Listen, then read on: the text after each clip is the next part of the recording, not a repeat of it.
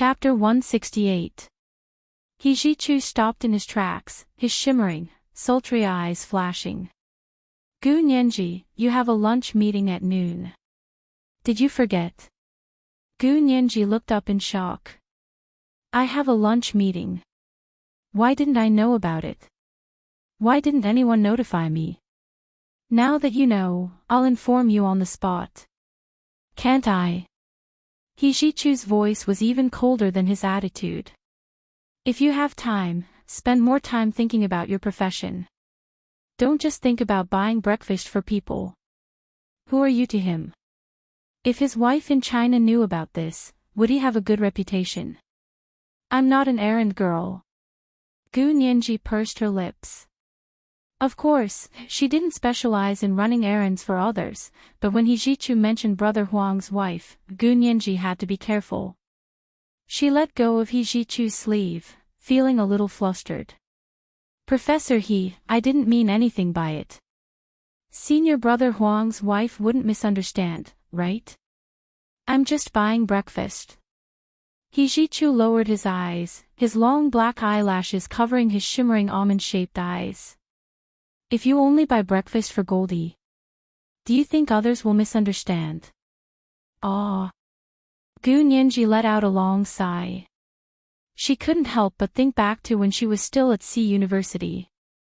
Mei Xiaoan had bought her breakfast every day, and he had only bought it for her. Everyone had tacitly agreed that Mei Xiaoan was pursuing her. It seemed that doing so would indeed cause misunderstandings. However, if she wanted to get closer to Senior Brother Huang, buying breakfast was one of the methods. Then what should we do?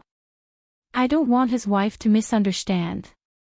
Gu Nianji walked forward with a headache and left He Ji-chu in the hallway. He Ji-chu put his hands in the pockets of his black trousers. He couldn't believe that Gu Nianji had left on her own.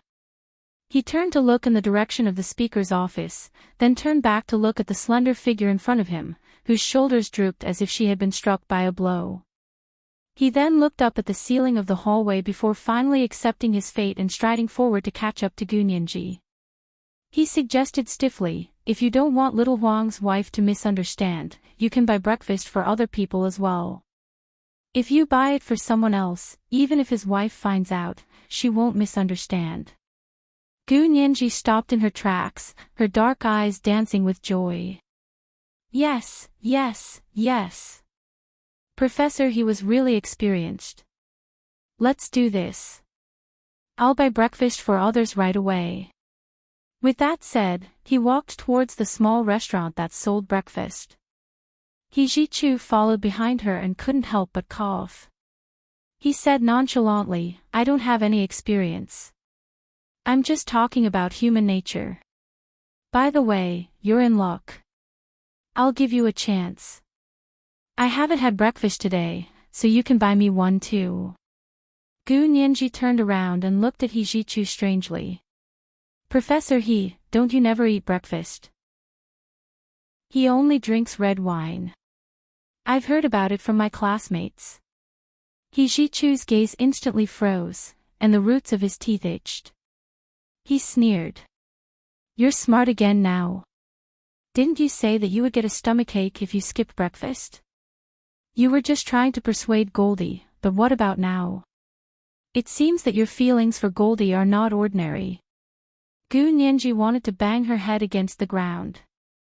She felt like she couldn't reason with him. She turned around abruptly and rushed into the restaurant. 5 more English breakfasts. The chef in the tall white hat packed 5 breakfast cartons for her, and the cashier printed out a receipt. 75 yuan. Gu Nianji took out her wallet and sadly discovered that she only had a little over 50 yuan in cash. She still didn't have an American credit card, and she couldn't bring any of the Huaxia Imperial credit cards that Hu Xiaoheng had given her. She usually withdrew money from Zhao Liangze. $50 a day was usually enough for her, but she didn't have enough in an emergency like this. Gu Nianji's tiny face flushed red. She stammered, I. Can I just have 3? No way. These are all freshly made. If you don't want them, who should I give them to? The dark-skinned girl at the cashier arrogantly refused to give her a refund. Then Gu Nianji turned around and looked at He Jichu. Professor He, can you lend me some money? He Jichu was already furious with Gu Nianji. It wasn't easy for him to get breakfast prepared by Gu Nianji, but in the end, he had to pay for it himself. With a sullen face, he took out his black card and handed it over. The dark-skinned girl's expression changed instantly. She smiled widely at He Jichu. Thank you, Mr. He. After swiping the card, Gu Nianji walked out with He Jichu with the 5 breakfast cartons. She handed one to him. Professor He, here's your breakfast. He Jichu pursed his lips and took the carton from her. His voice was still sharp. This doesn't count, because I'm treating everyone to breakfast. If you want to clear your name, you'll have to buy it again. He turned around and left. Gu Nianji pouted. She took the other 4 breakfast cartons back to her office at the Committee of Appropriations. She placed them on Mary's desk and winked at her. Mary, I'm treating everyone to breakfast. Mary grinned from ear to ear. She happily shared the food with the people who had come to work that day. Gu Nianji sat quietly in her small office for a while. She turned on her computer and logged into her account to see if there was anything to do today. There were no projects waiting to be approved or uploaded in the Committee of Appropriations system. She thought about it and opened the history file to look at the projects that had been uploaded in the past. She remembered the dates that Zhao Liangzi had told her yesterday. She tried to pull up the records for the last 3 months. Because she already had Zhao Liangzi's reminder, Gu Nianji immediately discovered that the Congress had indeed allocated funds to the Navy 2 months ago. In terms of quantity, it was a huge amount. How interesting. Gu Nianji suddenly understood what He Jichu meant. This was the most interesting place in the U.S. Congress. If the source and direction of the funds were to be considered, many questions could be easily answered. Congress approved so many projects every year that even the members of Congress didn't know how many there were. But not every project was implemented. Only in the Committee of Appropriations could one see which of the projects approved by the Congress were real and which were just fishes in troubled waters. In other words, even a mountain of documents and a watertight speech could lie. Only the flow of money could not. Gu Nianji felt like she had discovered a new continent. She spent the entire morning in her office, focusing on the records of previous appropriations. She was shocked when He Jichu's call came in. Gu Nianji unlocked the phone, her eyes still glued to the computer screen. Professor He, what's up? Lunch meeting. Did you forget? He Jichu's cold voice came from the phone. Gu Nianji nodded and quickly logged out of the system. She turned off the computer and picked up her small backpack to walk out of the Committee of Appropriations. I'll wait for you at the front steps of Capitol Hill. He Jichu hung up. When Gu Nianji came out, she saw a shiny black Rolls-Royce parked in the empty space in front of the Capitol Hill steps. Was this it? Gu Nianji looked around and saw only one car parked there. Parking was usually not allowed here. He Jichu poked his head out of the back seat. Come here. What are you waiting for? Gu Nianji quickly walked over and opened the door to sit in the back seat. Drive. He Jichu ordered the driver in front. Gu Nianji remembered a joke that people who drove Rolls-Royces had to have chauffeurs because if they drove, people would think they were the chauffeur. She lowered her head and smiled faintly, unable to contain her laughter. When He Jichu saw her smile, his pent-up frustrations immediately dissipated and he smiled back. The car stopped at a French restaurant in D.C. and He Jichu led her inside. The two of them actually got a private room in this famous expensive restaurant. It was rare for American restaurants to have a private room, regardless of whether it was high-end or low-end. Gu Nianji sat down happily and waited for the waiter to serve the food, but she still didn't see anyone.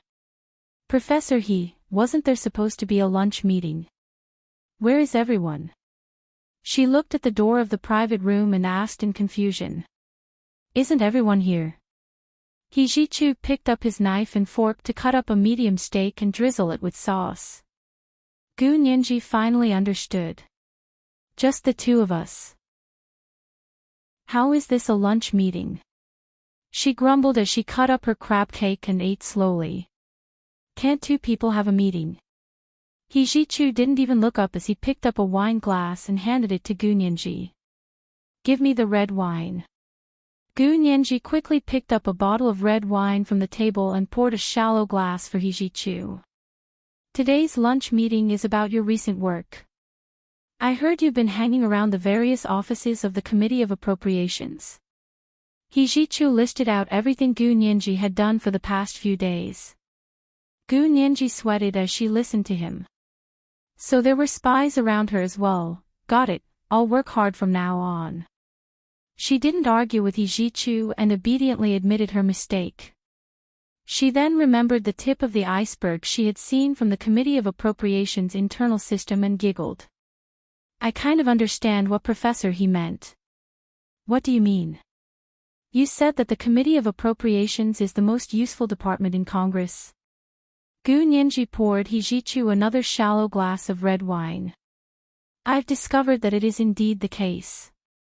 I'm confirming my suspicions. Oh. Tell me about it. He Ji-chu didn't expect Gu Nianji to have a clue so soon. He picked up his glass and took a sip of red wine. He looked up at Gu Nianji over the rim of the glass. Gu Nianji shook her head. It's not time yet. I'll explain it to Professor He when I have everything figured out. Sounds good. He Ji-chu slowly wiped his mouth with a napkin. But remember not to be too late, or you won't get a birthday present. Oh. Oh. Gu Nianji nodded. She had almost forgotten about that. Professor He, please wait and see. While He Ji-chu and Gu Nianji were having lunch, Zhao Liangzi was on a video call with Hu Xiaoheng. After he finished reporting, he hesitated for a moment before gritting his teeth and saying to Hu Xiaoheng, Hu Xiao, I showed the data to Nianji. Hu Xiaoheng's expression didn't change at all, but Zhao Liangzi suddenly felt a chill run down his spine. It was like being stared at by a bloodthirsty beast. Mr. Hua. Zhao Liangzi spoke slowly, his voice trembling. Did I do something wrong? Little Zay, you know that Nianji has a photographic memory. You showed her the data, and you expect me to say you're right. Hu Xiaoheng felt indescribably frustrated. He threw the mouse away and took out a cigarette. He lit it in front of the computer and took a long drag. He hid his face behind the rising white smoke. Zhao Liangzi lowered his head. He didn't dare meet Hu Xiaoheng's eyes. He mumbled, I just wanted to find out the truth as soon as possible. You still shouldn't have shown it to her. Hu Xiaoheng switched his hand to hold the cigarette. He held the mouse with his right hand and clicked on another file. There was also a set of data stored there. It was data on the changes in the magnetic field. This file had been created 6 years ago. The data from 6 years ago was almost identical to the data Hu Xiaoheng and the others had just discovered. The latitude and longitude coordinates of the file from 6 years ago were a street in the Huaxia Empire's Sea City. On that day, there had been a serious car accident in the area. Hu Xiaoheng, who had been ordered to protect the scientists collecting data from the scene, rescued a 12-year-old girl from the burning car. She was Gu Nianji. The magnetic field changes in the downtown area 6 years ago are almost identical to the magnetic field changes at the bottom of the Gulf of Aden 6 years later. You want to show something like this to Nianji? Hu Xiaoheng's hand gripped the mouse so tightly that he wanted to crush it. If I'm not wrong, this kind of data overlap is definitely not a coincidence. This must have something to do with Nianji. Since we can't break the ice, why not let her find it herself? Zhao Liangzi mustered up his courage and looked up at Hu Xiaoheng on the other end of the video call. Besides, Huashao agreed to let Nianji come to the United States. Wasn't it to break the ice? So that more people could appear. To put it bluntly, Gu Nianji was now their bait. How could they stir up a pool of spring water if they didn't scatter the bait everywhere? Hua Xiaoheng's deep eyes were bottomless. He was silent for a long time before finally acquiescing to Zhao Liang's actions. Remember to report back at any time. With that, he closed the video call and walked to the balcony with a cigarette in his hand. He looked out at the mountains in a daze. The Sea City Special Operations Forces base was dark in the middle of the night. Only the flickering of the cigarette between his fingers matched his fluctuating thoughts. After Gu Nianji's lunch meeting, He Zhichu sent her back to the Capitol building. He didn't get out of the car. He tilted his head at her and handed her a credit card. Take it. I have to go out for the next few days. Remember to write a report every day and send it to my email. I'll check it every day. Got it, Professor He. Gu Nianji's voice was almost dejected as she rejected He Zhichu's credit card. Professor He, I can't take this card. However, He Zhichu replied coldly, my graduate students all have it. It's from the university's endowment. Gu Nianji could only accept He Zhichu's credit card and shove it back into her backpack. She hung her head and walked back to the Capitol building with heavy steps. She went to look for Brother Huang first. Brother Huang saw her and asked anxiously, where did you go? Are you still going to eat lunch? Of course I am. I'm starving. Gu Nianji remembered that He Zhichu had just left, so no one should know about their lunch meeting. Brother Huang took her to a small restaurant on the Capitol building for lunch. It was lunchtime, so the restaurant was especially crowded. Gu Nianji only asked for a vegetable juice. She held it in her hand and found a corner to sit with Brother Huang. Senior Brother Huang stared at her vegetable juice, dumbfounded. This is your lunch? No way. You don't have to save money for me. I bought lunch with my card. We didn't have to pay for it. Gu Nianji was taken aback. Brother Huang, you have a credit card. How come I didn't know about it? He Zhichu had just given her one. Brother Huang obviously had a credit card for a long time. Teaching assistant Wen said there's a problem with your paperwork. She's still negotiating with the bank. Brother Huang quickly explained. It's the same if you use mine. Do you want to buy something else to eat? This was the second and third update in a row, including the monthly pass of 4,300 plus updates. Oh, intersection. Oh. Chapter 169. In addition, Mohan requested for monthly votes again. This request for monthly votes was less than 1,000 words long. It was free and didn't take any money. Dear friends, please express your support. Oh, N_N. Oh. It's the middle of the month. Dear friends, your monthly subscriptions should be out, right? If you still have monthly votes, if you haven't voted for 5 monthly votes, can you vote for the Major General? Please vote for monthly votes. Please vote for monthly votes. Please vote for monthly votes. If you don't have monthly votes anymore, recommendation votes will do. Mwah. Chapter 170. There's a problem with the paperwork. Gu Nianji was even more confused. What problem could there be? I heard there was a problem with the background check when you applied for a credit card. The credit company investigated your 2 cases, and although it was a close call, the credit card company required the applicant to provide a notarized certificate, so it hasn't been approved yet. Brother Huang was very eager to help Wen Shuyi explain, and carefully advised Gu Nianji, let's not make life difficult for the professors. No matter what, teaching assistant Wen is still a teacher, why do you have to keep picking on her? I believe she didn't mean for the credit card. Here, listen to me and go buy some food, I'll give you my card. Brother Huang didn't allow for an argument and shoved his credit card into Gu Nianji's hand. He didn't have to pay the credit card debt anyway, so he was more than happy to be generous. Gu Nianji wouldn't have accepted it that day, so she quickly declined. It's really okay, I'm on a diet, I don't want to eat that much. She made up an excuse and didn't want to talk about it anymore, so she asked about Brother Huang's work and how he was doing with the Freedom of the Sea Passage Committee. Finally, she slowly changed the topic to the Navy warships that had recently returned from the Gulf of Aden. Brother Huang was just about to use all sorts of topics to pique Gu Nianji's interest, so he leaned over and whispered mysteriously, "Nianji, this is interesting. I heard so many warships were sent to not only deal a heavy blow to the Somali pirates, but more importantly, to protect a research ship."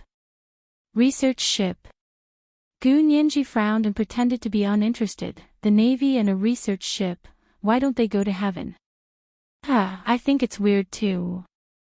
They spent so much effort and money, and I wonder what kind of scientific project they're investigating. Brother Huang shook his head disapprovingly and focused on his lunch. Gu Nianji's heart skipped a beat, and she had an idea. She finished lunch with Brother Huang and hurried back to her small office at the Committee of Appropriations to check the Navy's expenditure from 2 months ago for sending warships to the Gulf of Aden. The source and direction of the cash was indeed interesting. Gu Nianji easily found the name of the research ship from the list of system suppliers. It turned out that it was participating in the Navy's operations as a partner. This research ship belonged to Physical World Limited Liability Company. Gu Nianji's gaze lingered on the Physical World Company's name for a moment, and she made a mental note of it. When she got home that night, Gu Nianji went to Zhao Liang's room and relayed Brother Huang's words to him. She also mentioned the company that she had found out the research ship belonged to. Zhao Liangzi was very satisfied. He patted her shoulder and praised her. "Good job, Nianji. I was right about you." As he spoke, he asked Gu Nianji to continue learning computer and network knowledge from him. It's not a burden to have more skills, and it's not a burden to be in debt. It just so happens that I'll be here to take care of you for the next 6 months. Why don't you continue to learn computer networking from me? Gu Nianji couldn't have asked for more. She was bored out of her mind every day, and if she could learn some practical internet knowledge from Zhao Liangzi, she wouldn't have to waste her precious 6 months of time. Seeing that Gu Nianji readily agreed, Zhao Liangzi gave her the encyclopedia of internet networking that he had written. You can only read it at home. You can't bring it into the capital. Of course not. I'm an intern at the capital, and I get paid. How can I do private work? Gu Nianji sniffled at Zhao Liangzi, then returned to her room with a smile.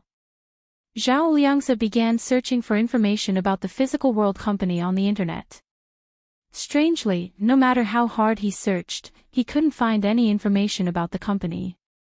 In today's internet world, even company registration can be checked online. A company with a name and official relationship with the UA Congress and the Navy is completely missing on the internet. What is the reason? Zhao Liangzi looked at the search interface and chuckled. He had given himself away. Americans probably didn't understand the saying, trying to cover up makes it more obvious. The fact that he couldn't find anything was a huge problem in itself. He sent the information to Hu Xiaoheng in an encrypted email. When Hu Xiaoheng saw the email, he knew that Gu Nianji had found the information again. After a moment of silence, he forwarded the information to the Special Operations Forces Archives Department for them to archive. At the same time, the Special Operations Forces had their own special ground department responsible for searching for such information.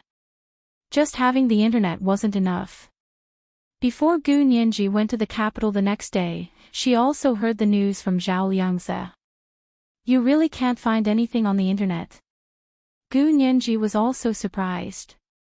I'll search the system to see if I can find a specific address, phone number, or something.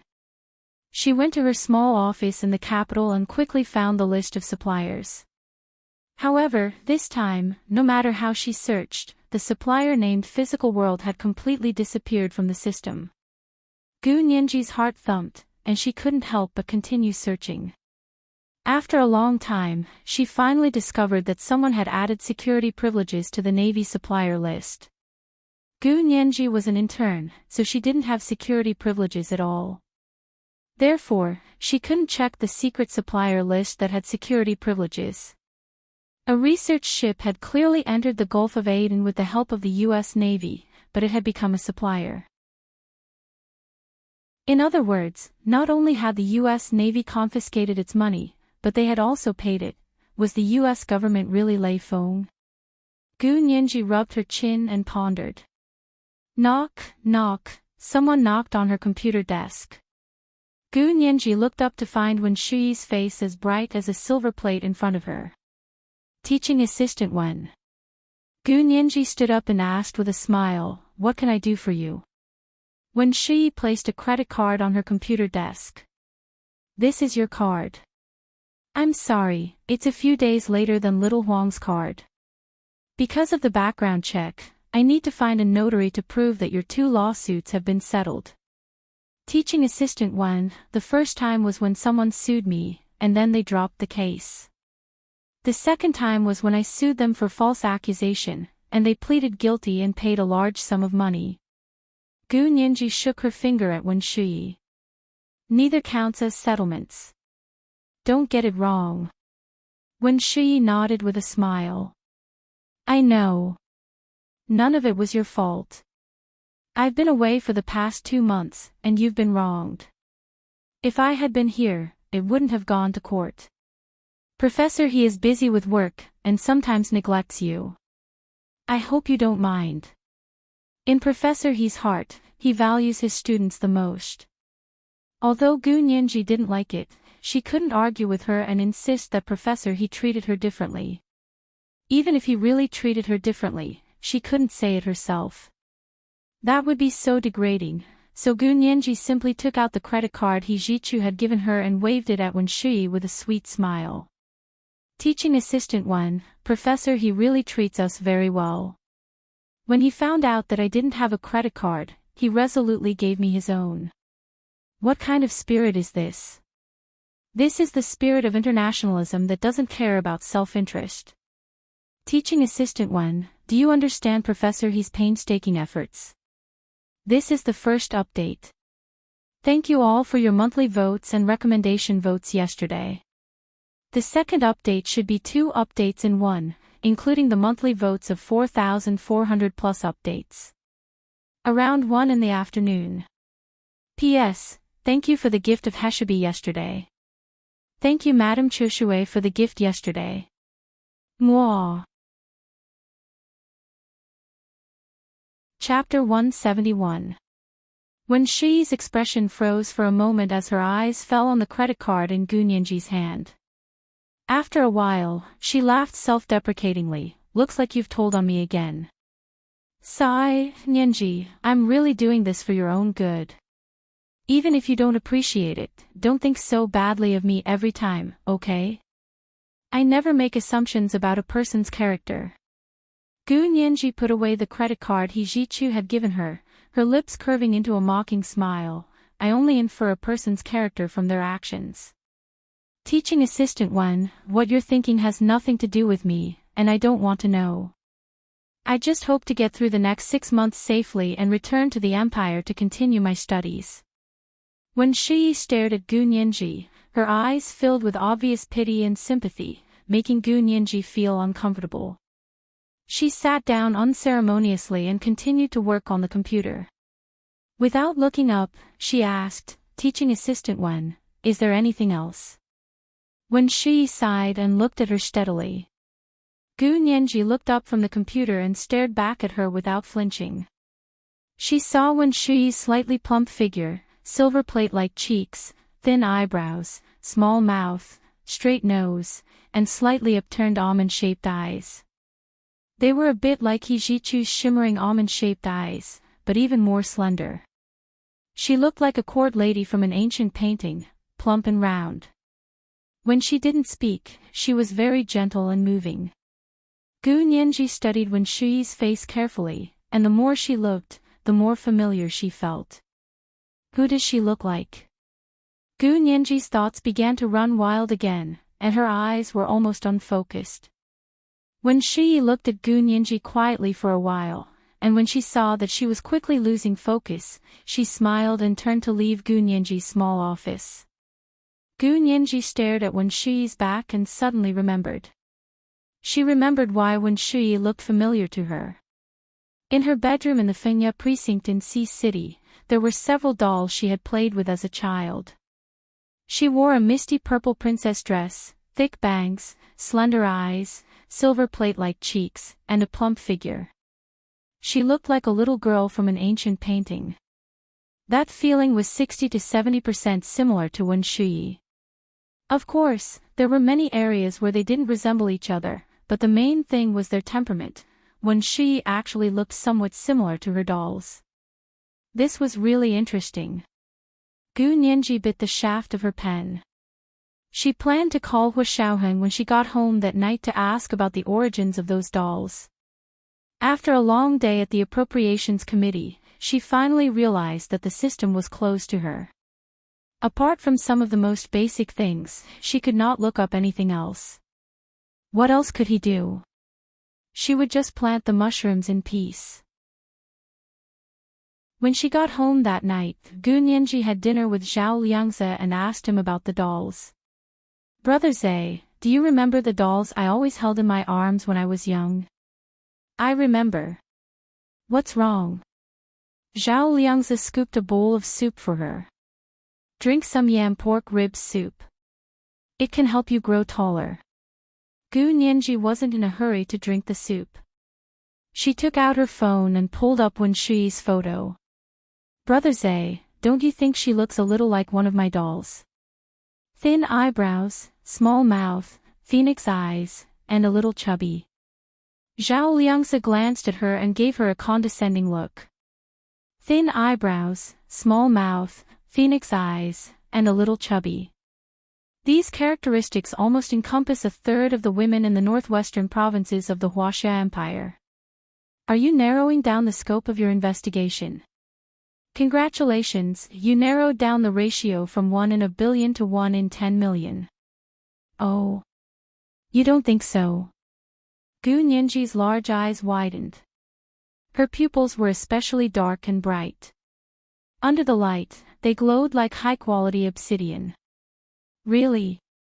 It's not that they don't look alike. It's just that this similarity is a general similarity in appearance, just like a race. White people are similar to white people, and black people are similar to black people. Do you understand?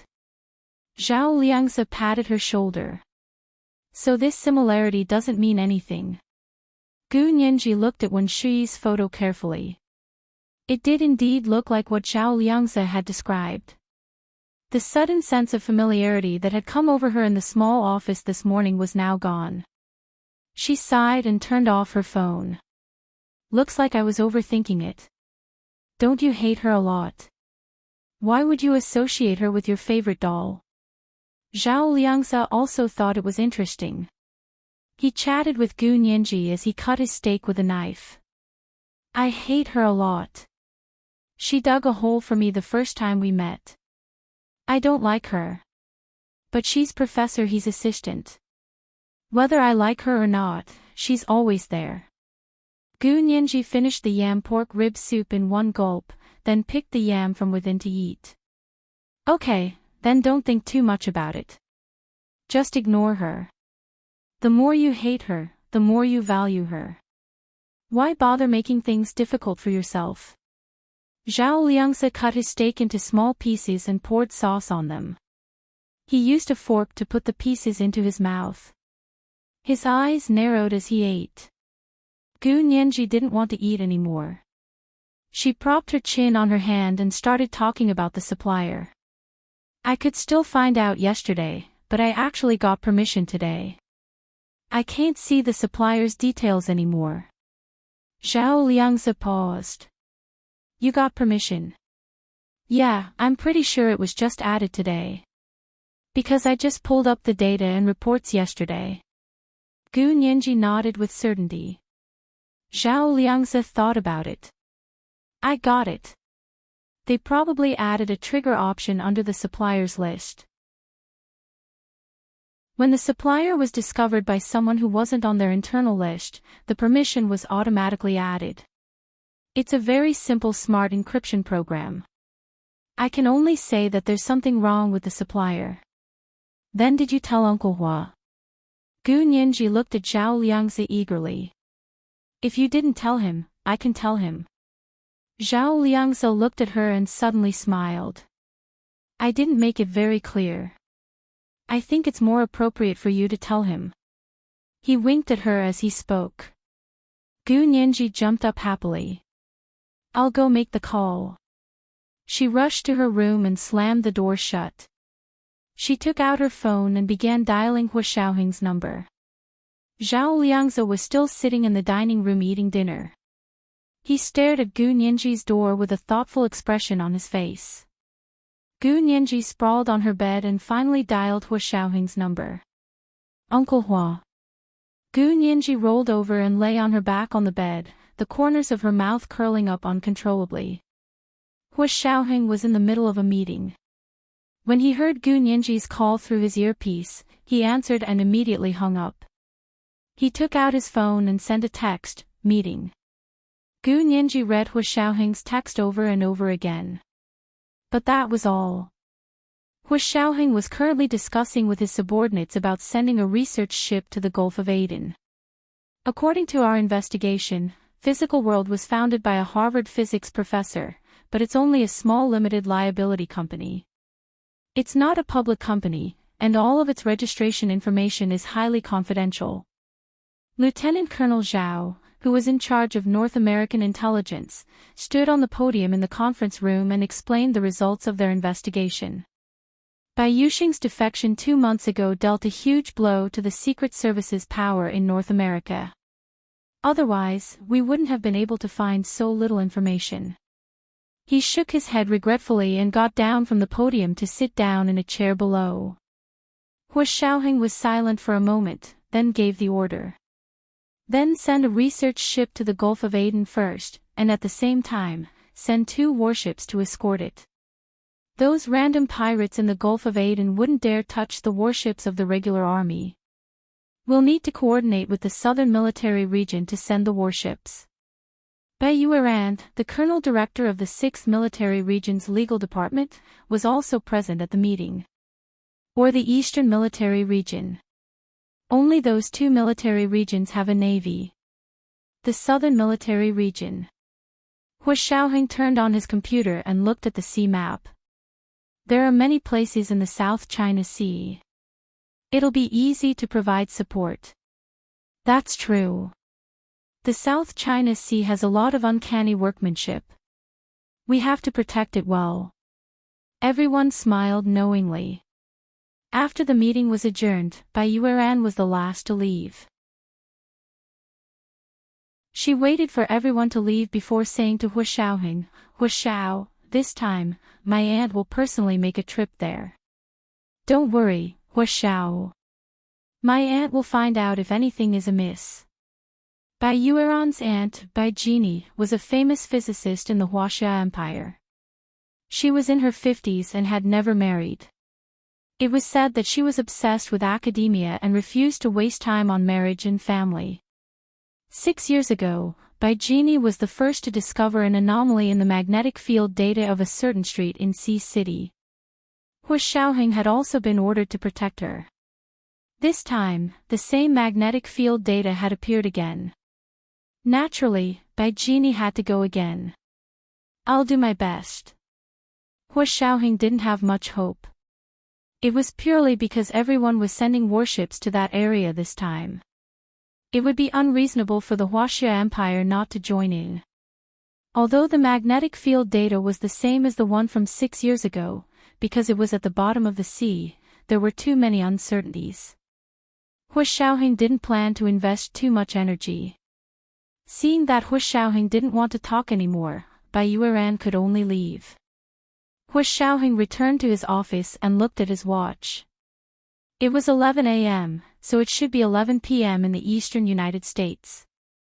He thought about it and decided to call Gu Nianji back. Nianji, what's up? His voice sounded from the other end of the line. Gu Nianji immediately felt her ear heat up. Uncle Hua, I just wanted to ask about the physical world. I want to tell you, I wanted to look into more things today, but I found that the report had been censored. I can't see it anymore. Gu Nianji pressed the phone to the right side of her face, her voice very low. Hua Xiaoheng frowned. Then don't look into it anymore. It's not good to attract unnecessary attention. Okay, I understand. Gu Nianji said obediently. Zhao Liangze had told her to stop, but she wouldn't listen. But as soon as Hua Xiaoheng said it, she immediately agreed. She decided not to risk looking into the historical records again. Is there anything else? It's already 11 a.m., aren't you going to sleep? Hua Xiaoheng put on his earphones and walked out of his office. He was going to the cafeteria for lunch. Gu Nianji didn't want to hang up right away, so she started talking about Wen Shi and her dolls. She asked excitedly, Uncle Hua, where did I buy those dolls? Were they from the western provinces? Bought? Hua Xiaoheng laughed. They were custom-made. You can't buy them. Custom-made? Gu Nianji was surprised. How did you come up with custom-made dolls? I'll tell you on your 18th birthday, Hua Xiaoheng said after a while, then hung up the phone. Okay. Gu Nianji bit her lip and rubbed her ears, which were tingling from the heat. Hua Xiaoheng's voice was so melodious that it was almost at the same frequency as her heartbeat. Was that the sound of her heart beating? There was no sound from the other end of the line. Gu Nianji continued to lie on the bed, clutching the phone. A gentle breeze blew in from the window, bringing with it the coolness of the night. Her heart was burning and her cheeks were flushed, even more obvious in the night air. Gu Nianji wiped her face and sat up, hugging her legs. She sighed, she realized how much she missed Uncle Hua. She wanted to see him, to talk to him face to face. In the future, when he got married and had a child, she wouldn't be able to call him whenever she wanted without any scruples. Gu Nianji closed her eyes and was about to turn off the lights when she heard her phone ring again. This time it was Mei Xiaoan. Gu Nianji's slender fingers reached out to unlock the phone and answer. Hello, Xiaoan. Nianji, who were you on the phone with? Why did it take so long? Isn't it past 11 p.m. over there? Mei Xiaoan's voice was confused, a little different from his usual gentle tone. I was busy. Gu Nianji didn't think she needed to report everything to Mei Xiaoan. What about you? It's so late, what's up? Can't I call you if I don't have anything to say? Mei Xiaoan said quietly. I miss you, do you miss me? Gu Nianji's heart softened. Yeah, I miss you too. What are you doing? I just finished a meeting. I'm going to lunch now. Mei Xiaoan held his phone and stood in front of his office window, one hand in his trouser pocket, the other looking out at the blue sky and white clouds. Nianji, it's your 18th birthday next month. I'll go to America to celebrate your birthday, okay? Yeah, okay. Gu Nianji smiled happily. There were quite a lot of people celebrating her birthday this time. She was 18, so she was about to become an adult. But once she became an adult, she wouldn't need a guardian anymore. Gu Nianji's mood quickly sank. His voice had a nasal sound to it. Mei Xiaoan didn't seem to notice as he excitedly explained how he was going to celebrate her birthday on the other end of the phone. He even asked what she wanted for her birthday. Gu Nianji smiled. I'm happy you're coming. I'm not picky about the gift. Hey, that's the most annoying way you put it. Mei Xiaoan chuckled. You say you're not picky, but you're pickier than anyone else. Ha, Xiaoan knows me so well. That's the kind of person I am, what can you do about it? What? Of course I'm going to beat you up.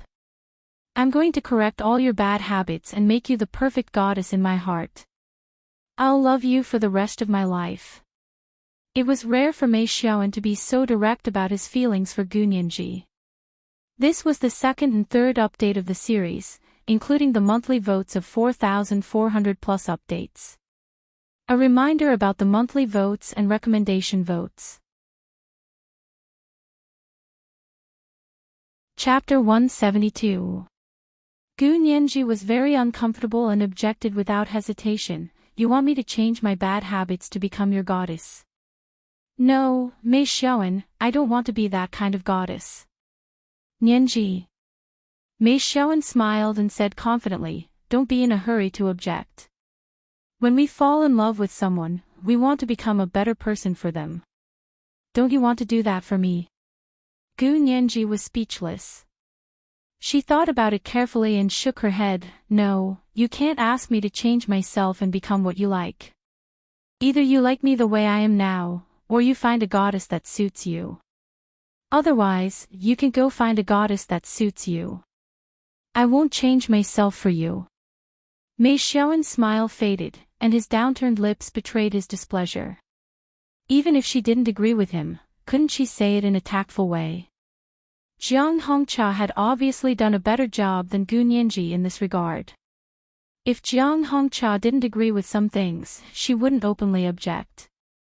Instead, she would quietly change his views and ideas like a gentle spring breeze. That way, the two of them could reach an agreement without hurting his pride. Gu Nianji, on the other hand, was still too young to understand compromise and obedience. Mei Xiaoan sighed. The little girl still needed to be taught. Although teaching her was tiring, he had molded her exactly the way he wanted her to be. It was much better than Jiang Hongqia's gentle stubbornness. To put it this way, Mei Xiaoan felt that being with Gu Nianji was tiring in the beginning because he had to put in a lot of effort to change her. He had to erase her untimely edges and spoiled personality that was deeply embedded in her bones. But in the end, they would get along seamlessly.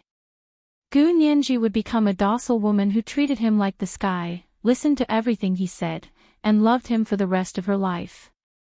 As for Jiang Hongqia, although he liked her very much, she had betrayed him. This was a flaw that he would never forget. It was difficult to ignore. This flaw was enough to erase many of her strengths. Although Gu Nianji had many flaws, she was young, smart, beautiful, and didn't have a strong family background. When she got married, she wouldn't use her family to cause trouble for him. A girl like her was actually the most suitable wife for a scion of an aristocratic family like him. He didn't need to rely on marriage to achieve some kind of benefit. Nianji, don't be so sure. Mei Xiaoan pulled himself together. You don't want to change for me yet because you don't love me that much. When your feelings for me deepen, you will naturally want to change for me. Even if I don't say it, you will want to show a better version of yourself in front of me. Gu Nianji grew even more silent after hearing his words. She lay in bed, hugging her panda pillow in one hand and the phone in the other.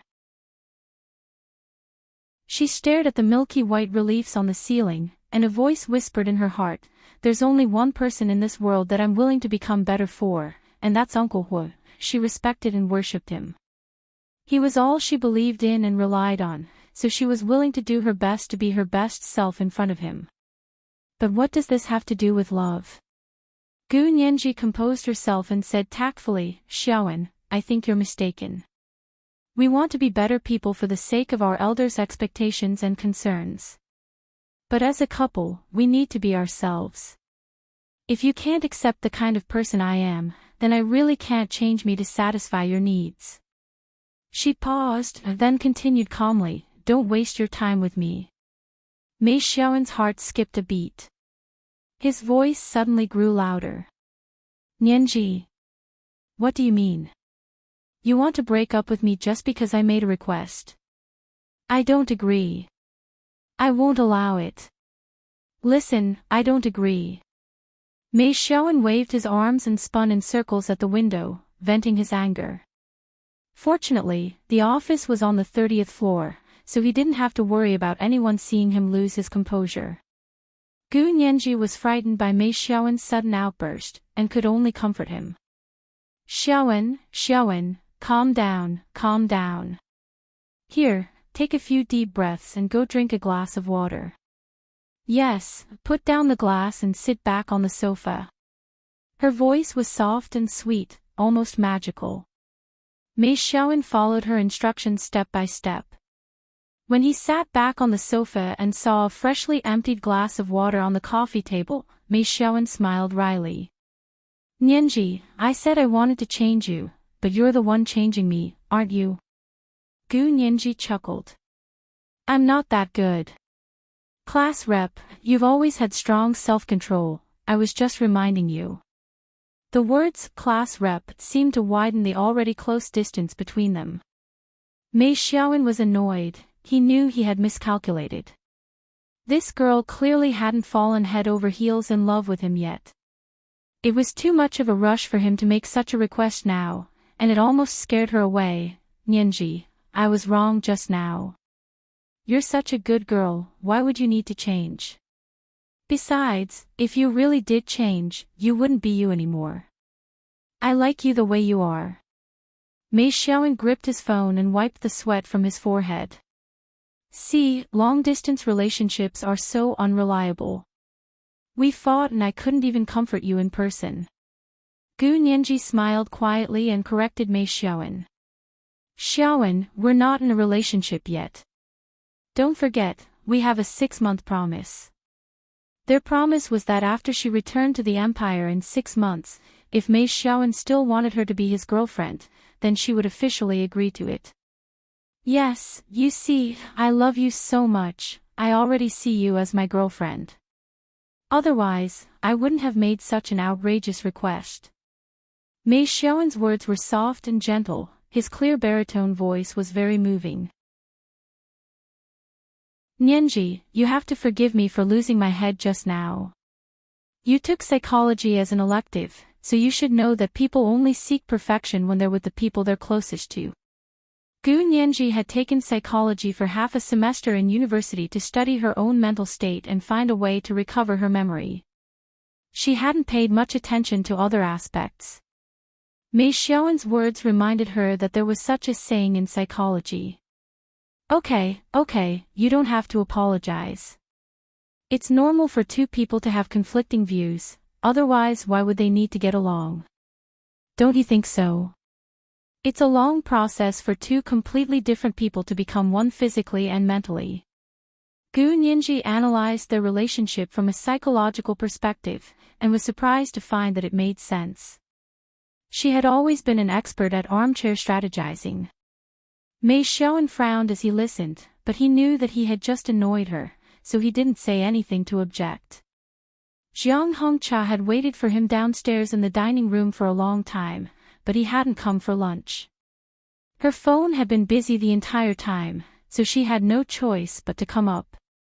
Xiaowen, do you still want lunch? I brought it for you. Jiang Hongcha opened the door to his office and walked in with a bag of lunch. Mei Xiaowen looked up and gestured for her to be quiet. He said to Gu Nianji, Okay, my little psychologist, it's late. You should go to bed. Gu Nianji was speechless. Go to bed. Mei Xiaowen spoke tenderly into the phone. Mua, here's a goodnight kiss for you. Gu Nianji felt goosebumps all over her body. She hung up without a word and tossed the phone far away on the small single-seater sofa across from the bed. Who are you calling? Why are you talking so softly? Jiang Hongcha sat next to him and glanced at Mei Xiaowen's phone screen. She saw that Gu Nianji's profile picture had just faded. Is that your little girlfriend? She's angry, so I'm coaxing her. Mei Xiaowen reached out and pulled Jiang Hongcha into his arms. He tilted his head and saw Jiang Hongcha pout. What's wrong? Are you jealous? This is the first update. The second update should be 2 updates in one, including the monthly votes of 4,500 plus updates. It'll be around 1 in the afternoon. Dear friends, don't forget the monthly votes and recommendation votes. Mwah. Oh, intersection_intersection, oh. Chapter 173. You're with me now, what's there to be jealous about? It's your little girlfriend who's going to be jealous. Jiang Hongcha opened the lunchbox carelessly and put away her chopsticks. Eat, I just bought this from a restaurant. Mei Xiaowen's heart ached when he saw Jiang Hongcha's nonchalant expression. This woman always knew how to arouse his competitive spirit. Mei Xiaowen quickly finished his lunch and dragged Jiang Hongcha along for an afternoon nap. Huashao, these are the photos from the last few weeks. Huashao's orderly, Fan Jian, placed the intimate photos of Mei Xiaowen and Jiang Hongcha on Huashao's desk. What are you going to do? Should I send them to Nianji? Huashao held a cigarette in one hand and flipped through the photos with the other. He replied dryly, send them to her for what? She's underage and can't see them. As long as Mei Xiaowen didn't go to America, Huashao wouldn't interfere. Besides, Mei Xiaowen had been chosen by Gu Nianji herself. Even if he was a scumbag, she had to find out for herself. One does not learn without experience. Gu Nianji had to learn to love on her own. Huashao couldn't help her in that regard. He threw the photos into a special drawer, locked it, and waved for Fan Jian to leave. Sea City was in the middle of autumn at the end of September. It was getting hotter and hotter every day. Huashao sat quietly for a while. He was tall and stalwart, and filled the entire soft-backed chair. His breathtakingly handsome face was filled with a hint of determination and determination. He was faintly discernible in the curling white smoke. The afterglow of the setting sun shone through the gaps in the blinds and painted horizontal bars on the floor. It was like an impassable staircase. Huashao. Yin Shixiang knocked on the study door. Huashao put out his cigarette and tossed it into the ashtray. Come in. Oh, Huashao, why are you smoking more and more recently? Yin Shixiang could smell the cigarette smoke in the room. He waved his hand nervously. Did something happen? No. Huashao pointed to the seat in front of him. Sit. Is something the matter? That's good. Yin Shixiang sat down and began to smile cheekily. I just saw Fan Jian. I heard he took some, very hot photos. I came to Huashao's place to broaden my horizons and improve my professional skills in resisting seduction. Huashaoheng opened the drawer and tossed the photo of Mei Xiaowen and Jiang Hongcha at her. See? You look like a boiled chicken. I'm afraid it won't improve your resistance to seduction, but it will improve your resistance to disgust. Yin Shixiang took them and flipped through them excitedly. As he looked, he commented, she's quite fair and doesn't have any muscles. She does look like a boiled chicken, but this woman has a good figure. Look at how she can even do such difficult movements. She should be an experienced driver. You know so much. I learned it from Nianji. You know, I have to take care of her, so I have to learn these online languages. Otherwise, there will be a generation gap. Yin Shixiang said without raising his head. He had finally finished looking at all the photos in detail. He clicked his tongue in praise. Fan Jian is the one who took the photos, right? That kid's getting better and better at controlling the lighting and shadows. There are a few photos where black and white are intertwined. They could be considered artistic photos. Really? Huashao frowned. Don't you think it's disgusting? I think it's pretty good. Both of their figures are much better than the average person. Yin Shixiang chuckled. He looked Huashao up and down with shifty eyes. Huashao, don't tell me you're malfunctioning. That's not good. You need to be healthy. A man's erection is a sign of health. Hua Xiaoheng threw the ashtray at Yin Shixiang's face. Yin Shixiang dodged it with a tilt of his head. He laughed. I'm just kidding. But I'm serious, Hua Xiao. Don't you plan on getting married? You're 28 this year, right? Hua Xiaoheng's personal secretaries knew his whereabouts best. For the past 6 years, he hadn't had a single day of his own time. He had never been seen with any women in private. Of course, he didn't have a girlfriend. Mind your own business. Hua Xiaoheng didn't even look at him. He turned on his computer and began working. Check my schedule. Clear 2 days before and after Nianji's birthday. Oh. You're going to America to celebrate Nianji's birthday. I'll go too, okay. It's Nianji's 18th birthday. It's a big day. Yin Shixiang's eyes lit up. He looked at Hua Xiaoheng longingly. Yes, of course you have to go. Hua Xiaoheng nodded. I watched her grow up. The chubby 12-year-old girl who had been nervous and neurotic all those years ago was a completely different person now. Her 18th birthday was a big day not only for Gu Nianji, but for all of them as well. Hua Xiaoheng was going to America to celebrate Gu Nianji's birthday. He couldn't go in his real identity. But that wasn't a problem for the special ops. Yin Shixiang was already used to doing things like this. 2 weeks later, He Zhichu finally returned. He got off the plane. The first thing he did was go to the Capitol building to see what Gu Nianji was up to. Gu Nianji wasn't in the Appropriations Committee office. Mary, where's my student? He Zhichu smiled as he placed a small gift on Mary's desk. Mary gestured and said dramatically, You're asking about Gu, right? She went to another office to chat. She's free these past few days, so she's been going around a lot. Everyone here knows her. She's a happy little rose. Although He Zhichu was still smiling, the veins on his forehead were beginning to show. Fine, this little girl won't do her job properly. She's running around everywhere. She really needs to be taught a lesson. He Zhichu turned and walked out. He stood in the doorway of the Committee for Freedom of Ocean Travel, his hands in his trouser pockets. He looked at a pretty girl in a pink Chanel dress suit. She stood out among the group of senators and staff in black and white suits. It was Gu Nianji. She sat next to John, the chairman of the Committee for Freedom of Ocean Travel, and chatted with him with a smile. For the past 2 weeks, Gu Nianji hadn't been able to work at the Committee of Appropriations. Something had happened to her account, and it was completely unusable. He Zhichu wasn't around, and she didn't want to go see Wen Shuyi.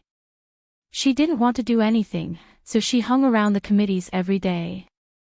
She learned from Brother Huang's ability to socialize with people and quickly became one with everyone. The counselors and staff members were very happy to have a cute and witty Asian girl to chat with in their spare time. Mr. John, are you sure the United States really wants to withdraw from the International Maritime Convention? But I know that the United States was one of the drafters of the convention. Gu Nianji's large eyes flashed, and she acted as if she didn't have an IQ. Your pretty little brain won't be able to understand this. John chuckled and shook his head. He turned on his computer and showed her a document. Do you know what this is? Gu Nianji frowned and leaned over to see a very old scanned document appear on John's computer screen. The paper was yellowed, and she didn't know how long it had been there. She looked at the signature on the document, and her red lips parted. Oh. It's a document from the last century. Yes, you know about the League of Nations, right? The United States was the initiator, but we didn't join because the Senate objected. John laughed. Interesting, isn't it? Let me tell you, international politics is like this. Don't expect so-called law unfairness. Everything is about power, and it's all about national interest. If joining the convention is in our national interest, then we will definitely join. Now that this convention is hindering our national interest, why are we still in it? Are we just waiting to be trampled on? Don't you think it's a bit embarrassing for a country to go back on its word? Gu Nianji glanced at John. It's the United States, a superpower. John rolled his eyes arrogantly. I don't care what other countries think of us. They can die if they don't like it. Gu Nianji gave him a thumbs up. Awesome. As expected of the Overlord of Western Chu. What's the Overlord of Western Chu? John asked eagerly. Gu Nianji grunted, and was just thinking about how to euphemistically describe the Overlord of Western Chu's suicide when she heard a familiar call from the door. Gu Nianji turned around in surprise. He Ji-Chu stood at the door with a handsome face, but his expression was as cold as Arctic ice. His cold gaze fell on Gu Nianji, as if he wanted to freeze her into a statue. She didn't care at all, nor was she afraid. She giggled and walked quickly to his side. She looked up in surprise. Professor He, you're finally back. I've missed you so much. He Ji-Chu's anger dissipated at Gu Nianji's excited greeting. He reached out and took her arm. He nodded at the people in the office and led her away.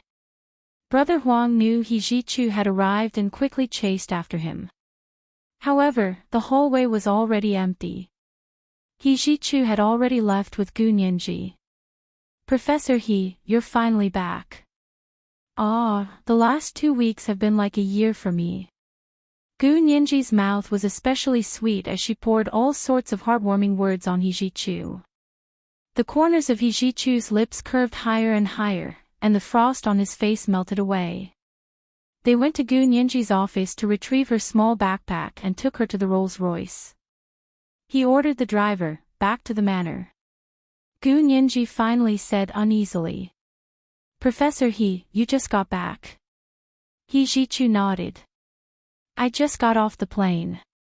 He turned to study her delicate, pretty face.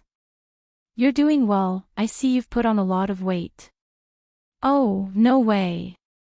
Gu Nianji covered her face with both hands. She grew nervous. Looks like I need to lose weight again. I won't have dinner when I get home. He Ji-Chu rolled his eyes. You're just a kid, why would you want to lose weight? Be careful that you don't grow taller. I'm already tall enough. I don't need to grow any taller. Gu Nianji insisted. If I grow any taller, I'll grow horizontally. He Ji-Chu's gaze fell to the pair of high heels she was wearing. Oh. You even know how to wear heels now. Gu Nianji shrank back in embarrassment. That's to match the dress I'm wearing. He Ji-Chu couldn't help reaching out to pat her head. You really missed me. I really did. Gu Nianji nodded vigorously. When you weren't there, teaching assistant one was like a monkey in a cage without a tiger. Then, she blah blah blah blah blah blah blah blah blah. He Ji-Chu's expression grew darker as he listened. Finally, he said slowly. You missed me because you wanted me to come back and support you. Professor He, you're so smart. You hit the nail on the head. Gu Nianji gave him a thumbs up. If you hadn't come back, I would have wasted the last 6 months.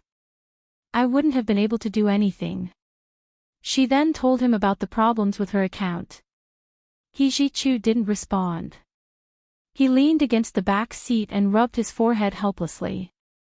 He knew this heartless little girl didn't miss him at all. She just wanted to use him to punish others. Professor He. Are you tired? Gu Nianji couldn't sit still. Let me go back. You should rest for a few more days. He Ji-Chu let go of her and pursed his lips. His shimmering, sultry eyes grew colder and colder. It matched perfectly with his cold expression. He looked at her for a while and asked, I wasn't here for 2 weeks and you didn't do anything. I tried. I also found the reason you mentioned, but my account was later demoted to the same level as a wanderer. I couldn't do anything at all. Gu Nianji shrugged. If you don't believe me, you can look it up yourself. Without another word, He Jichu took out his phone and made a call to the Congress. Gu Nianji's words were quickly confirmed. The person who answered the phone was very polite to He Jichu. He smiled and promised, as long as Mr. He signs, we will immediately release your student's privileges. Okay, I'll sign it tomorrow. He Jichu understood the whole story and didn't scold Gu Nianji anymore. He looked at her sideways. Why don't you go to teaching assistant when she can handle this kind of thing? I don't want to deal with her, Gu Nianji said bluntly. Gu Nianji said bluntly, you're not here. What if she sets another trap for me to jump into? Who am I going to cry for? He Jichu snorted and continued to rub her head. Now you're taking the opportunity to cry for me. I'm not crying. I'm seriously complaining, okay? Gu Nianji turned to avoid his hand. Please don't rub my head anymore. I'm almost 18. He Jichu withdrew his hand. His expression was cold. I know. I don't need you to remind me. Gu Nianji actually did have something to remind him about, but he didn't seem to want to talk. She could only shut her mouth and look at the scenery outside the car. The Rolls-Royce drove them quietly and smoothly to He Jichu's manor near the Potomac River. The large iron gate opened to both sides, revealing an asphalt road leading to the white mansion in front. The road was lined with green grass, and there were a few flower beds scattered on the grass. There were Hispanic gardeners trimming the branches in the flower beds. When they saw the Rolls-Royce drive in, everyone stopped what they were doing and waved at the big car. Gu Nianji looked at it all curiously. She turned to He Jichu. Professor He, can a lawyer make that much money? Even if it was possible, He Jichu would only have that much money when he was in his 70s or 80s. But looking at his resume, he was only 28 years old. No matter how capable he was, how did he make so much money in just 3 short years? He Jichu could see her doubts but didn't plan on answering them. He got out of the car with a cold expression. He stood beside the car and opened the door for Gu Nianji to get out. Whether it was the Rolls-Royce driver, the gardeners in the flower beds, or the housekeeper coming up to greet them, they were all dumbfounded. This is the second and third chapter in a row. It's 4,200 words, including the 4,500 monthly votes and chapters. Dear friends, don't forget the monthly votes and recommendation votes. Mwah. Oh, intersection _ intersection, oh. Chapter 174. In the eyes of the He family's chauffeur, gardener, and housekeeper, He Jichu was very ostentatious. He rarely even opened the door for himself, much less opened it for others. The Rolls-Royce chauffeur who rushed out was a fat white man in his 40s, but his face was red from the sun, like a cooked shrimp. He rubbed his hands, his face pale as he called out uneasily, Mr. He, let me do it. The chauffeur came over to open the door for Gu Nianji. He Jichu turned to look at him. To others, it didn't seem strange, but the chauffeur felt the coldness in his eyes. Even the scorching September sun on the Potomac River couldn't warm him up. Mr. He wouldn't fire her just because she opened the car door one step too late, would he? The chauffeur was sweating profusely. He had been unemployed for many years and had finally found this job 3 years ago. The annual salary was double the market price, and all the benefits were the same as government employees. His entire family had medical insurance, and this was the first time he had pension insurance in his 20 years of work. He couldn't lose a job like this. Mr. He. The driver begged. His face was so red that it was almost black, and he scrunched up his face. Gu Nianji got out of the car and curiously turned to look at the chauffeur, then at He Jichu. Professor He. She pouted at the chauffeur. He Jichu's expression softened as he nodded at the chauffeur. It's fine, she's my student. I'll take her inside. You can park the car in the garage and take her home later. The chauffeur sighed heavily and gave Gu Nianji a big smile as he bowed deeply. Gu Nianji was shocked and quickly moved out of the way. She nodded at him again. Thank you. The chauffeur smiled sheepishly as he returned to the car and drove away. Gu Nianji followed He Zhichu to the colonial-style white mansion not far away. Professor He, is this your home? Are your parents here? Gu Nianji was a bit nervous.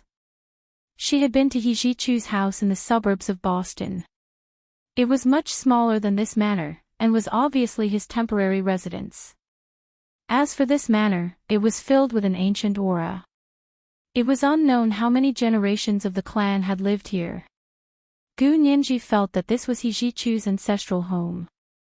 This was the only reason that could explain how He Zhichu was able to have so much wealth and servants at such a young age. He should belong to someone with old money. He Zhichu smiled and shook his head. No, my parents aren't here.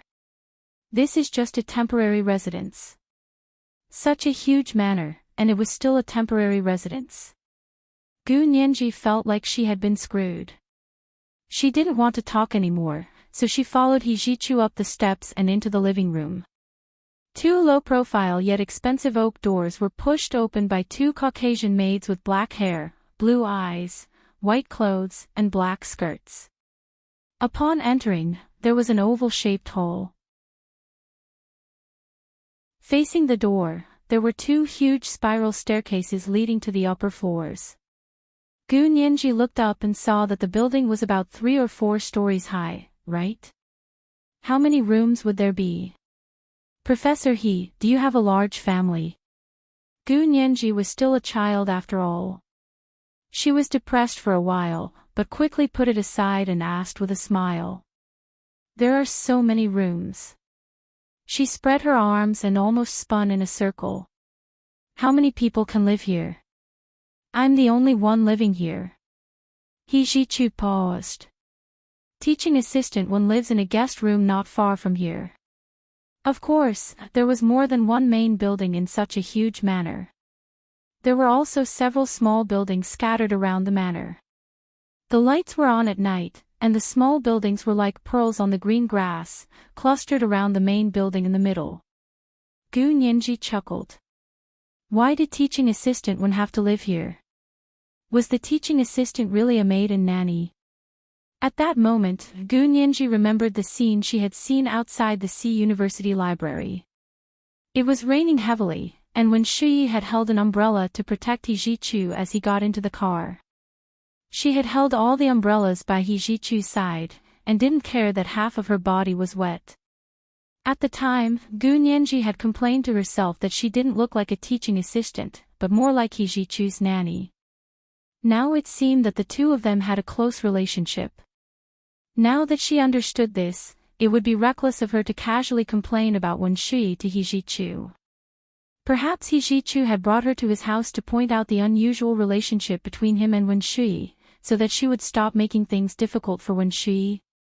For the first time, Gu Nianji was uncertain about her future as a master's student. Was it really for her own good when Wen Shi persuaded her not to insist on becoming He Zhichu's postgrad student? That was too scary. Gu Nianji shook her head and suppressed the thought. What are you thinking about? He Zhichu opened the fridge and took out a watermelon smoothie to hand to her. If there's anything you don't understand, you can ask me. Don't think too much on your own. It's not like you. He Zhichu gazed at her, and a hint of tenderness flashed across his shimmering, sultry eyes. He reached out to tuck a strand of her hair behind her ear. Gu Nianji quickly took a step back. She was uncomfortable with He Zhichu's touch. She put down the smoothie and wrung her hands. Professor He, is there anything else? If there's nothing else, please take me back. My guardian is waiting for me at home.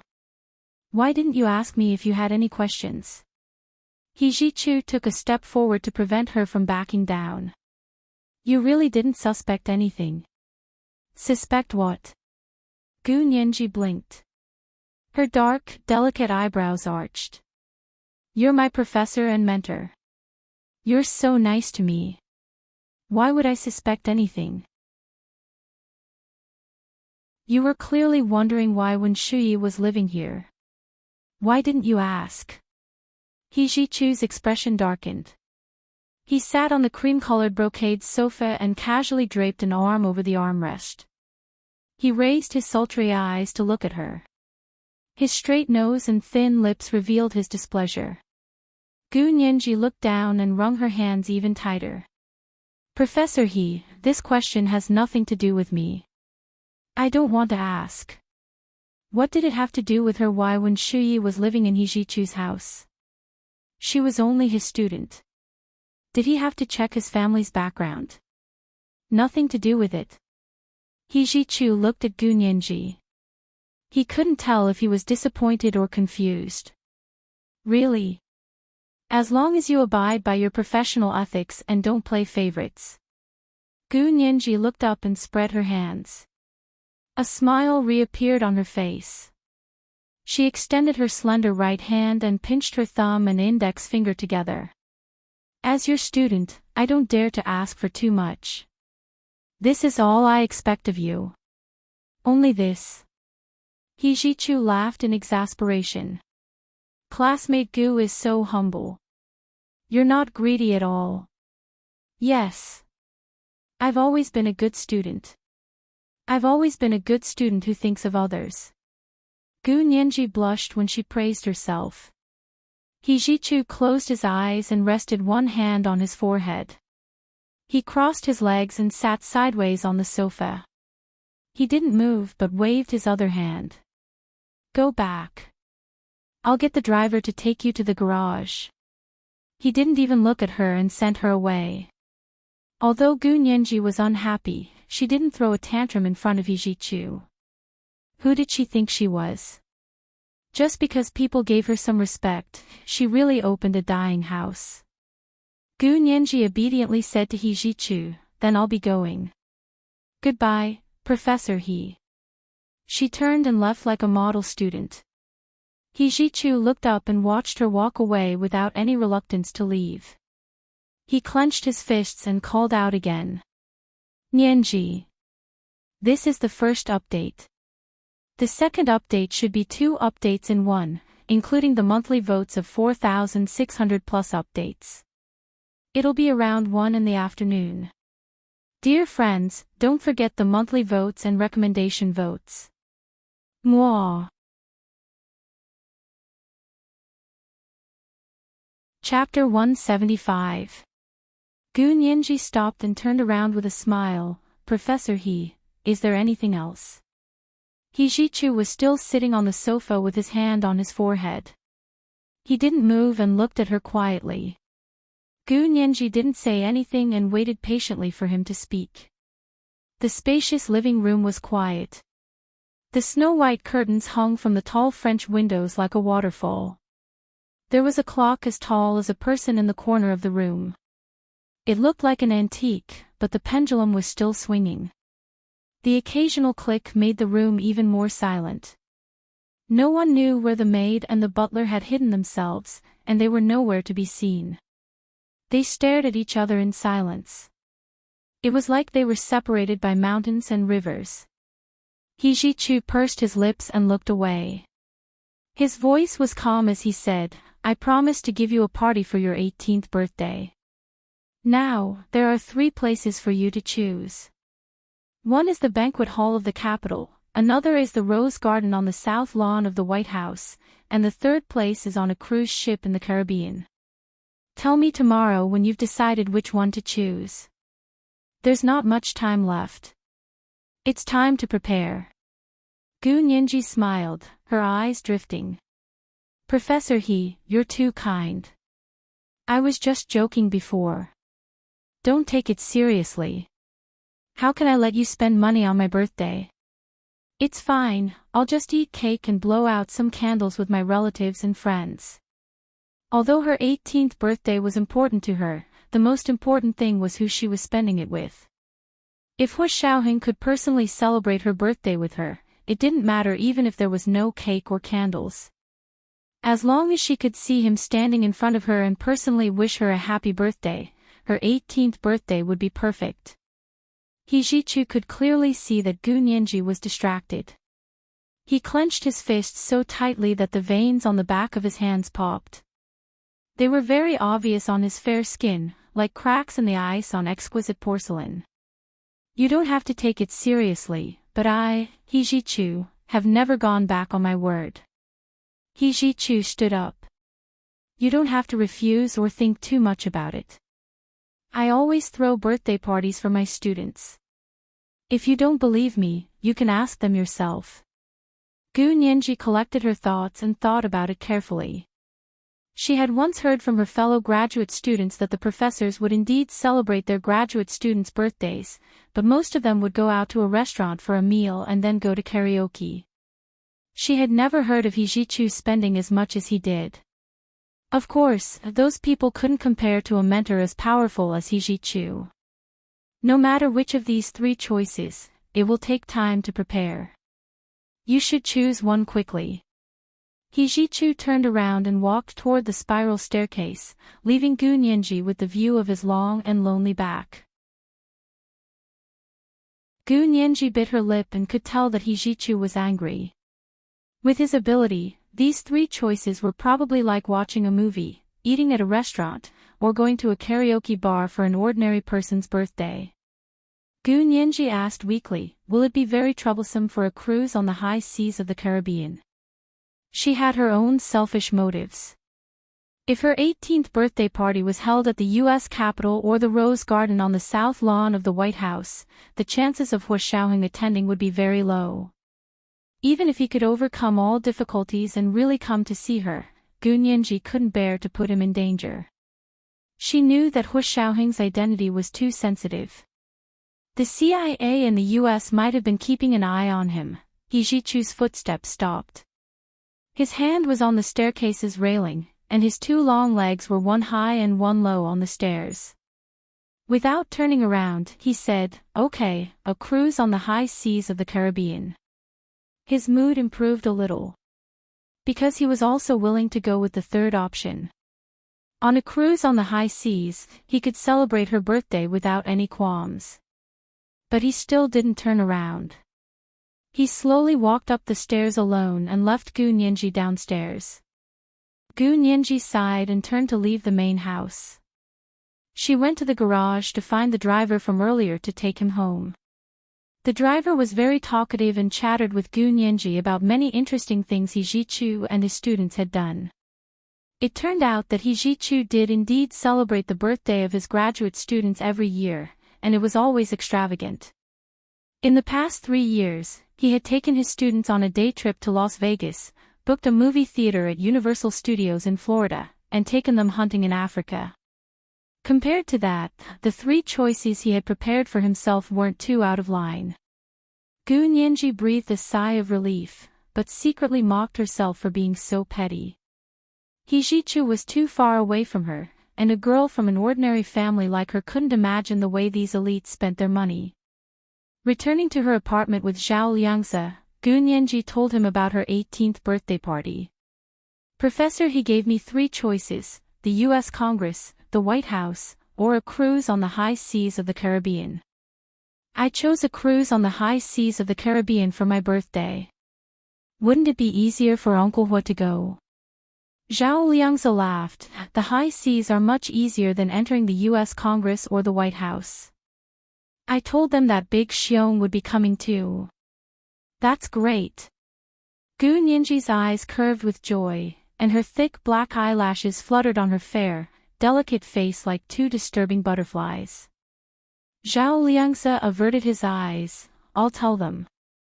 "Hu Xiao, Professor, he plans to celebrate Nianji's 18th birthday on a cruise on the high seas of the Caribbean." Zhao Liangzi sent the message back without a video call. Hu Xiaoheng's lips curved slightly when he saw the message, but he quickly calmed down. "Big Xiong, don't bother." Hu Xiaoheng called in Shixiang. "Nianji's 18th birthday party will be held on the high seas. Yin Shixiang was delighted, on the high seas. Ha ha ha ha, that's great, we can do whatever we want on the high seas, ha ha ha. When Mei Xiaowen received the news about Gu Nianji's 18th birthday party, it was only a week away. On a cruise on the high seas of the Caribbean. He looked at the electronic invitation Gu Nianji had sent him, and was very surprised. Who's so generous? Jiang Hongqiao leaned against his back and hugged his neck, looking at the electronic invitation with him, and was also surprised. Isn't your little girlfriend an orphan? Her guardian is that rich? He's holding a birthday party on a Caribbean cruise. Her guardian is just an ordinary white-collar worker, how could he have that much money? Mei Xiaowen shook his head absent-mindedly, and his expression darkened as he had a bad feeling. Jiang Hongqiao paused, her thoughts echoing Mei Xiaowen's. A strange smile appeared on her face, and she whispered in Mei Xiaowen's ear, "You see, a beautiful woman, no matter how bad her background is, as long as she has the looks and brains, she has unlimited possibilities. So never underestimate a woman." What do you mean? Mei Xiaowen pushed Jiang Hongqiao away. Nianji isn't that kind of person. He refused to believe that Gu Nianji had betrayed him like Jiang Hongqiao had. I didn't say she was that kind of person. Jiang Hongqiao sat back on the sofa and crossed her slender legs. She rested her chin on her hand, and said dryly, "But a penniless orphan suddenly having an 18th birthday party on a Caribbean cruise ship, doesn't that mean she found a sugar daddy?" Mei Xiaowen walked into the back room without a word, and took out his phone to call Gu Nianji. It was 7 or 8 o'clock in the morning on Gu Nianji's side. She had just walked into the Committee of Appropriations office in the U.S. Capitol when her phone rang. Seeing that it was Mei Xiaowen, she happily answered the call. "Xiaowen, did you get the invitation?" "I did." Mei Xiaowen suppressed his anger, and asked quietly, "Nianji, why did you want to celebrate your birthday on a Caribbean cruise ship?" "It's not what I wanted." Gu Nianji said cheerfully, "It's Professor He's celebrating my birthday with everyone on a Caribbean cruise ship." So it was Professor He. Mei Xiaowen breathed a sigh of relief, but when he thought about it, his heart sank again. Professor He. Why is he so nice to you? Why is he willing to spend so much money? Mei Xiaowen's tone made Gu Nianji very unhappy. What do you mean? Make yourself clear. She angrily walked into her small office and shut the door. Mei Xiaowen raked his fingers through his hair in frustration. Don't play dumb, you know what I mean. Tell me, why would a mentor take out so much money to celebrate your birthday? Do you think I'm stupid?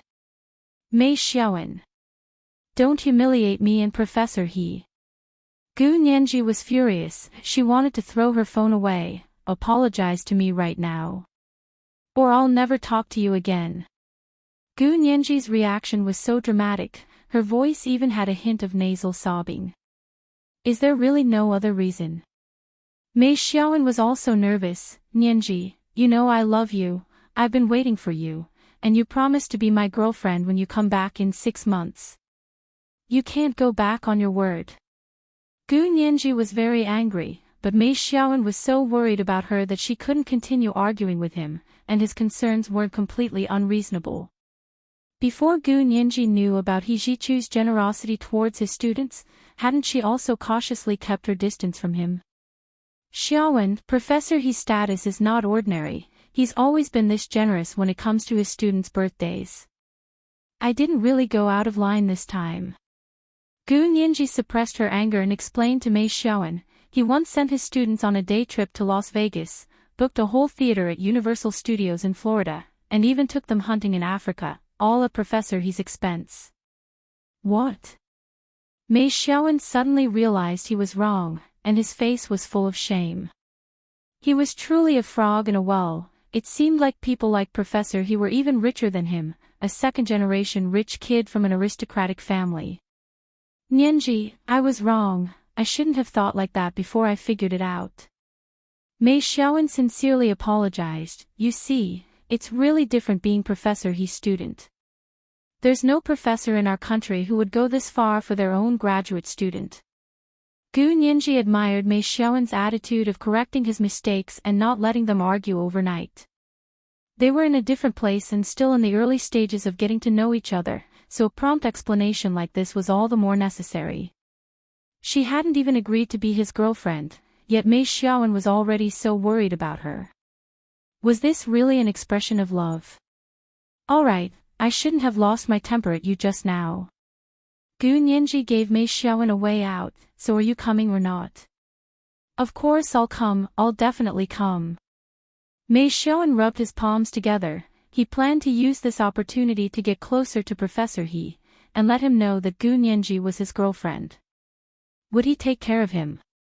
After hanging up, Mei Xiaowen pushed open the door to see Jiang Hongqia standing up from her computer. What are you doing? Mei Xiaowen didn't like people touching his computer. Playing Minesweeper. Jiang Hongqia shrugged. How was it? Did you get the answer? Yeah, her professor threw a birthday party for her. Mei Xiaowen tossed his phone onto the computer desk. You're overthinking it. Professor. Jiang Hongqia's eyes darted around. Xiaowen, when I was studying at the Juliet School of Music, I heard that one of our female classmates slept with a professor in exchange for good grades and scholarships. Professor He isn't that kind of person. Mei Xiaowen finally understood, and for her, celebrating her birthday on a cruise ship is like getting your nails done.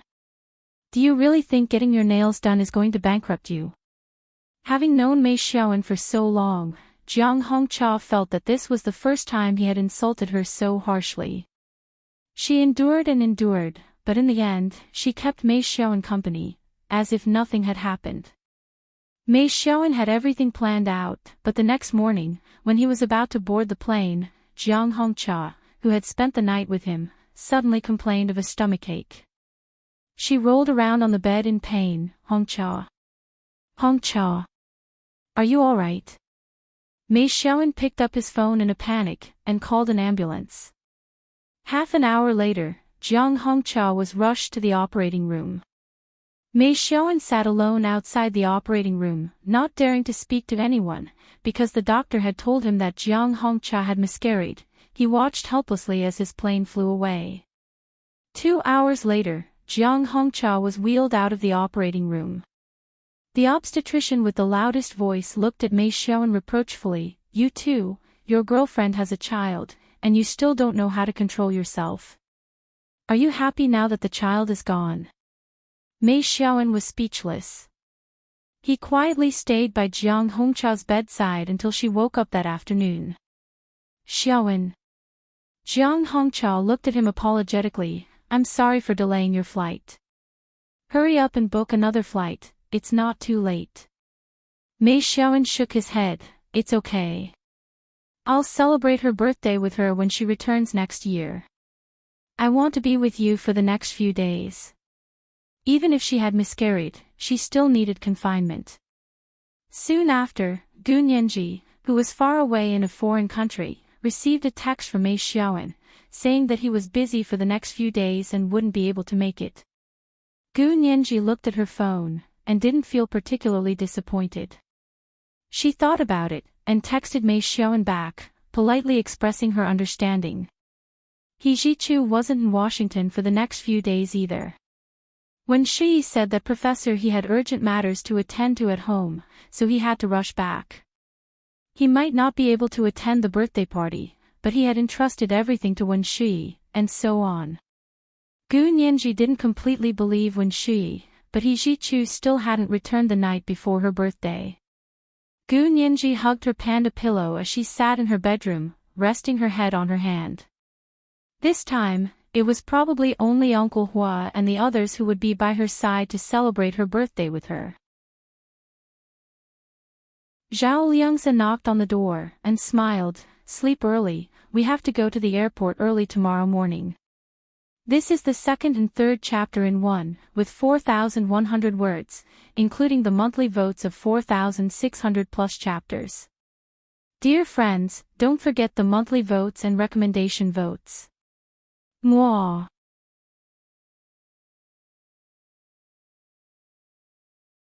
Chapter 176. Gu Nianji and Zhao Liangzi now lived in Washington, D.C., the capital of the United States. It was on the eastern coast of the United States and was basically in the middle of the North and South.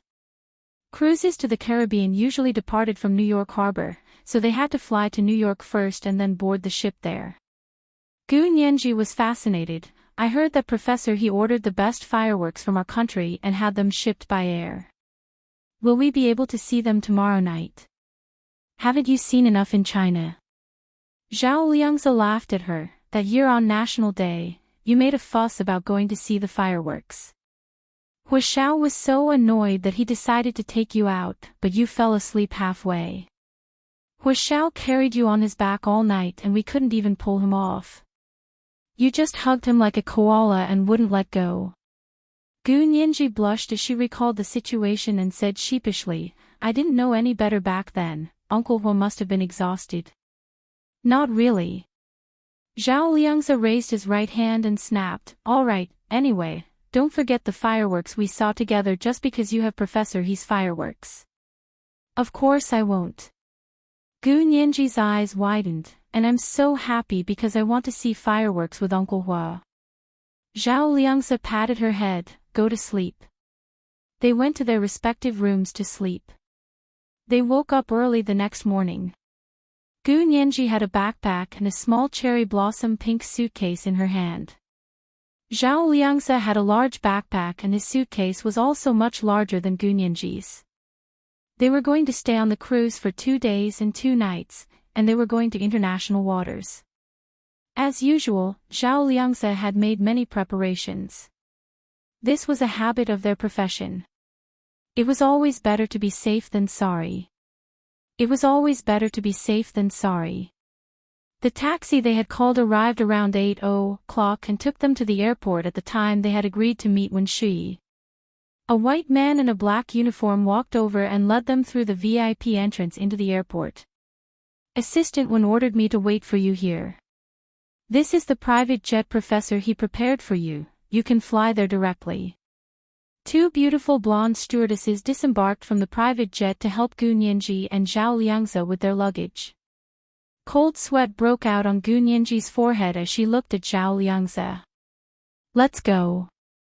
Since we're already here, let's go up. Zhao Liangzi nonchalantly tossed the suitcase in his hand to the flight attendant. Gu Nianji couldn't help laughing. She dragged her small suitcase and boarded the private plane with Zhao Liangzi. The private jet was neither too big nor too small. Apart from the pilot, co-pilot, and 2 flight attendants, it could carry 8 passengers. Of course, Gu Nianji and Zhao Liangzi were the only passengers this time. After they boarded the plane, Zhao Liangzi remembered Brother Huang and asked Gu Nianji, is your brother going? Gu Nianji nodded. Sure. But he left with teaching assistant Wen. Gu Nianji only wanted 4 spots for herself and gave them to Hu Xiaoheng, Zhao Liangzi, Yin Shixiang, and Mei Xiaowen respectively. Mei Xiaowen wasn't coming, so she only had 3 guests, but they were all people she valued the most. Zhao Liangzi pursed his lips, lowered his head, and took out his phone to text Hu Xiaoheng. Mr. Zhao. Please turn off your phone, we're about to take off. One of the blonde flight attendants walked over to give them drinks and remind Zhao Liangzi not to use his phone while the plane was taking off. Zhao Liangzi smiled and switched his phone to airplane mode, then turned it off. Gu Nianji asked for a cup of hot coffee and held it in her hand to clear her mind. Not long after, there was a deafening roar from the plane. They took off. Gu Nianji looked through the window and saw the ground rapidly receding. The scenery in front of her grew increasingly blurry, then suddenly rose from the ground. The houses, cars, and pedestrians on the ground gradually became like pieces on a chessboard. The plane quickly stabilized after entering the stratosphere. The flight attendants brought them breakfast. The food on the private jet was even better than the food in the first-class cabins of commercial airliners. The key was that it was fresh, and it was obvious that the food was individually prepared, not cooked in large pots or microwaved meals. Gu Nianji ate with relish and even watched the latest movie after eating. 4 hours later, around 3 in the afternoon, they finally flew over the high seas of the Caribbean. Looking down from the plane, the entire sea was a deep blue, like a fine sapphire. Scattered islands were lush and green, dotting the vast sea. The blue sea reflected the snow-white clouds, and there were coconut trees on the shore of the white sand. It was a tropical scene. Gu Nianji wanted nothing more than to change into a grass skirt, hang a string of orchids around her neck, and run off to dance with the natives. The plane landed on a small island in the high seas of the Caribbean. Wen Shuyi was waiting for them at the airport in a bright red and black maxi dress and a wide-brimmed straw hat. "Let's go, the cruise ship is over there. We'll take a speedboat." Wen Shuyi waved at Gu Nianji and nodded at Zhao Liangzi. Gu Nianji looked around and saw that Wen Shuyi was the only one there. "Teaching assistant Wen, where are the other guests?" "The other guests will arrive soon." Wen Shuyi smiled and pointed to a pink cruise ship not far away. "See that? Professor, he specially prepared it for you. It's a brand new cruise ship launched this year, and it's named after you." Gu Nianji pushed her sunglasses to her forehead and looked over with wide eyes. She saw the word Nianji written in bold cursive on the bow of the pink cruise ship between the sea and the sky, followed by a line of smaller words, "My Princess Gu." Gu Nianji was completely shocked. She pursed her lips and laughed sheepishly. "Teaching assistant Wen is so interesting. Professor, he is very thoughtful. More than thoughtful." Wen Shuyi said meaningfully as she led them to the speedboat on the shore. The speedboat rode the wind and waves, and soon arrived at the cruise ship. A rope ladder was lowered from the cruise ship, and they climbed up. Gu Nianji and Zhao Liangzi's suitcases had already been hoisted up. Gu Nianji and Zhao Liangzi stood on the pink cruise ship, the princess, at a loss. Wen Shuyi was right, this was indeed a brand new cruise ship. Even the faint smell of paint had not dissipated. They had entered the second floor, which was the banquet hall. The chandeliers above their heads shone brilliantly, like a sky full of stars. There was a dance floor in the middle of the hall. The floor had just been oiled, and it was gleaming. There were many seats scattered around the dance floor, as well as a bar and a place for the DJ. Although there was no one there yet, Gu Nianji could already hear the music. She and Zhao Liangzi toured the floors under Wen Shuyi's guidance. The third floor was where the accommodations were. They were all suites with their own bathrooms, and the soundproofing was very good. As soon as they walked in, they couldn't even hear the sound of the waves. The fourth floor was the highest floor, and there was an open-air playground there. There was a big wheel, a swimming pool, a high diving platform, a merry-go-round, and a windmill. It was like a dream from a fairy tale. But it really was like a dream. It was such a big, new cruise ship, and they couldn't hear anyone. There were only the three of them. Gu Nianji's palms were sweating. She looked at Wen Shuyi, who was moving freely, and asked, "Where are the other guests? Why is there no one else but the three of us?" Wen Shuyi smiled. "There are also the sailors and cooks. I didn't take you to see them earlier. As for the other guests, they're on a commercial plane. They have to change to a speedboat in Barbados." She looked at her watch as she spoke. "Soon, they'll be here in 2 or 3 hours." She added, "They should be here before sunset. This is the first watch. The second watch should be 2 watches in one, including the monthly votes of 4,700 plus 1 watch. It will be around 1:00 in the afternoon. Dear friends, don't forget the monthly votes and recommendation votes. Mwah.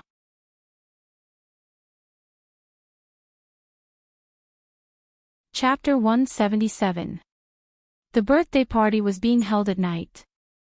Gu Nianji felt uneasy and took out her phone to call Brother Huang. Nianji. Brother Huang's cheerful voice sounded from the phone. Birthday girl, have you arrived at the cruise yet? Gu Nianji relaxed and smiled. I just arrived, what about you guys? Where are you? We have a lot of people on the plane. We have to go to Barbados first, then change to a speedboat there. Brother Huang's words were the same as Wen Shui's, and Gu Nianji relaxed a little. She remembered He Zhichu calling her before he left and promising that he would be back in time to celebrate her birthday.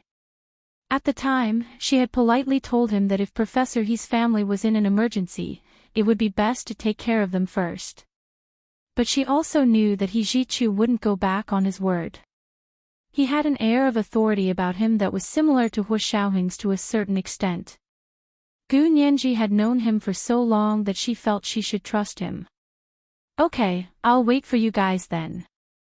Gu Nianji hung up with a smile. Okay, let's go back to our room and get ready for the grand birthday party tonight. Wen Shui winked at Gu Nianji. Gu Nianji forced a smile back. Gu Nianji knew that she wasn't as cultured as Wen Shui. She couldn't conceal her true feelings so well. Gu Nianji knew that she wasn't as cultured as Wen Shui. She and Zhao Liangzi returned to the third floor of the cruise and found a suite in the middle. Nianji, let's not be pretentious. Can you stay with me? Zhao Liangzi opened his suitcase and took out his electronic equipment and instruments as he spoke to her. Gu Nianji nodded. Even if Zhao Liangzi hadn't suggested it, she would have suggested it anyway. She only felt safe when she was with people she knew on the vast ocean.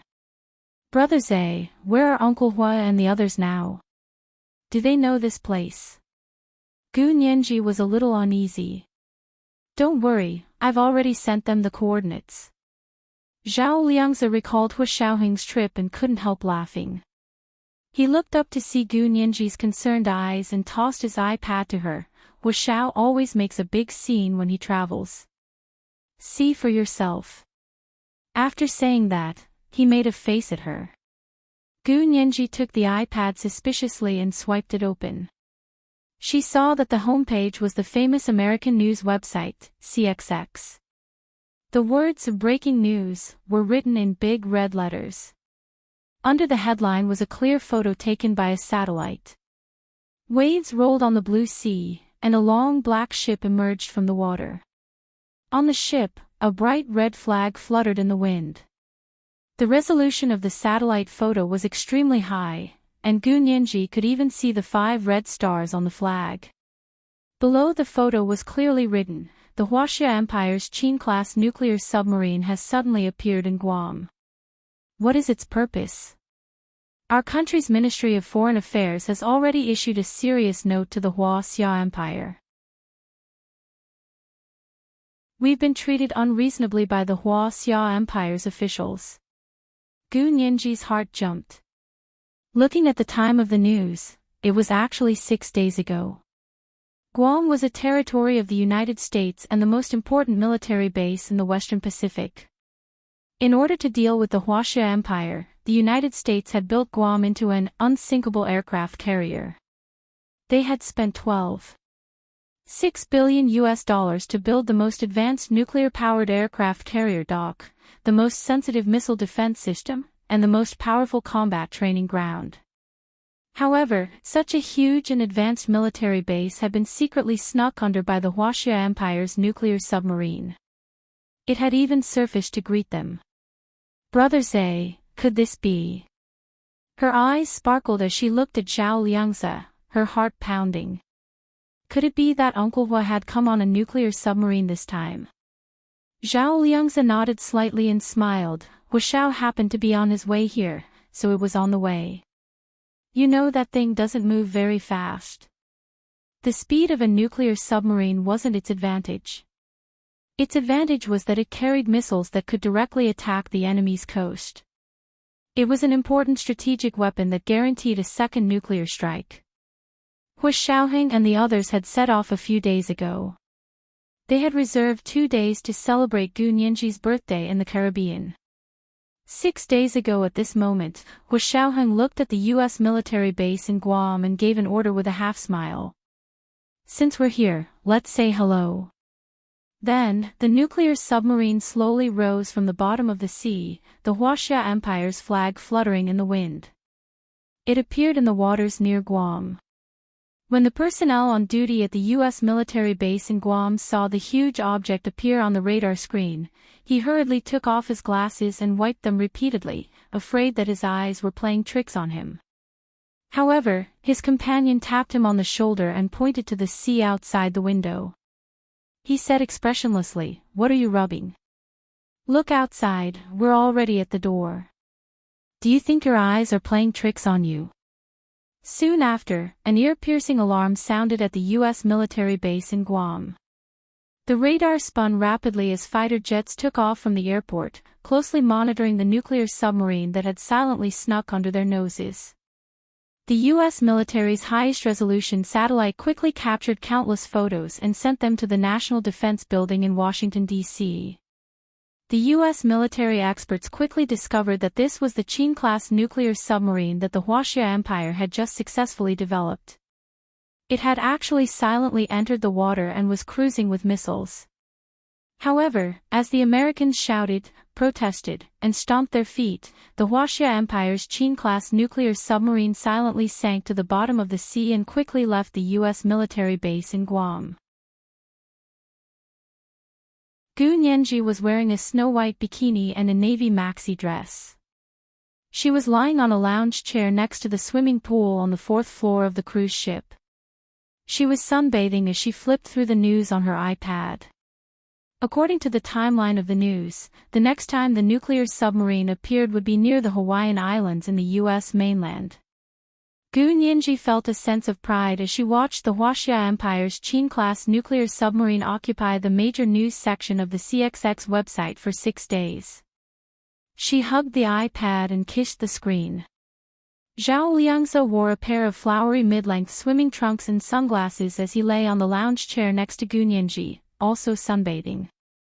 Wen Shiyi was still wearing her bright red and black maxi dress as she lay on the lounge chair across from Gu Nianji and Zhao Liangzi.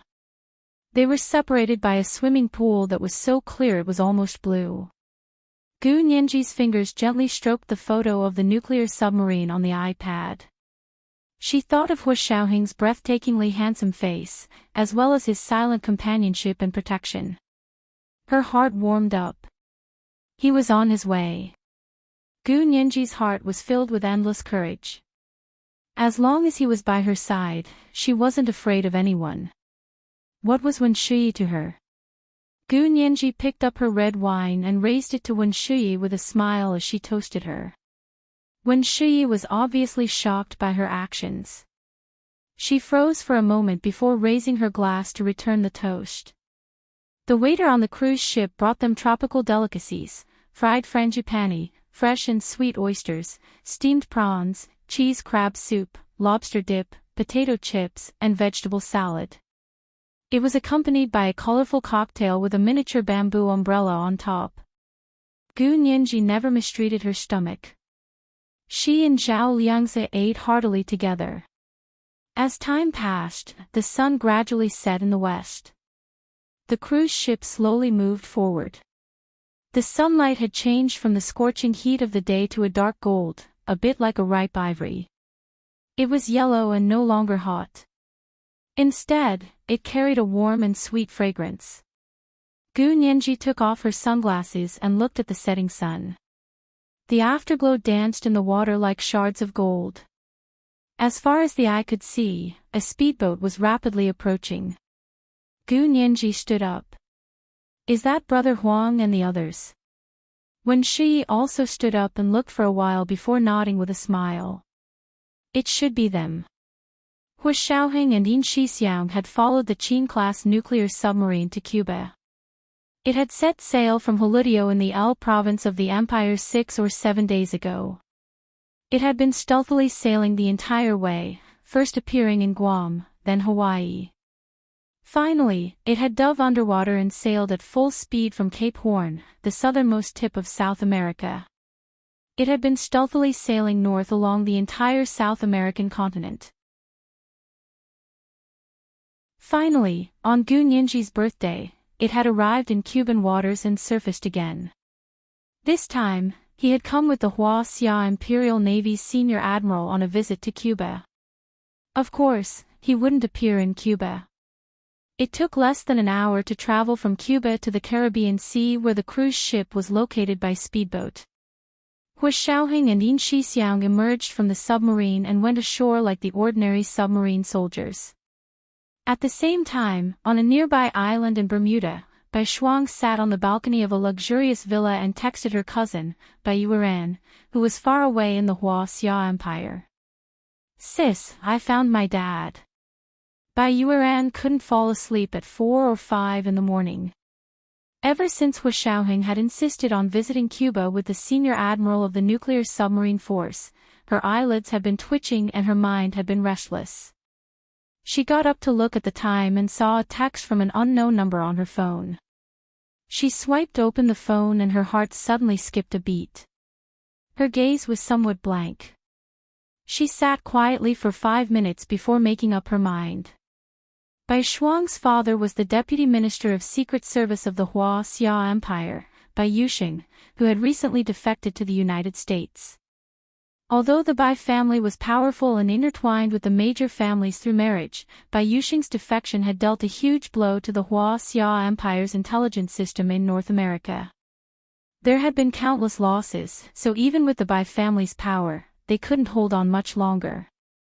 The members of the Bai family were investigated one by one, removed from their positions, and transferred. Bai Yuxing's daughter, Bai Shuang, directly fell from her position as the spokesperson of the Ministry of Foreign Affairs, so she had to resign and no longer hold public office. After she left the Ministry of Foreign Affairs, she began to work in the Bai family's own family business, but after a while, she also left. It wasn't good to be looked down upon by outsiders, and it was even worse to be looked down upon by one's own family. She also wanted to find her father and ask him in person why. After all, he was her biological father who had doted on her since she was a child. Her search had finally paid off. Her father, Bai Yuxing, was very happy to see her and pulled her aside to ask all sorts of questions. However, he still avoided her questions. He had indeed defected, but he had only done it to pursue his own values and to live a better life. Was he guilty of such a heinous crime? Bai Yueran looked at the text and dialed a number. Bai Shuang was sitting alone on the balcony, bored, when she suddenly heard her phone ring. She swiped it open and saw that it was actually a call from her cousin, Bai Yueran. She hurriedly picked up and said in a trembling voice, "Sister. Shuang, listen to me. Where are you?" Bai Yueran's voice was calm as she called Bai Shuang to calm her down.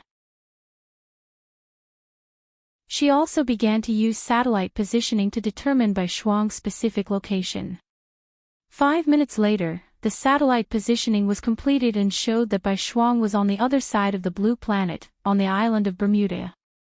Bai Yueran looked at the mark displayed on the computer. Her heart skipped a beat and she continued to ask, "Shuang, have you found second uncle?" Bai Shuang's father, Bai Yuxing, was the younger brother of Bai Yueran's father. "I found him. Thank God he's still alive, and he's doing well." Bai Shuang patted her chest. She had been so afraid that her father had disappeared without a trace. Bai Yueran smiled. "Where's second uncle? Can he come to the phone?" "I'm afraid not now. He went out to sea with someone and said he would only be back tonight." Bai Shuang looked at her watch. "It's still early. Then how are you going to contact second uncle? Why don't you give me his phone number and I'll ask my father to call second uncle and persuade him. We're all family. With the power of our Bai family, it's not impossible to settle his matter." Bai Yueran calmly stalled for time as she passed the news of Bai Yuxing's discovery to General Ji, the supreme commander of the Xia Imperial Army. At the same time, the director of the Secret Service, Speaker Long of the Senate, and the commander of the 6th Military Region, Major General Hua, also received her message. Bai Shuang was so excited that she gave Bai Yuxing's current phone number to Bai Yueran. She also wanted her uncle to intercede on her father's behalf and let him return to the Huaxia Empire and not die. Bai Yueran immediately passed the message to the professionals of the 6th Military Region and asked them to start the Nandus satellite navigation system to begin locating Bai Yuxing's current phone. 15 minutes later, Bai Yuxing's current location was also located. General Ji, Speaker Long, I think this is a great opportunity. Major General Hua happens to be near that area, so we should authorize him to act immediately, Bai Yueran said calmly. Bai Yueran said calmly, as far as we know, Bai Yuxing hasn't told us everything he knows. It's not because he's shameless, but purely because he wants to maximize the benefits of the information he has. Because if he tells us everything, he'll be useless. The Americans are the best at turning their backs and selling out their underlings. General Ji, Speaker Long, and the director of the Secret Service unanimously agreed to immediately act against Bai Yuxing. This person couldn't be left alive. Every minute he stayed was another minute of damage to the national interests of the Huaxia Empire. General Ji and Speaker Long's top-secret authorization was transmitted to the Huaxia Empire's Qin-class nuclear submarine docked in the waters near Cuba 5 minutes later. Hu Xiaoheng and Yin Shixiang had just gotten ashore and found a speedboat to sail when they were quickly called back. Major General Hua, secret message from the military. Hu Xiaoheng looked down and read the message word by word. He didn't speak for a long time. What's wrong? Yin Shixiang asked worriedly. Something happened. It can't be Nianji, right? Hu Xiaoheng shook his head and looked up at the vast ocean between the sea and the sky. Gu Nianji's cruise ship was in that direction. He sighed softly and finally made up his mind. There's a mission. Let's carry it out first. If he acted quickly, he should be able to get to the cruise ship in the middle of the Caribbean Sea before the banquet started. This was the second chapter of 2 chapters in one, including the monthly votes of 4,700 plus chapters. Dear friends, don't forget the monthly votes and recommendation votes. Mwah.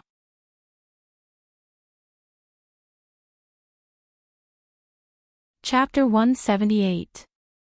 Bai Yuxing put on a ginger diving suit, a wide monocle, a pair of flip-flops, and a scuba gear on his back. He flipped over from a white speedboat in the Bermuda Sea and plunged into the water. He was less than 50 years old and had maintained his figure well. He looked like he was in his 30s at most. He had fallen from a high-ranking official of the Huaxia Empire to a fugitive trader. Although he tried to act tough, he was still depressed. The Huaxia Empire's Special Operations Forces had been chasing him relentlessly. In order to survive, he had been protected by the CIA from the most prosperous metropolis in the United States all the way to Central America, a small British island with only 60,000 people. It was less than the population of a county in the Huaxia Empire. After arriving here, he didn't interact with others. The CIA agents protecting him didn't talk to him much either. He was bored and later became addicted to diving, especially deep diving. It was as if he could isolate himself from all the troubles of the world by diving to the bottom of the sea. Because the Bermuda Triangle was a famous death zone in the world, ships and planes often disappeared for no reason, so the waters of the Bermuda Islands were rarely visited.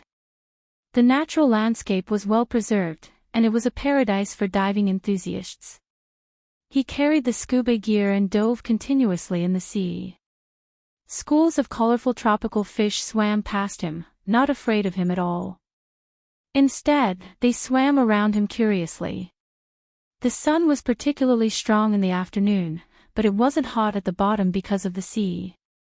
It was warm near the surface, but it got colder and dimmer the deeper he went. Bai Yuxing turned on the yellow diving flashlight in his hand and observed the strange underwater flora and fauna. He was immersed in the tranquil water. He felt very safe here and wasn't afraid at all. He knew there were 3 very powerful CIA agents protecting him on the speedboat on the surface. There were even CIA agents lurking in places he couldn't see. No matter how powerful the Huaxia Empire's Special Operations Forces were, they wouldn't expect him to be hiding thousands of miles away at the bottom of the sea and enjoying life. If he could, he wanted to go back to college and study marine biology to become a marine biologist. His daughter, Bai Shuang, was already by his side.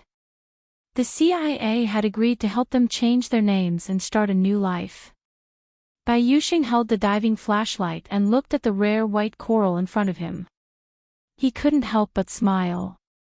Swinging his frog shoes, he stopped sinking and swam forward. Just then, two people in dark blue diving suits suddenly appeared from behind a coral reef nearby. Bai Yuxing was stunned.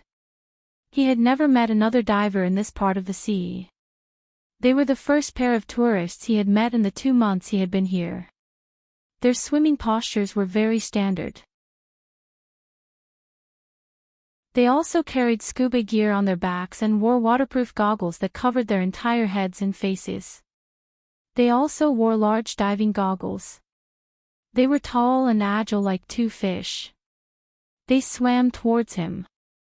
Bai Yuxing raised his diving flashlight to greet them. However, the two of them shot over like arrows, creating bubbles on the seabed as they arrived at his side from the left and right. Bai Yuxing suddenly understood, and a great fear suddenly gripped him from head to toe. In an instant, he found it difficult to even breathe. It was the Huaxia Empire's Special Operations Forces. It was the Huaxia Empire's Special Operations Forces. In the end, they still managed to catch up. Bai Yuxing threw away the diving flashlight in his hand and wanted to press the alarm on his arm so that the two CIA agents on the surface would know he was in danger and would immediately come to his rescue. However, he still underestimated the ability of the two people, especially the more stalwart man on his right. His hands and feet were almost as fast as lightning, and he immediately grabbed Bai Yuxing's right arm. The man's grip was so strong that it was like an iron clamp clamping down on Bai Yuxing. At the same time, one of his hands reached out and yanked off Bai Yuxing's diving mask, then unplugged his breathing device. The other man grabbed Bai Yuxing's other arm from behind. Bai Yuxing couldn't even scream. Soon, his heart was squeezed by the water coming from all directions, and blood flowed from the corner of his mouth. He twitched like a pendulum in the hands of the two men, kicking up a series of splashes. Unfortunately, they had dived too deep. More than 100 meters under the sea, the splashes couldn't cause any ripples on the surface. The two divers who swam over from behind the coral reef were Hu Xiaoheng and Yin Shixiang. With the help of the Nandis satellite navigation system, they found Bai Yuxing's exact location. It wasn't easy to get rid of the CIA agents protecting Bai Yuxing, but they hadn't expected Bai Yuxing to dive to the bottom of the sea alone. With such a good opportunity, even Hu Xiaoheng, who had never been superstitious, secretly said, "God bless the Huaxia Empire." Hu Xiaoheng and Yin Shixiang rented 2 sets of diving equipment and swam under the sea for a full 2 hours before they finally avoided the spies and reached Bai Yuxing's side. Without scuba gear in the deep sea, Bai Yuxing would either choke to death or suffocate to death from the water pressure. Hu Xiaoheng didn't care how Bai Yuxing died, as long as he was dead. He and Yin Shixiang dragged Bai Yuxing, who had lost his waterproof mask and scuba tube, underwater for another half an hour. After confirming that he was as dead as a doornail, they calmly took photos and collected evidence. They also took a piece of his skin and put it in a special evidence tube. When they let go, Bai Yuxing's body quickly floated up to the surface of the sea. Hu Xiaoheng waved at Yin Shixiang, and the two of them quickly swam back the way they had come. Back on shore, they squeezed into a group of scuba diving enthusiasts and returned the rented diving equipment. They quickly left before the CIA agents found Bai Yuxing's body. Their operation this time had been unbelievably successful, and they had even gotten rid of a major threat to the Huaxia Empire. Hu Xiaoheng, who had always been calm, had a relaxed smile on his face. It was already past 5:00 in the afternoon when they returned to the waters of Cuba where the Qin-class nuclear submarine was anchored. Hua Xiaoheng hurriedly found someone to borrow a speedboat. He and Yin Shixiang needed to rush to the cruise ship that Gu Nianji was on in the Caribbean international waters. There were abundant coral reefs on the bottom of the Caribbean Sea, which was a taboo for submarines, so they had never thought of taking a nuclear submarine there. At that moment, the sea, which had been illuminated by the setting sun, suddenly darkened. Clouds swarmed in from all directions, so thick that they looked like they were about to fall. The sky quickly darkened, and the wind began to blow. What's wrong? Hua Xiaoheng's heart sank, and he pulled over a local to ask about the situation in English. The man only spoke Spanish. By the time they finally found someone who could speak English, large raindrops the size of pebbles had already begun to fall from the sky. The man anxiously gestured to Hua Xiaoheng and Yin Shixiang, "It's raining, and there's going to be a hurricane. You guys better not go out to sea." A hurricane. Hua Xiaoheng's brows furrowed, and he and Yin Shixiang hurriedly returned to the nuclear submarine to check the weather conditions. At the same time, the Caribbean Sea where Gu Nianji and the others were was still calm. Gu Nianji stood on the Princess cruise ship and watched as the speedboat sped towards them. Her red lips couldn't help but curve into a smile. She rushed to the side of the ship and waved her arms in greeting. There were many people standing on the speedboat, all of them wearing straw hats to cover their faces. Hearing someone shouting from the sea, a few of them couldn't help but look up. The dense mass of people on the boat were all black. Gu Nianji's eyes widened as she looked at the people on the speedboat again, and turned to ask Wen Shui, teaching assistant Wen, "Did you invite a lot of black people?" She didn't remember having black classmates or friends. Wen Shui shook her head in surprise, "No, they're all Chinese, and there are a few white people. You know them too, Alan and the others." Zhao Liangzi also walked over to take a look. He was much more experienced than Gu Nianji, and he immediately noticed something was wrong with a glance. He immediately pulled her back and said in a low voice, "Let's go. They're pirates." This is the first update. The second update should be 2 updates in one, including the monthly votes of 4,800 plus updates. It'll be around 1 in the afternoon. Dear friends, don't forget the monthly votes and recommendation votes. Mwah.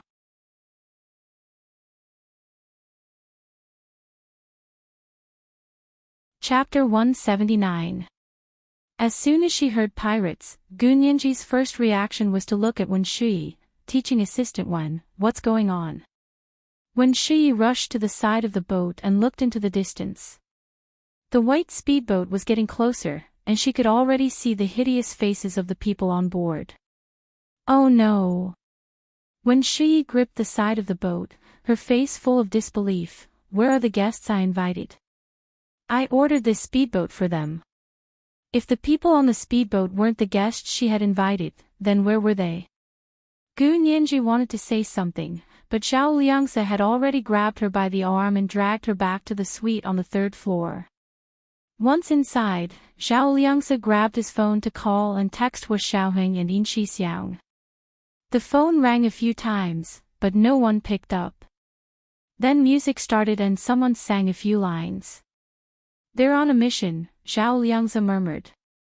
This was a code to indicate that they were on a mission and didn't have time to answer the phone. Gu Nianji turned to look at him. "Brother Zhe, what did you say?" Zhao Liangzi didn't hide it from her. Hua Xiao and the others are on an urgent mission, so they can't answer the phone. Gu Nianji didn't say anything else. She knew that in Hua Xiaoheng's heart, his mission was always number 1, and she would never be able to compete with his mission. However, she had never thought of competing with his mission either.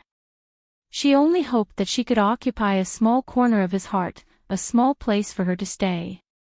Gu Nianji looked down at the disassembled guns in Zhao Liangzi's box and said calmly, "Okay, then let's save ourselves." Zhao Liangzi sent an urgent message to the Huaxia Imperial Special Operations Forces base in Sea City.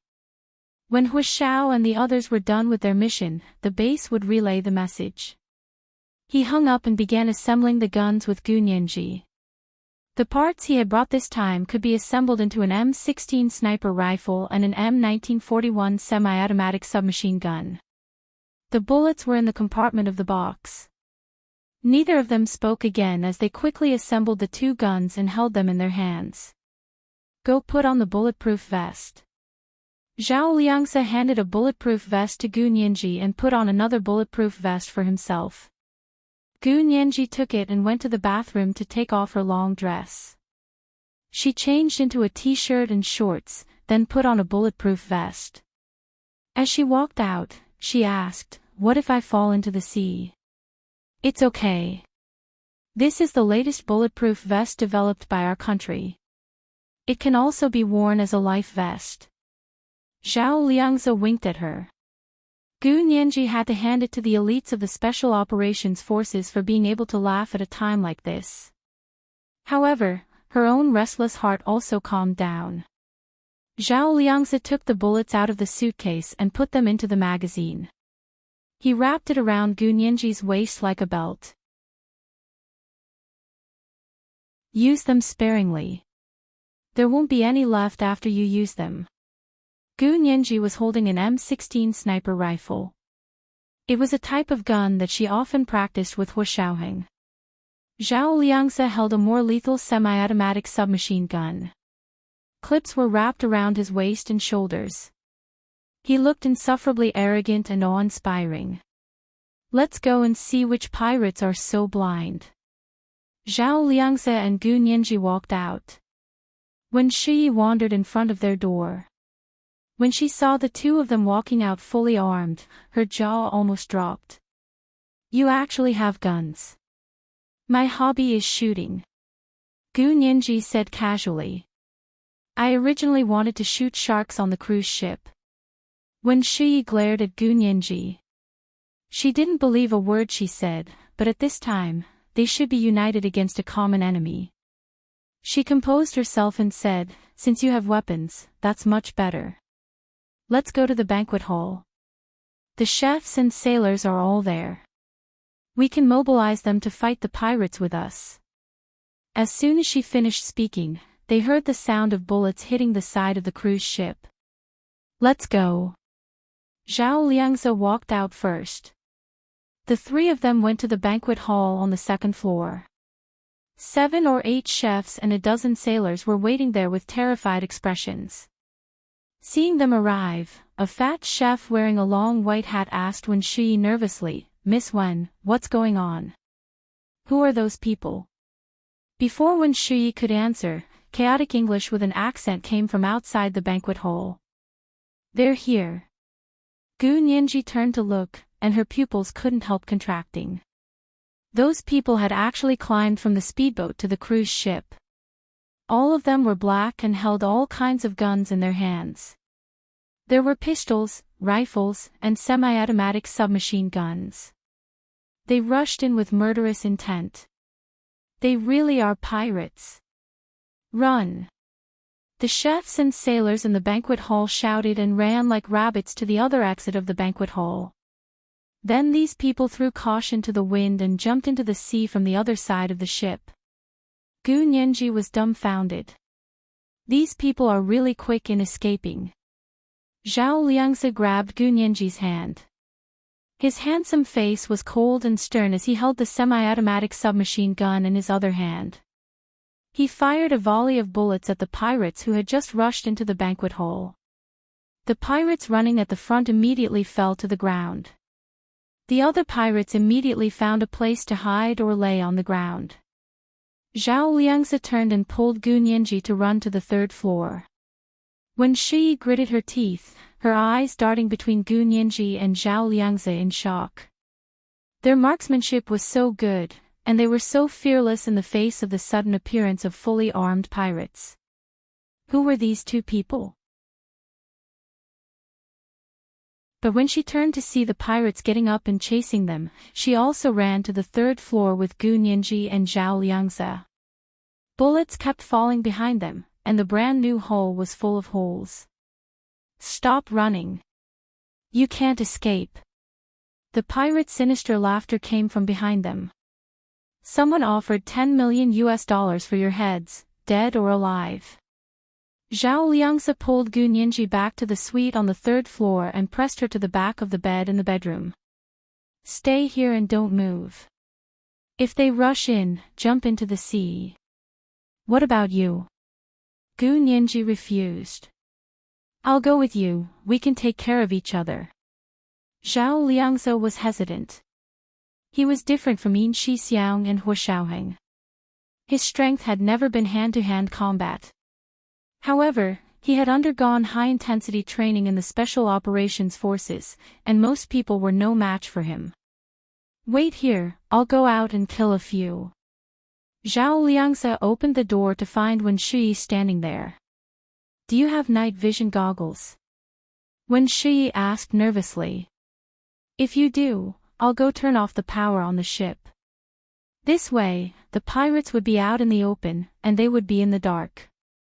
Zhao Liangzi didn't know when the base would be able to contact Hua Xiaoheng to rescue them, nor did he know how strong the pirates were. He had to use all the advantages he could. Go turn off the power. I'll go see how many people there are. Zhao Liangzi nodded to Wen Shuyi, then turned to Gu Nianji and gave her a look. Gu Nianji blinked at him to show that she understood. Zhao Liangzi took out his glasses and put them on. His glasses could not only be used as night vision goggles, but also for video storage and transmission. Wen Shuyi ran in the other direction and quickly turned off the cruise's main power. The brightly lit cruise ship was suddenly plunged into darkness. Zhao Liangzi held a semi-automatic submachine gun and used the thick pillars of the cruise ship as cover. He counted the movements and numbers of the pirates one by one as he spoke to Gu Nianji. Gu Nianji also put on her Bluetooth headset and heard Zhao Liangzi report, second floor, 7 pirates, scattered in the 3:00, 7:00, and 10:00 directions. Third floor, 9 pirates, scattered in the 5:00 and 9:00 directions. Fourth floor, no pirates. That meant there were at least 16 pirates on this speedboat. Gu Nianji calmly reloaded the sniper rifle and whispered, I'll go to the second floor. You take care of the third floor, then we'll meet up on the fourth floor. She then put on the night vision goggles and slipped out of the cabin. She went down to the banquet hall on the second floor and put on the night vision goggles. She saw a few pirates wandering around the banquet hall, looking for something. Gu Nianji set up the sniper rifle and crouched down. She used the railing on the dance floor as cover and aimed at the 3 pirates in the 3:00 direction. Bang, bang, bang. 3 shots rang out. Gu Nianji was like a moving target with Hua Xiaoheng at the base. She neatly took out the 3 pirates. This was the first time she had shot a real person. She didn't know if she had killed them, but she wasn't afraid or nervous at all. Instead, she felt an indescribable sense of excitement. After 3 shots, Gu Nianji held the sniper rifle and rolled to the other side of the railing to hide before the other side could retaliate. The remaining 4 pirates raised their semi-automatic submachine guns and madly attacked the direction Gu Nianji had been shooting at. The bullets almost turned the position Gu Nianji had been in into a beehive. But Gu Nianji had already turned behind them. She calmly raised the gun and aimed from behind them. She saw red moving figures in the night vision goggles. In her eyes, these people were no longer people. Gu Nianji pulled the trigger and shot one at a time. She calmly took down all 4 pirates. Of course, her marksmanship wasn't as accurate as Hua Xiaoheng and the others. She couldn't kill them with 1 shot, but it was easy for her to temporarily immobilize them. The 7 pirates on the second floor are dealt with. Over, Gu Nianji said quietly. Zhao Liangzi's voice came through the earpiece. The 9 pirates on the third floor are all killed. Over. He paused. Meet up on the 4th floor. Gu Nianji nodded. Right away. She ran to the stairs and quickly reached the 3rd floor. She glanced around and saw that there were indeed a few people lying in the hallway. Gu Nianji didn't stop and ran up the stairs to the 4th floor. The 4th floor was the highest floor of the cruise ship. It was also an open-air playground. As soon as Gu Nianji stepped out of the stairwell, she was almost swept away by a gust of wind. She quickly grabbed the railing and whispered, "Brother Zhe, where are you?" "Behind the swimming pool diving platform." Gu Nianji looked up. There was originally a round moon in the sky. The moonlight was beautiful and covered the surface of the sea in silver. But now, the wind had swept in dark clouds and covered the entire moon. The surface of the sea was extremely dark and turbulent. There was a sense of urgency as if a storm was brewing. Gu Nianji's eyelids twitched uncontrollably. She crouched down and felt her way in the direction of the swimming pool diving platform. Fortunately, she and Zhao Liangzi had been there all afternoon and had memorized the location. The two of them met up. Zhao Liangzi patted her head and asked quietly, "Are you scared?" "No." Gu Nianji shook her head. "I can't embarrass Uncle Hua." "You did well. If you were one of us, you'd have already done a good job." Zhao Liangzi praised her softly and pulled her to stand beside him. Gu Nianji was still a bit uncomfortable. She couldn't believe it was over just like that. If the pirates were telling the truth, and someone had offered $10 million for their heads, then it wouldn't be just these amateur pirates. "Gu Nianji. Gu Nianji. Aren't you here?" Wen Shi's voice suddenly sounded from the stairwell. Gu Nianji and Zhao Liangzi opened their night vision goggles and looked over. There was a glimmer of light from the stairwell. Wen Shi walked over with a flashlight. Zhao Liangzi frowned and said coldly, "Turn off the flashlight." "Do you want to be a target?" Wen Shi quickly turned off the flashlight and ran in their direction. She said, "I see you've already killed all the pirates. I was just about to ask if you wanted to turn on the power." Wen Shi ran to their side and said, "I've already called the police, but this place is a bit far from the United States. The Coast Guard won't be able to get here anytime soon." Gu Nianji looked at her coldly and said disdainfully, "You sure ran fast, teaching assistant Wen. The pirates were killed, but you're unscathed. That's because you're good." Wen Shi smiled at Gu Nianji fawningly. "I didn't know you had such a great hobby. Professor, he will be so happy when he gets back and hears about this." Gu Nianji was about to speak when the cruise ship suddenly jolted. She lost her balance and quickly grabbed the pole of the swimming pool's diving platform. Zhao Liangzi stood behind her to protect her. "What happened?" Wen Shi looked back in surprise. Just then, a figure darted out from the stairwell. He was so dark that they didn't notice him immediately. By the time they noticed him, the person was already not far in front of them. He raised his gun and fired several shots. It all happened too quickly. In a flash, Wen Shi flew in front of Gu Nianji to shield her.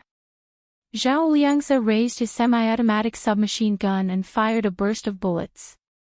The person turned into a beehive and fell into the swimming pool. Blood quickly dyed the pool red, but the night was too dark for them to see anything.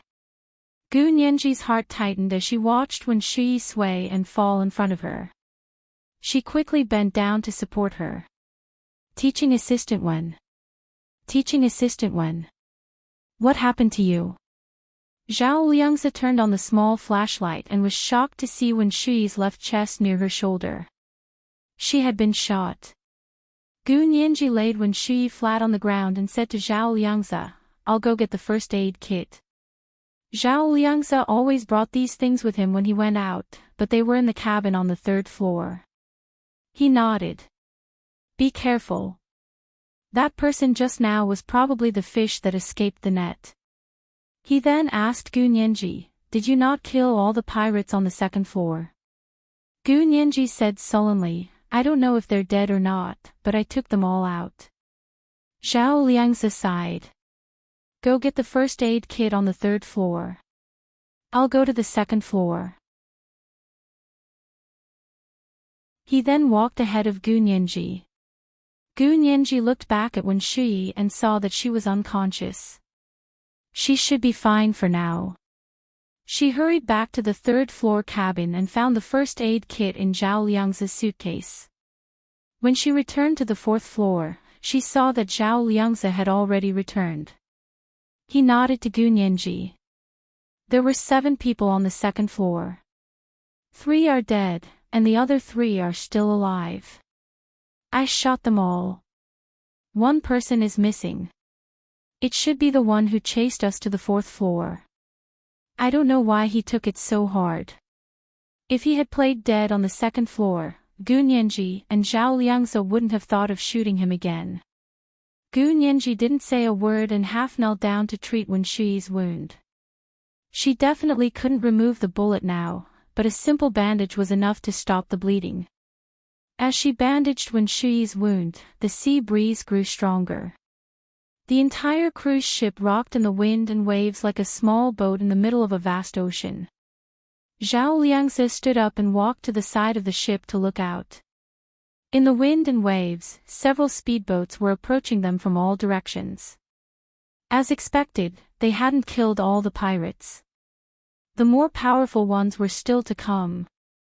Zhao Liangzi pursed his lips tightly. His palms were sweaty. Suddenly, he heard his phone ring. He quickly answered the call with his Bluetooth headset and lowered his voice. We're in danger. We've encountered pirates. It was Hu Xiaoheng who had called after completing his mission. He stood on the coast of Cuba and looked at the stormy waters. The haze in his heart was heavier than the storm before him. This is the 2nd chapter of 4,600 words, including the monthly votes of 4,800 plus chapters. Dear friends, don't forget the monthly votes and recommendation votes. Mwah.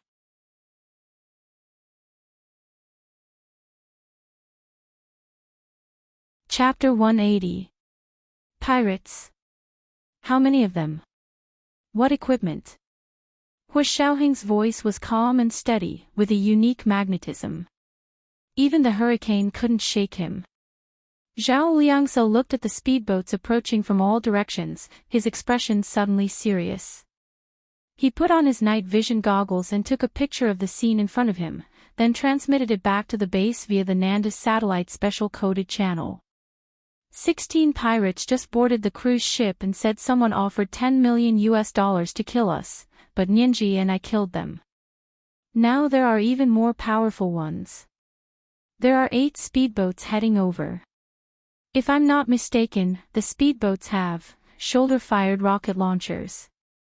Hu Xiaoheng's brows furrowed as he instantly understood the pirates' intentions. He walked a few steps along the beach and looked into the distance.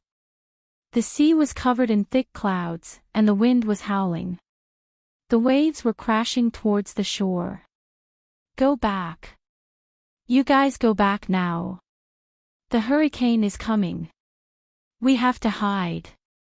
There can't be people on the beach. The Cuban coastal guards who could speak English rushed over and waved for Hu Xiaoheng and Yin Shixiang to leave.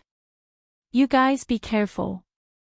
Find a place to hide and hold out for 15 minutes. I'll be there soon. Hu Xiaoheng made up his mind and turned to return to the nuclear submarine docked at the military port. Yin Shixiang looked at the weather worriedly. Hu Xiao, I'm also very worried, but look over there. There's a hurricane. What can we do? Hu Xiaoheng ignored him and strode into the nuclear submarine's command cabin. He ordered the communications personnel there, connect me to the Army's Supreme Commander, General G. Also, give me a channel. I want to connect to the 6th military region. The communications personnel quickly gave him a seat. Hu Xiaoheng sat down and connected to the 6th military region's base. He saw the video Zhao Liangzi had just sent back to the base. The waves on the dark sea were turbulent, and the 8 white speedboats were particularly eye-catching. They cut through the waves, and someone on the speedboats was carrying a shoulder-fired rocket launcher aimed at the camera. F***CK. Hua Xiaoheng punched the control panel. His jaw tightened as he snatched the communications personnel's headset. He spoke to General G, the Army's Supreme Commander. General G, I request permission from the Army to borrow the Cuban military's latest MiG-35 fighter jet. You even know about Cuba's best fighter jet. General G was exasperated and amused at the same time. But don't try to play the when a general is out in the field, he doesn't obey the emperor's orders. You better give me a reasonable reason. Although Hua Xiaoheng was anxious, he didn't lose his composure. He said word by word, our people are trapped in the high seas of the Caribbean. I want to save them. There's a hurricane in Cuba, so ships can't pass through. I need the best fighter jets to pass through the center of the hurricane. Are you crazy? General G was furious. Looking at the news from his secretary and the weather report of the Caribbean Sea, he reprimanded Hua Xiaoheng with his hands on his hips. There's a hurricane and you still want to fly. Do you know that the record for a fighter jet flying through a hurricane was set by the United States Air Force's hurricane hunters? That time, the hurricane's highest wind speed was only level 3. But the hurricane at the Caribbean Sea was already a Category 4 hurricane. It might even reach level 5. Do you want to die? The highest level of hurricane was level 5. General G, to me, American records are meant to be broken, not looked up to, Hua Xiaoheng said lightly. His fingers tapped lightly on the console. If General G agrees, this time, not only can we obtain precious flight data from passing through the eye of the hurricane, but we can also test the feasibility of the pilot flying with zero visibility and relying entirely on the NANDIS satellite navigation system. General G didn't particularly care about saving people. Although Gu Nianji's background was unknown, she wasn't that important to him. Compared to Hua Xiaoheng, who he had high hopes for as his successor, Gu Nianji and Zhao Liang's lives weren't on the same level. Therefore, General G was absolutely unwilling to let Hua Xiaoheng risk his life to fly through the eye of the hurricane just to save these two people. However, Hua Xiaoheng said that he could use this opportunity to test the navigation mode of the NANDIS satellite navigation system and provide data on the fighter jet flying through the hurricane in all directions without visibility. General G found that he couldn't refuse. General G, time is running out. Please make a decision immediately. Hua Xiaoheng watched as time passed. The pirates on the Caribbean Sea side were actually equipped with shoulder-mounted rocket launchers. If he delayed on his side, Hua Xiaoheng suddenly didn't dare to think about the possible consequences. Okay. General G finally made up his mind. Hua Xiaoheng hung up without another word and went straight to the Supreme Commander of the Cuban Revolutionary Army to borrow the plane. He didn't even hear the last part of General G's sentence. You're too bold. After this is over, you'll be grounded for 2 months.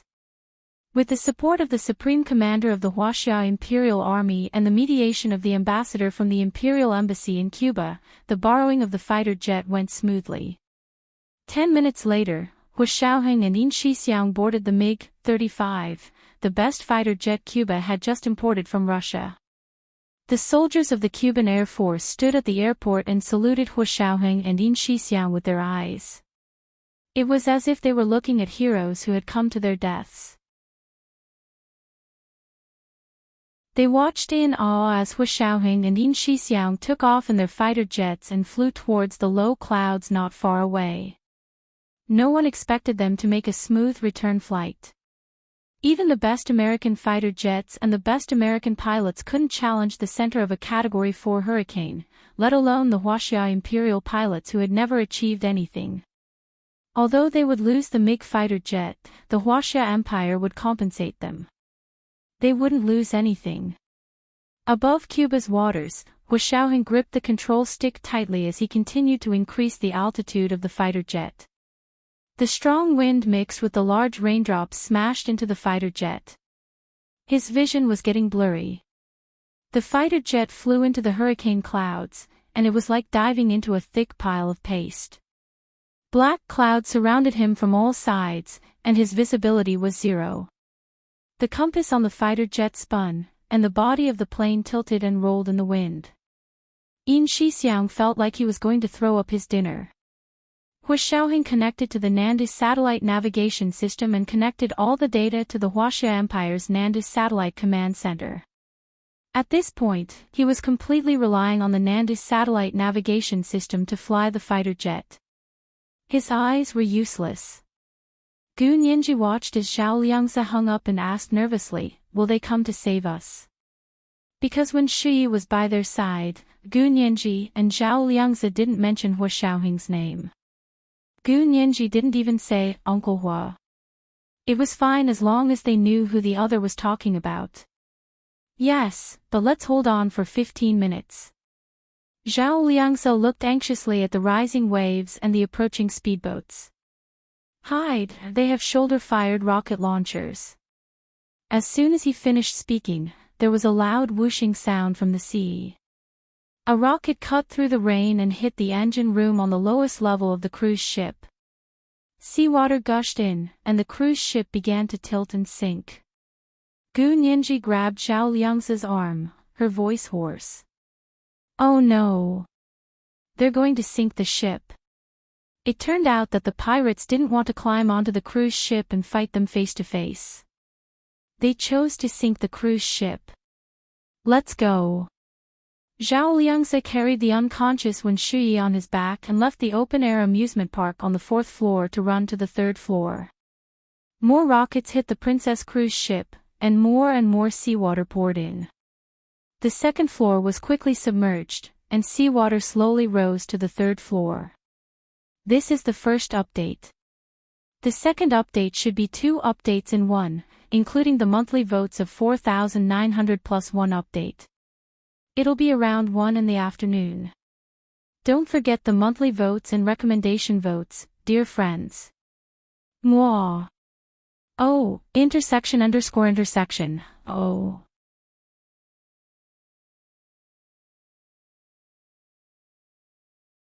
Chapter 181. The huge waves from the hurricane affected their area of the sea. Fortunately, they weren't in the eye of the storm and were only at the periphery, but it was still very frightening. Such a large cruise ship was tossed about in the face of the storm like a toy in the hands of nature, unable to control its own fate. Gu Nianji looked through the window and saw the dark water approaching them. She quickly said to Zhao Liangzi, "The ship might sink. What should we do?" "Let's go to the 4th floor." Zhao Liangzi looked at his watch. They should be here soon. They were only 1 minute away from the 15 minutes, Hua Xiaoheng said. This was indeed the best they could do. Now the cruise ship was surrounded on all sides by the pirates' white speedboats. These people were well armed and even had shoulder-mounted rocket launchers. They might as well have jumped off the ship with the chefs and sailors. Gu Nianji smiled bitterly and ran to the 4th floor behind Zhao Liangzi. They had just reached the 4th floor when the 3rd floor was flooded. The ship gradually sank, but the pirates still held their weapons and glared at them. Someone set up a shoulder-mounted rocket launcher and aimed it in the direction of the 4th floor. Zhao Liangzi carried Gu Nianji in his arms. "Are you scared?" "No." Gu Nianji raised the sniper rifle in her hand and said coldly, "We're going to die anyway. Let's take out a few first."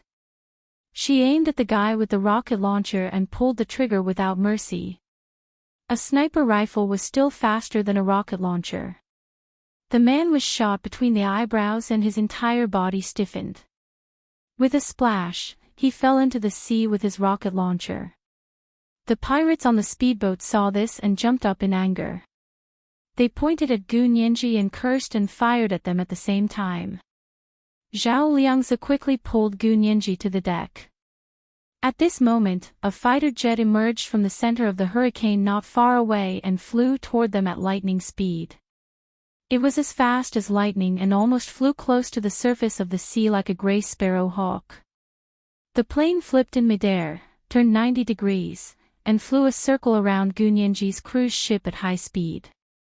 Bullets rang out from the fighter jet and strafed the speedboats. Shells were dropped from the fighter jets onto the speedboats.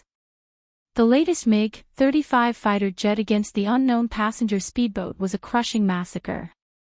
It just so happened that the pirates on the speedboat had brought a lot of rockets with them. When they were hit by the shells from the fighter jets, all of them exploded. At this time, the pirates were all hit.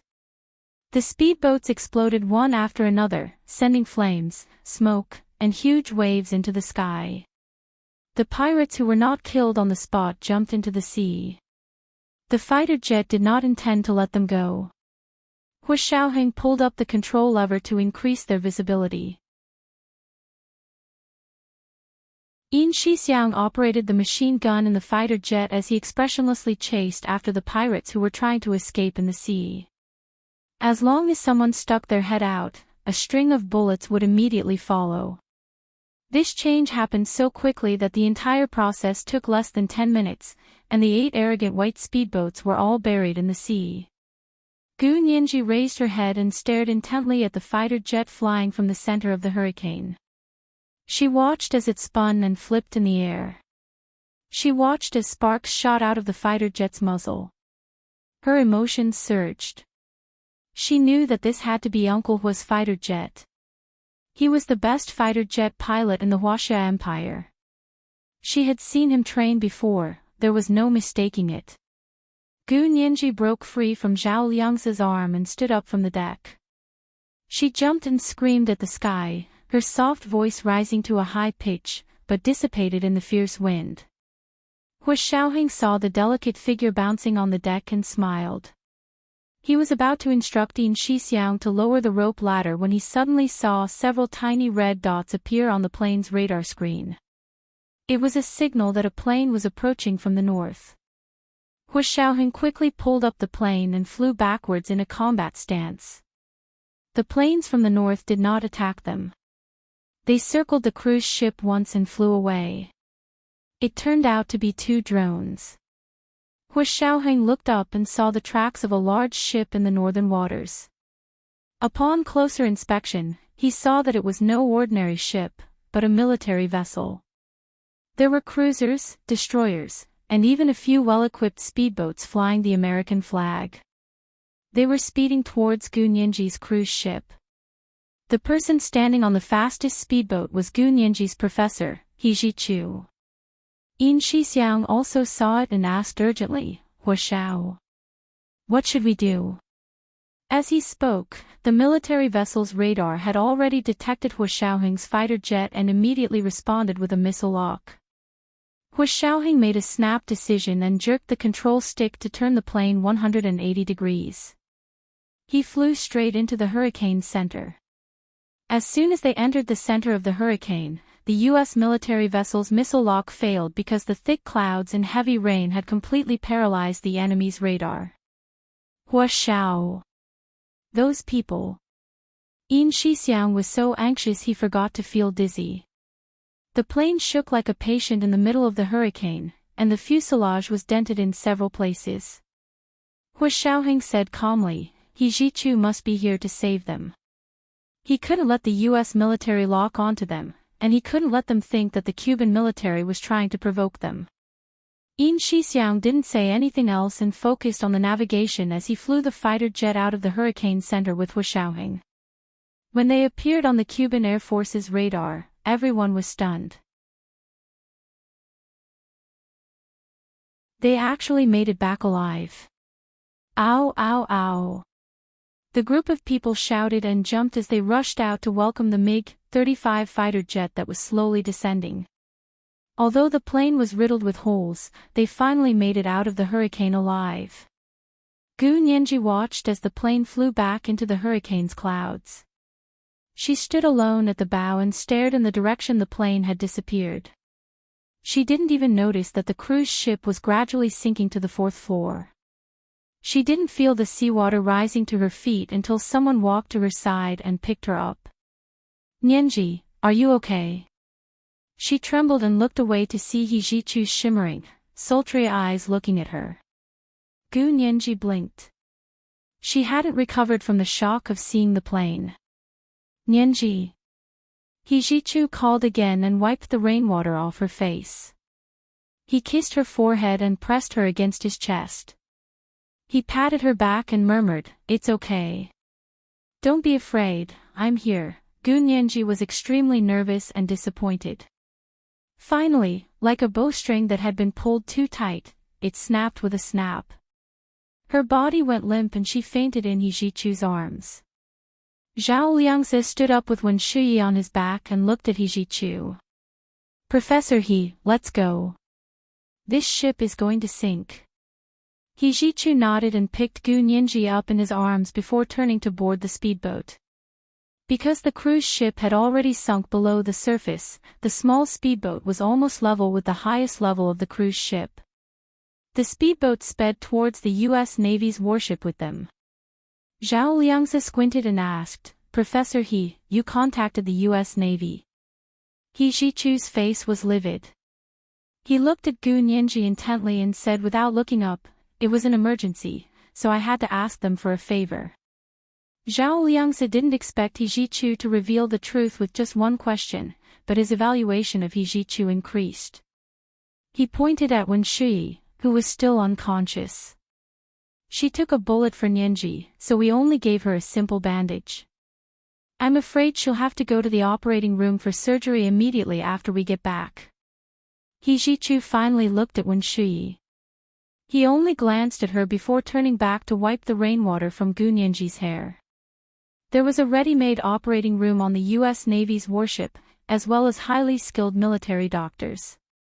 The bullet in Wen Shuyi's left chest, near her shoulder, was quickly removed and sent to a helicopter to fly to Washington, D.C. The unconscious Gu Nianji was carried onto the helicopter by Zhao Liangzi and returned with them. He Jichu didn't approach her again. He sat coldly by the window. Back in Washington, D.C., the helicopter sent them directly to He Jichu's manor near the Potomac River. Zhao Liangzi originally wanted to take Gu Nianji directly back to the apartment, but He Jichu dissuaded him. "I already have a doctor on standby. You and Nianji can stay at my place for the night. It won't be too late to go back tomorrow after making sure she's fine." Zhao Liangzi was also worried that Gu Nianji was sick. She had to go to the hospital for a checkup anyway, so he nodded and agreed. Wen Shuyi and Gu Nianji were placed in the same room so the doctor could set up all kinds of testing equipment. Zhao Liangzi was worried and slept on the floor next to Gu Nianji's bed for the night. Early the next morning, he woke up to check all kinds of equipment. He was relieved to see that Gu Nianji's equipment was normal. She didn't have a fever or injury. The He family's maid came over to invite him to breakfast. Zhao Liangzi went to the bathroom to wash up and followed her out. Not long after he left, He Jichu came to the room.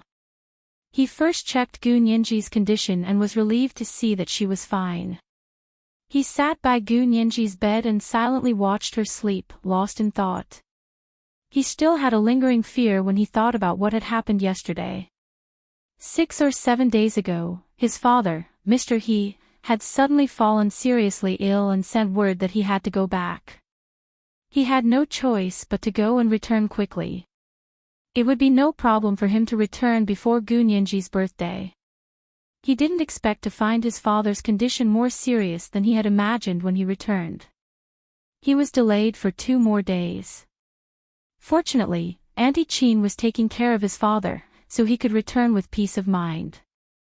Thinking of Auntie Qin, he let out a long sigh and looked down at Gu Nianji as he adjusted her blanket.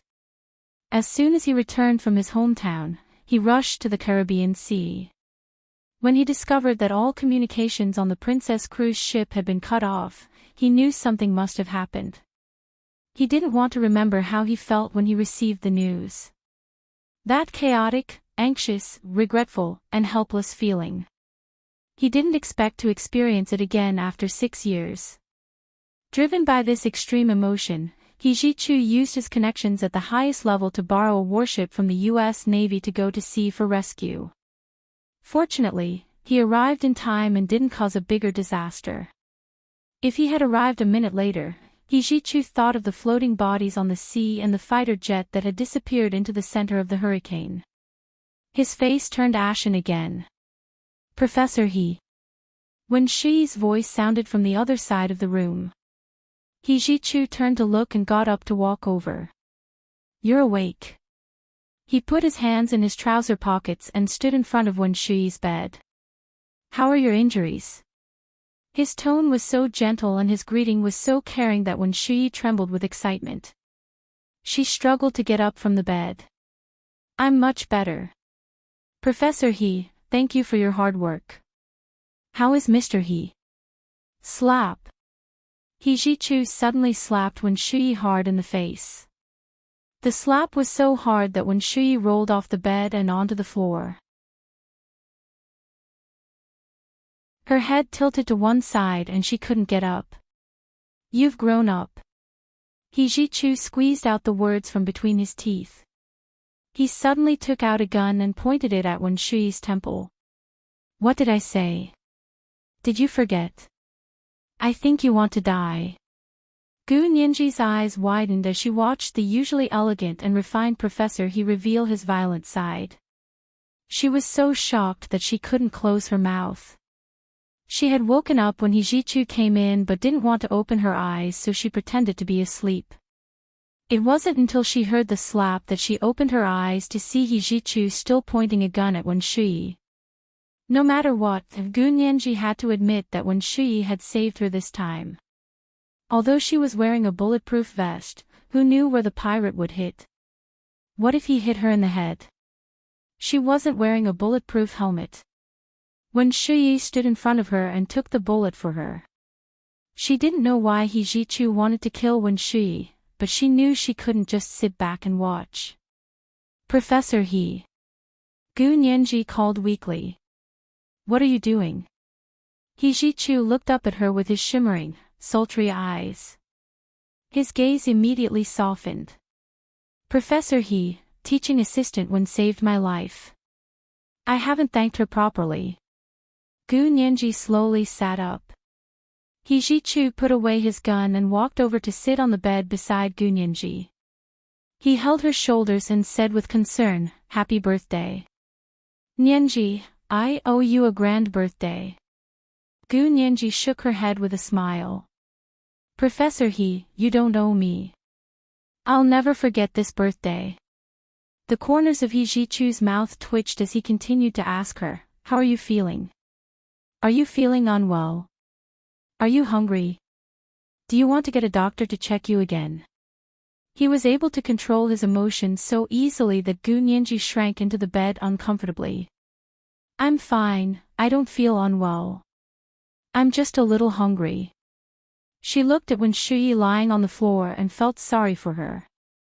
She bit her lip and asked again, Professor He, where are Brother Huang and the others? Hijichu already knew from Zhao Liangzi that Gu Nianji was pleading for Wen Shi. He patted her head and sighed. Little Huang and the others were found. They're fine. Go wash up. I'll get someone to send some food over. Gu Nianji smiled and lifted the blankets to get out of bed. She went to the bathroom to wash up. Wen Shi struggled to get up from the floor. Hijichu didn't even look at her and walked past her calmly. This is the second chapter of 4,000 words, including the monthly votes of 4,900 plus chapters. Dear friends, don't forget the monthly votes and recommendation votes. Mwah. P.S. Congratulations to the China women's volleyball team for winning the Olympic gold medal after 12 years.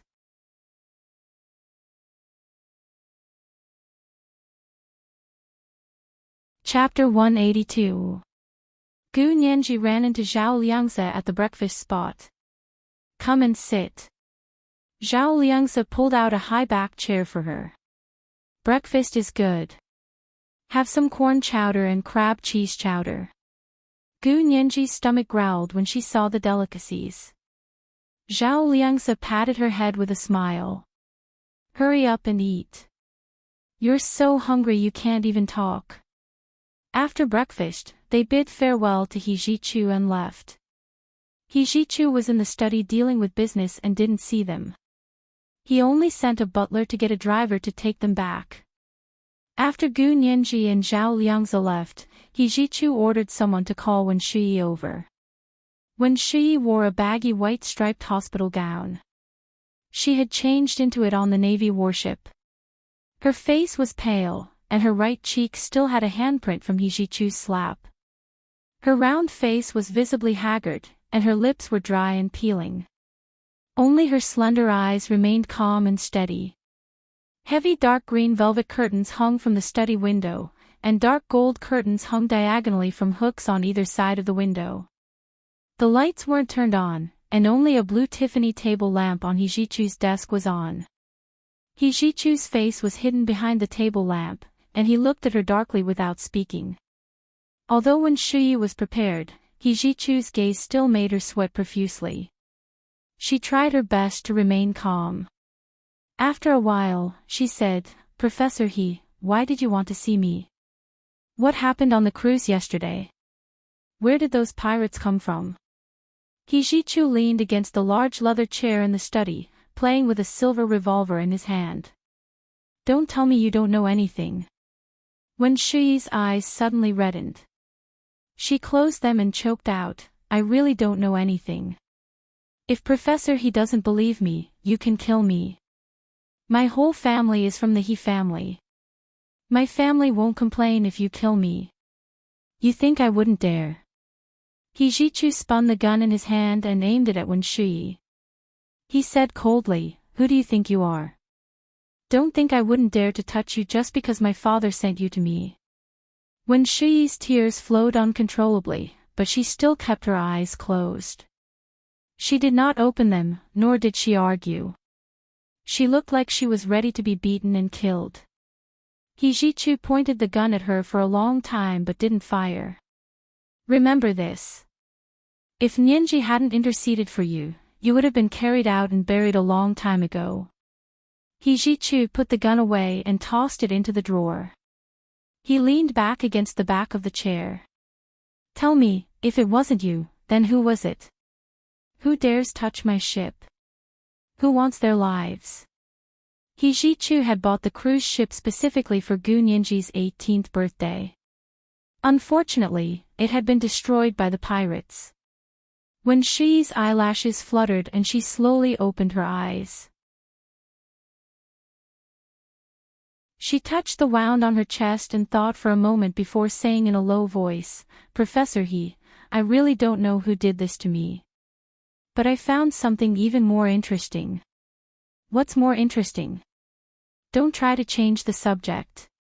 Hijichu looked at her without moving, his voice cold and distant.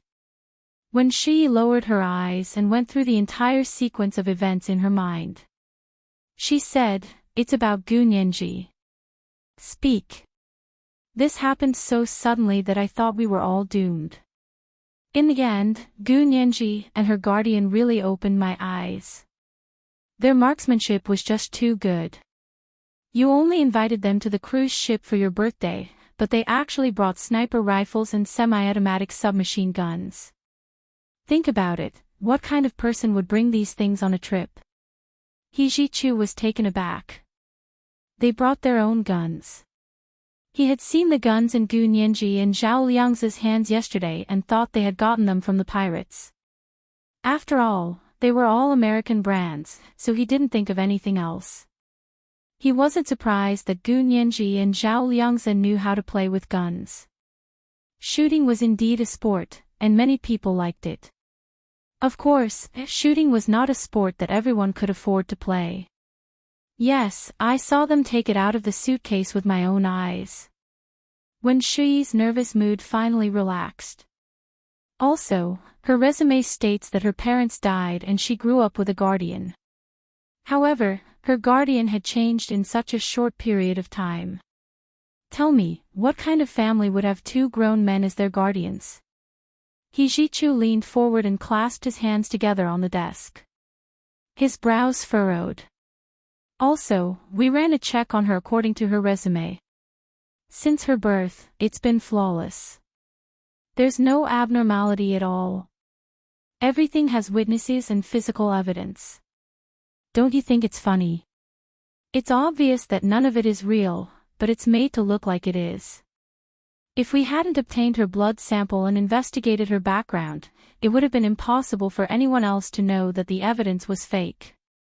What kind of person could fabricate something like this? When Shiyi's lips finally revealed a trace of mockery, but she quickly suppressed it and resumed her respectful demeanor. I just want to remind Professor He not to be blinded by the past. The power behind her is unimaginably powerful. So what? He Jichu didn't find it strange at all. Someone like Nianji can be protected by someone with no background at all. Speaking of which, I have to thank the power behind her. If it weren't for them, I can't imagine what Nianji has gone through in the past 6 years.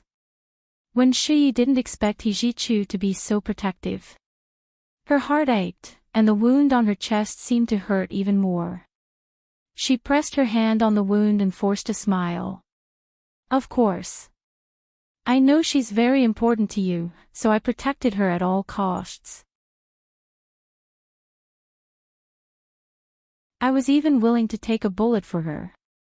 Professor He, you don't have to worry about me saving Nianji. She never liked me. No matter what I do, she thinks I have ulterior motives. I'm used to it. Really? He Jichu looked at her deeply, as if he wanted to see through her facade and see what she was thinking deep in her heart. When Shiyi tried her best to remain calm. She frowned occasionally, but that was because her wound hurt too much. He Jichu looked at her quietly for a while and finally waved her away. Go back. Rest well for the next 2 months. Don't go to school. Send me a list of what you're doing. I'll ask the school to find me another teaching assistant. When Shiyi didn't dare to say no. In addition, she was seriously injured and needed to recuperate. She didn't want to become disabled because of this. Gu Nianji and Zhao Liangzi returned to their apartment and could finally relax and talk. What a shame. So many of my favorite things sank to the bottom of the Caribbean Sea. Gu Nianji said regretfully. She took out a box of yogurt from the fridge and opened it to eat. Zhao Liangzi rolled his eyes at her. Those things are nothing. I'm the one who lost a lot of good things. Oh right, I need to contact Big Xiong and ask him to get me another set. Without those things, I feel like I'm running around naked online. The only things they had on them were their phones and nothing else. Gu Nianji giggled and pointed at Zhao Liangzi. You're used to being a hacker. Of course you're afraid of someone snooping on your computer. She looked around and glanced at Zhao Liangzi's computer. Don't even think about it. Zhao Liangzi patted her head. Go wash up and sleep. I think you didn't sleep well. How can I sleep in someone else's house? Gu Nianji shook her head self-deprecatingly. I'm going in. She walked into her bedroom and closed the door. However, she wasn't in a hurry to go to the bathroom. She took out her phone and dialed Hu Xiaoheng's number. This was the first update. It should be 2 updates at noon, including 5,000 monthly votes and updates. It should be around 1 in the afternoon. Do you want the 4th update at 7 in the evening? Please answer with monthly votes and recommendation votes, okay? Mwah. Oh, intersection _ intersection, oh.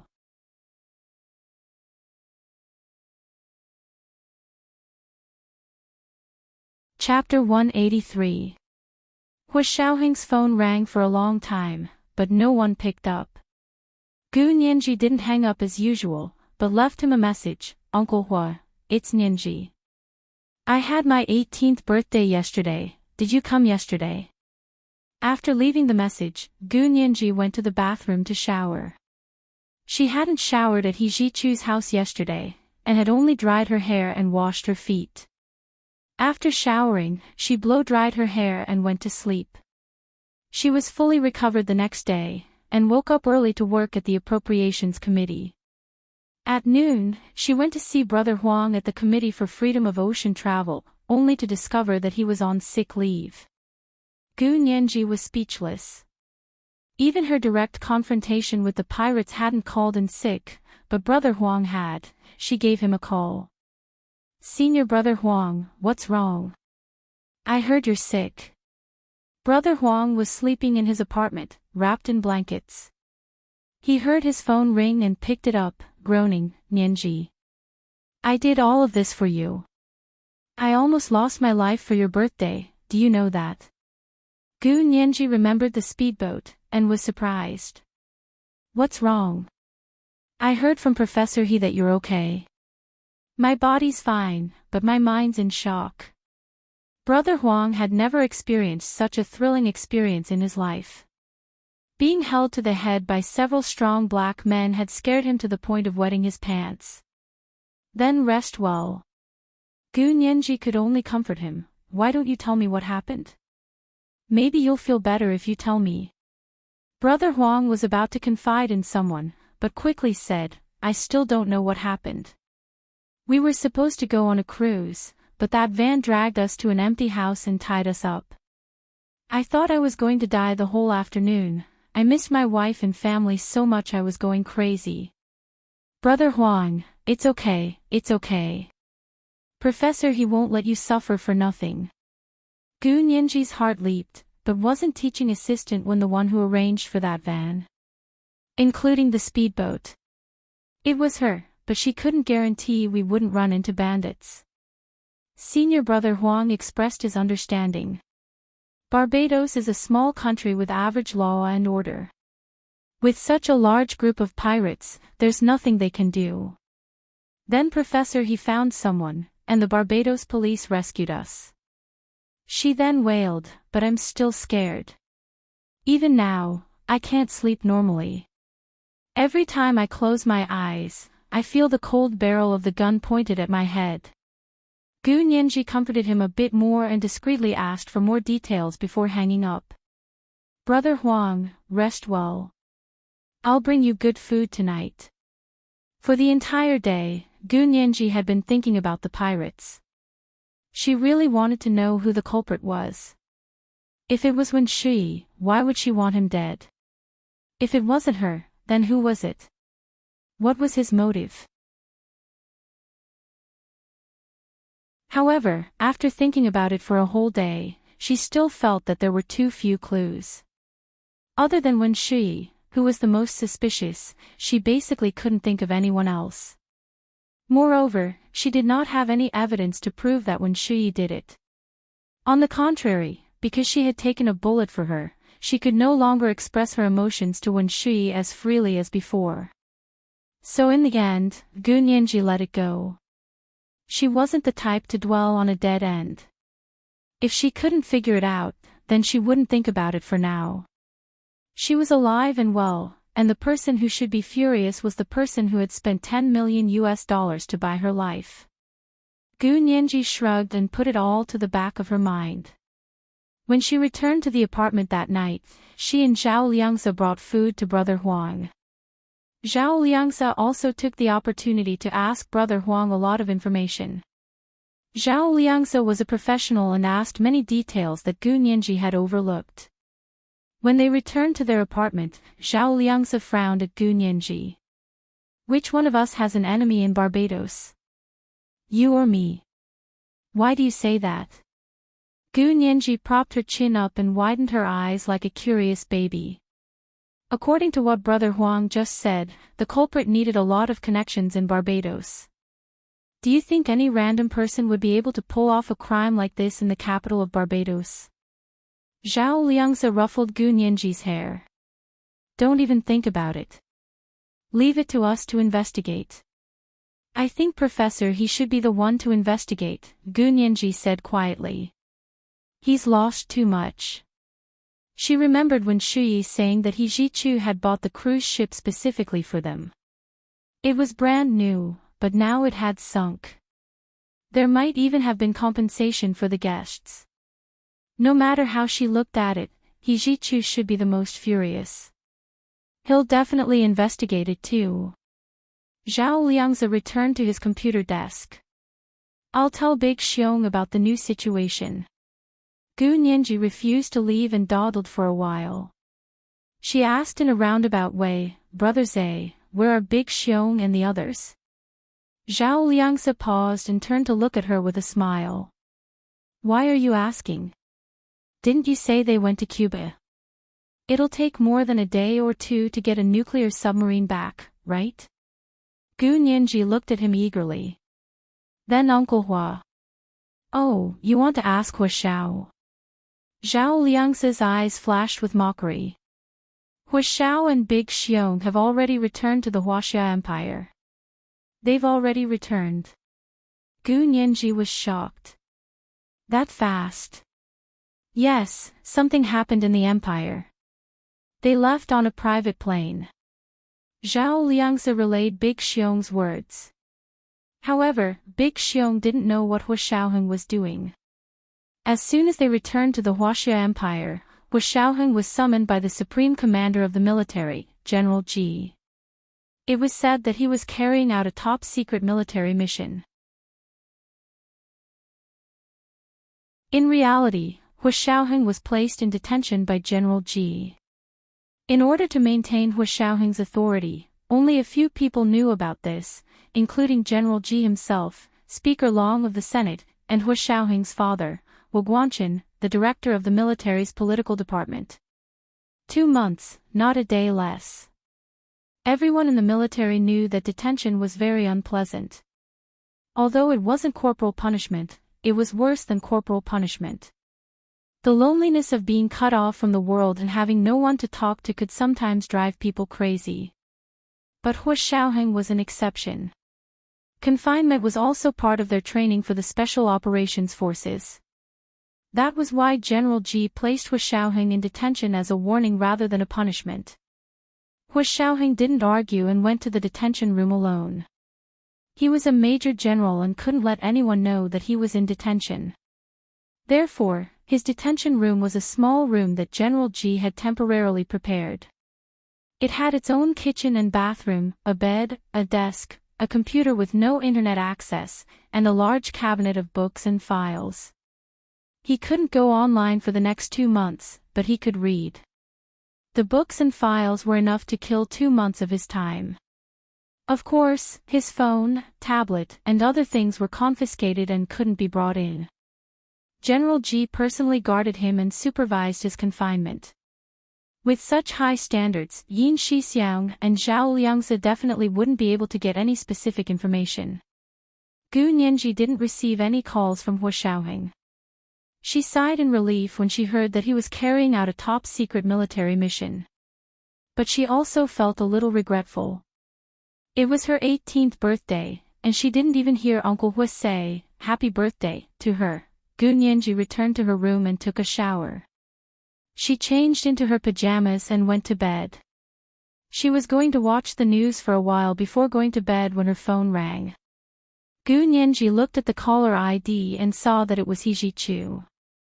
She hesitated for a moment, then swiped her finger to answer the call. "Hello, Professor He." Gu Nianji greeted him politely. He Zhichu pursed his lips, phone in hand as he looked out the window at the rushing Potomac River. His voice was cool as he asked, "Nianji, are you feeling better?" Gu Nianji nodded, "I'm fine, I've been fine for a long time. I even went to the capital today to listen in on the debate." "I'm glad you're fine." He Zhichu didn't know what else to say. He was silent for a moment, then said, "Nianji, your parents are no longer around. Why do you keep changing guardians?" Gu Nianji was speechless. She also hesitated for a moment before replying dryly, "That's all in the past. I'm 18 now and can make my own decisions. I don't need a guardian anymore." Gu Nianji suddenly came to a realization when she said this. She was 18 years old and legally able to bear full legal responsibility. That meant she really didn't need a guardian anymore. So she no longer had any reason or standing to interact with Hua Xiaoheng. Gu Nianji suddenly felt panicked and didn't know what to do. It was like standing in a sea of people.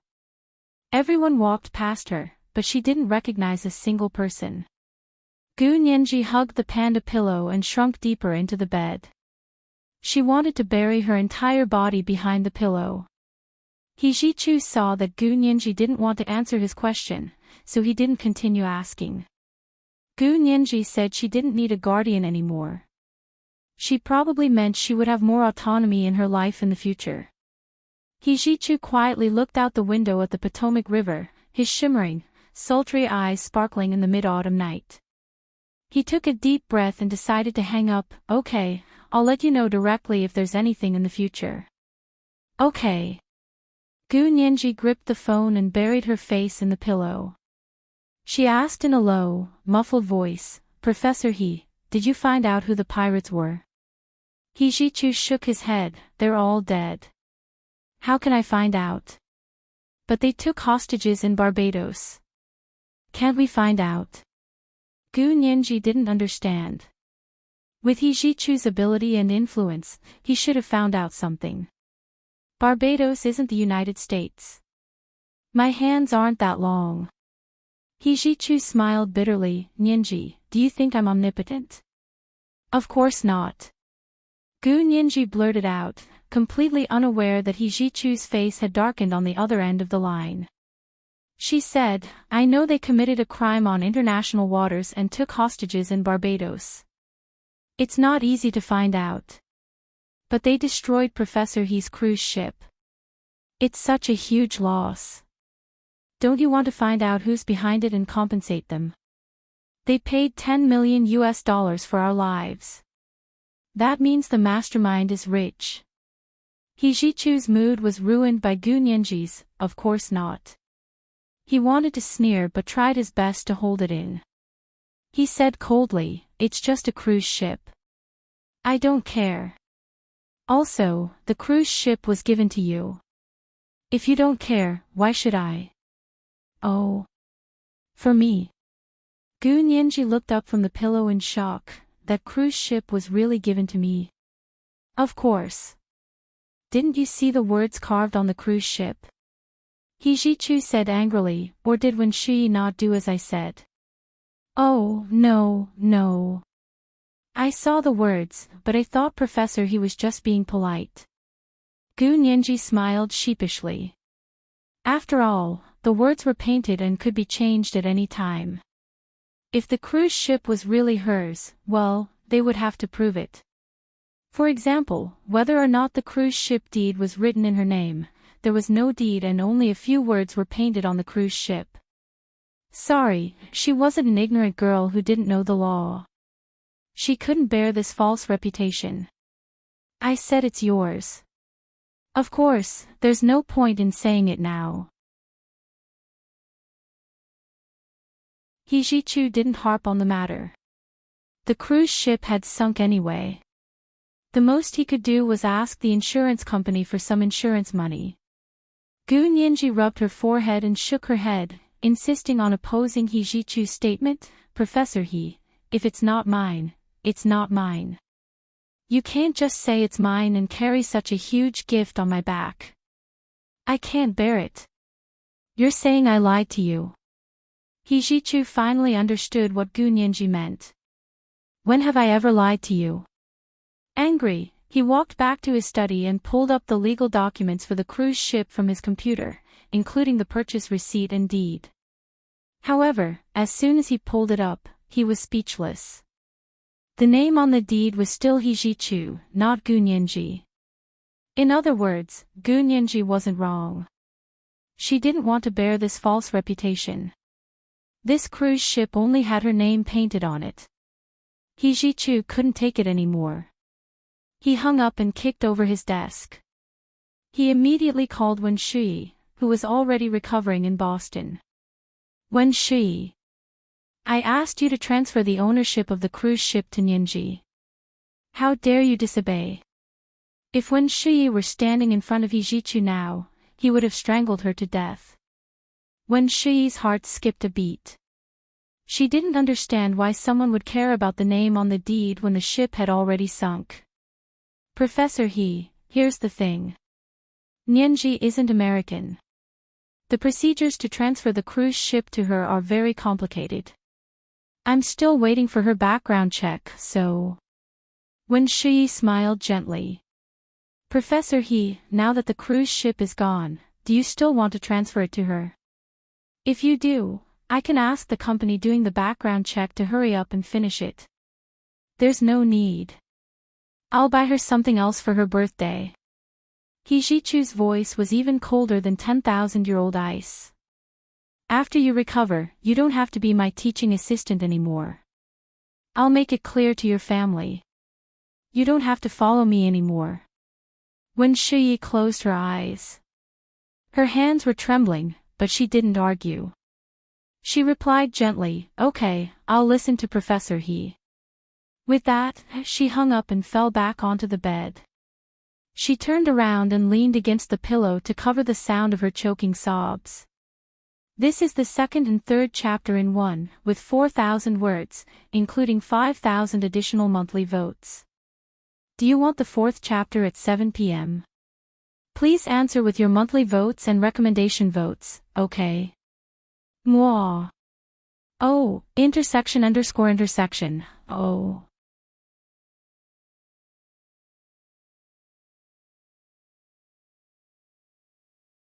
Chapter 184.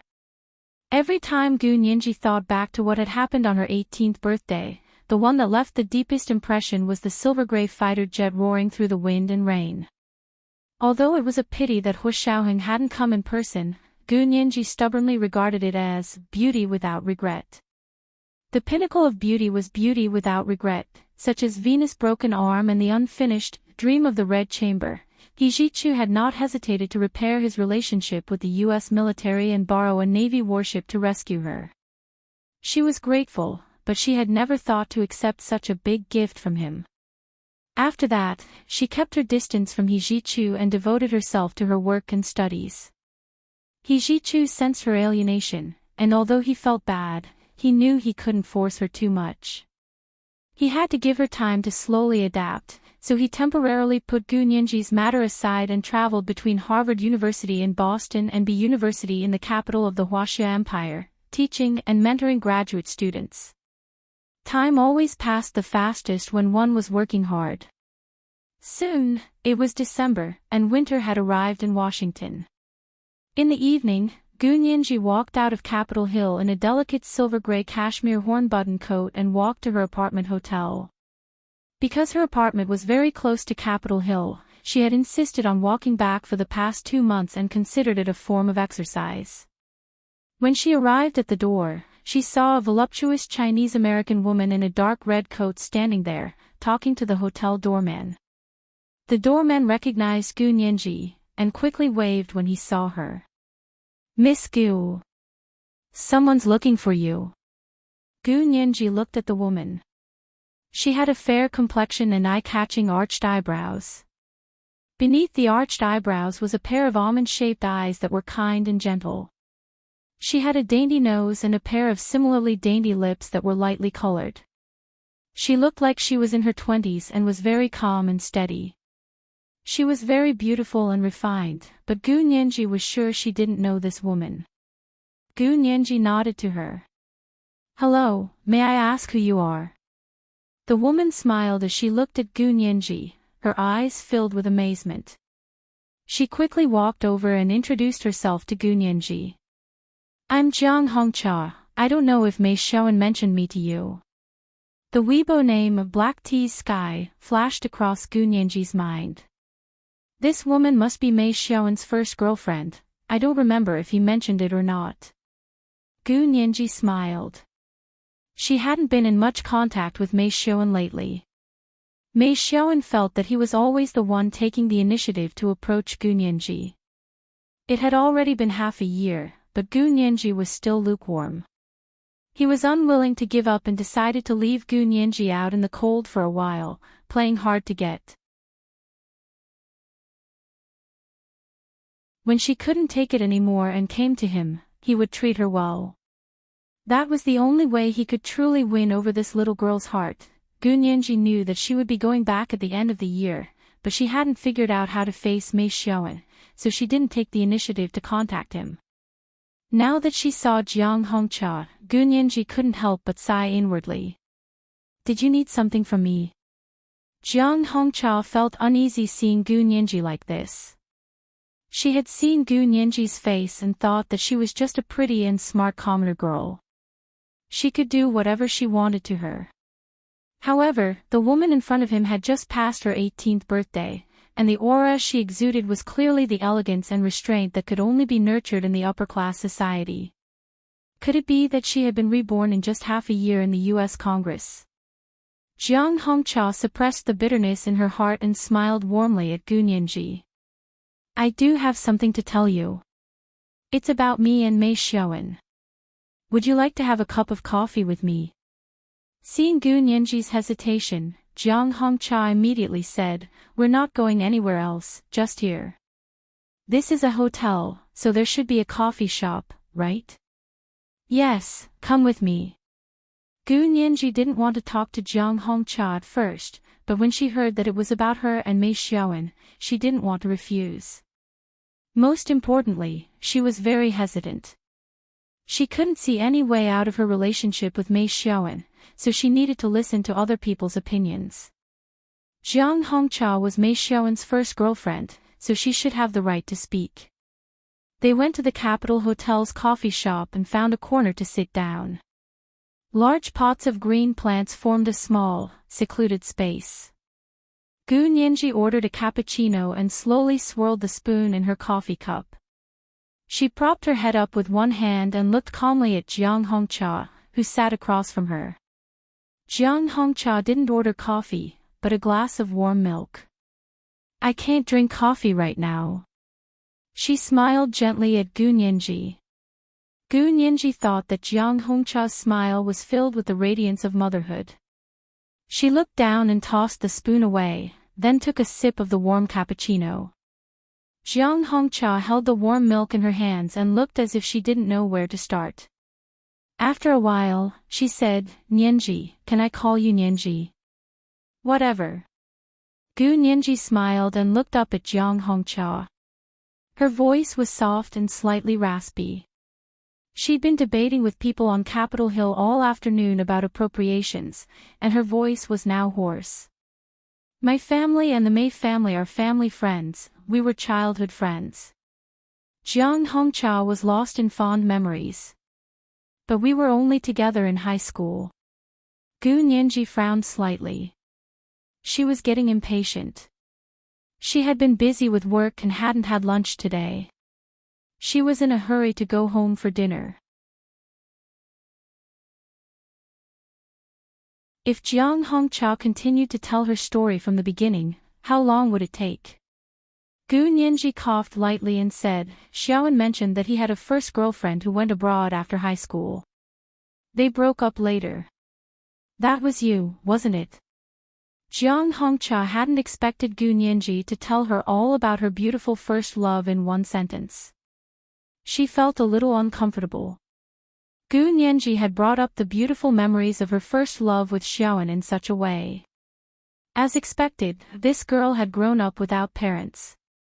Her upbringing wasn't good. She must have felt bad for rudely interrupting others like this. Jiang Hongcha's smile grew wider as she thought about it. She nodded leisurely, you could say that. But after I graduated from university 4 years ago and returned to China, Xiaowen and I met again. Gu Nianji raised an eyebrow. Miss Jiang, please get to the point. If you keep stuttering, I'll regret coming here to have coffee with you. Okay, Miss Gu, I'll cut to the chase.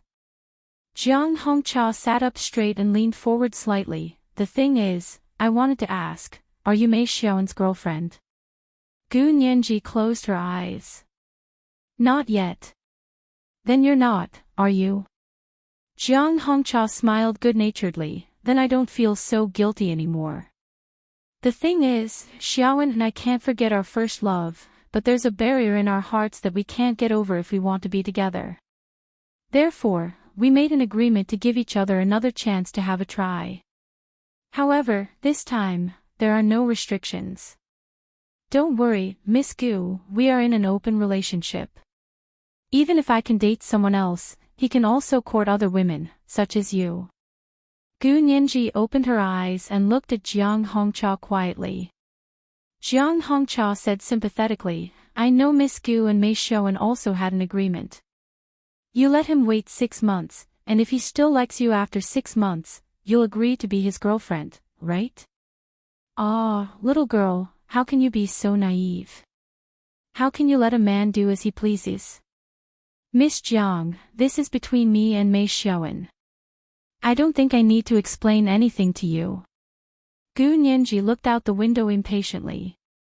Don't be angry, I'm just stating the facts. Jiang Hongcha bowed slightly and clutched her stomach again. This is the 4th update, and the monthly votes are 5,100 plus updates. Let's encourage each other with our monthly votes and recommendation votes, okay? Mwah. Oh, intersection _ intersection, oh.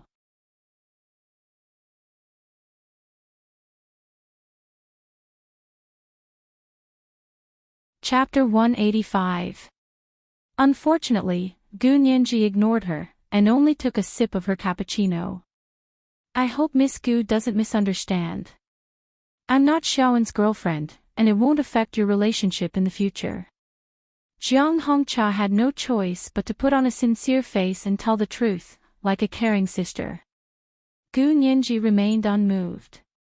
She wondered why her emotions didn't fluctuate at all.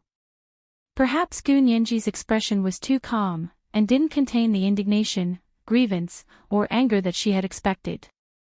Jiang Hongcha paused, and asked, Miss Gu, do you understand what an open relationship is? Gu Nianji couldn't help laughing. Yes, I don't understand. Explain it to me. Jiang Hongcha sighed inwardly.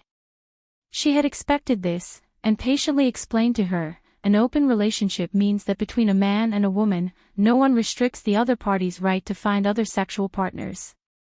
As long as you don't agree to be Xiaowen's girlfriend, he's still single, and can do whatever he wants. Including sleeping with you. Gu Nianji rested her chin on her hand, and smiled faintly. Jiang Hongcha's face flushed. This girl was indeed vulgar. She could even say the word, sleeping, in front of an outsider. She smiled and sighed, you don't have to be like that. There's actually an open marriage. You know, in our circle, everyone follows the rules of open marriage. We don't break up marriages, but we also don't restrict the other party's right to find other sexual partners outside of marriage. So please don't overthink it. Even if I have an open relationship with Xiaowen, it doesn't mean I have to end up with him. We're free, and nothing can restrict our freedom. Yes, I understand. An open relationship and an open marriage means that you have to keep each other's freedom, whether you're married or not, right? Gu Nianji put down her hand, no longer interested in talking to Jiang Hongcha. You don't have to tell me about these things. It's none of my business who you sleep with. Do you have to make such a beautiful thing sound so vulgar? Jiang Hongcha was angry. She had come from a wealthy family, and had attended the prestigious Juilliard Academy of Music. She had never been friends with a classmate whose family background was inferior to hers, so she wasn't used to Gu Nianji's way of speaking. Because the things you do are very vulgar. I can't find any beautiful words to describe it. Gu Nianji stood up and spread her hands. Also, I'm very busy. I don't have the time to listen to your sexual history. May I go now? You. Jiang Hongcha almost spilled her milk. I'm here today to talk to you about this. I hope you don't misunderstand. There's nothing going on between me and Xiaowen. He's free to choose who he wants, and neither of us will interfere with each other's business. When Gu Nianji heard this, she sat back down and said with interest, Miss Jiang, the first thing you did was tell me that you and my suitor were in a sexual relationship, and then you told me not to misunderstand your relationship. Are you stupid, or do you think I'm stupid? Can't you accept the truth? Jiang Hongcha shook her head and smiled. That won't do. In our circle, you have to turn a blind eye to this kind of phenomenon. If you can't get used to it, then you don't belong in our circle. Gu Nianji feigned a look of realization. I finally understand. So you're here to persuade me to leave Mei Xiaoan? Jiang Hongcha snorted. She didn't reply, but her expression said, you finally understand. I can leave him, but how much are you willing to pay me? Gu Nianji rested her chin on her hands. Her large eyes sparkled like gems as she stared at Jiang Hongcha. Jiang Hongcha's eyes widened in shock. She said incredulously, I respect you and reason with you, but you're talking about money with me. Gu Nianji raised her eyebrows playfully. You don't have to respect me. Also, what part of what you said just now was respect for me? So don't talk about these things. I'm an ordinary citizen, and ordinary people care about material benefits the most. You're so high and mighty, and you keep saying it's your circle, your circle. May I ask why your circle wants to break me up? Are you trying to reason with me? Shouldn't you be throwing me a check with an astronomical amount of money? That's what they say on TV. Jiang Hongcha's lips trembled. She was beginning to feel like her balls were about to explode. Why was this girl so difficult? You really don't intend to pay me to leave Mei Xiaoan? Gu Nianji clicked her tongue. Looks like your circle is really cheap. They can't even compare to the nouveau riche on TV. They'd have to throw at least $1 million to get rid of an unsuitable girlfriend. What's wrong with that? Are you trying to get something for nothing? Anger flashed in Jiang Hongcha's eyes, but she quickly calmed down. She discreetly turned on the recording function on her phone, and said kindly to Gu Nianji, Miss Gu, I'm just trying to persuade you out of goodwill. How could you ask for money? I didn't ask for money. Gu Nianji never gave herself away. You were the one who told me that Mei Xiaoan and I weren't right for each other, and that you wanted me to leave him. That's why I asked you how much you were going to pay me. I was just following the unspoken rules of your circle. Then how much do you want to leave him? Jiang Hongcha asked with a smile. She was beginning to entice Gu Nianji. That depends on your sincerity. Gu Nianji nodded slightly. How much you're willing to pay will show how important Mei Xiaoan is to you. Money is a tacky thing, but it's a common currency, and can be used to measure many things. So you're really with Xiaoan because of his money. Jiang Hongcha felt that she had enough evidence to kick Gu Nianji out. That's enough, Miss Gu. Let's not waste any more time talking to each other. I've recorded everything you've said today. She waved her phone at Gu Nianji. If you don't contact Xiaoan again, I'll pretend this never happened. No one will know about this recording. But if you continue to have an affair with Xiaoan, then don't blame me for being rude. Not only will I show this recording to Xiaoan, but I'll also post it on your school's forum. Let's see if you still have the face to be a graduate student at B University. Jiang Hongcha declared the end of the conversation in a triumphant tone. Gu Nianji looked at her phone and held out her hand. Give it to me. Give me your phone. Give it to you. Do you think I'm stupid? Jiang Hongcha laughed heartily, her long, wavy hair bouncing in the wind. She looked incredibly seductive. I've already synced it to the cloud. It's no use even if you take my phone. Gu Nianji looked at Jiang Hongcha like she was an idiot. When she was done laughing, she said dryly, Miss Jiang, first of all, you've already violated my privacy by secretly recording my conversation without my permission. Second, you've used my privacy to threaten me for your own personal gain. Based on the extent of your personal gain, you'll be punished from a fine, detention, or jail time. Third, I'm not afraid of you releasing these recordings. If you do, it won't affect me in any way. You, on the other hand, will probably go bankrupt and go to jail. Miss Jiang, please think about it. I'm a law student, and my mentor is He Chu. If you want to sue me, go home and ask your family. See if they'll agree. Jiang Hongcha's pupils shrank. She hadn't expected this little girl to be able to calmly discuss legal issues with her at this point. Jiang Hongcha stared at Gu Nianji for a long time. She suddenly recalled Ai Weinan's words. Gu Nianji didn't love Mei Xiaoan at all. I understand now. You really don't love him. Jiang Hongcha shrugged. I've been a villain for nothing. She unlocked her phone and deleted the recording right in front of Gu Nianji. She even logged into the cloud and deleted the backup. Look, it's all deleted. There's no more. Jiang Hongcha stood up and grabbed her Hermes platinum bag. She nodded at Gu Nianji and turned to leave. Gu Nianji called out to her, Miss Jiang, what's your phone number? This is the first update. The fourth update from last night at 7 p.m. has been revised. Everyone, please refresh and see. Oh, intersection_intersection, oh. The second update today should be 2 updates in one, including 5,200 monthly votes and updates. It'll be around 1 p.m. It's the end of the month. Everyone, please vote for the Major General.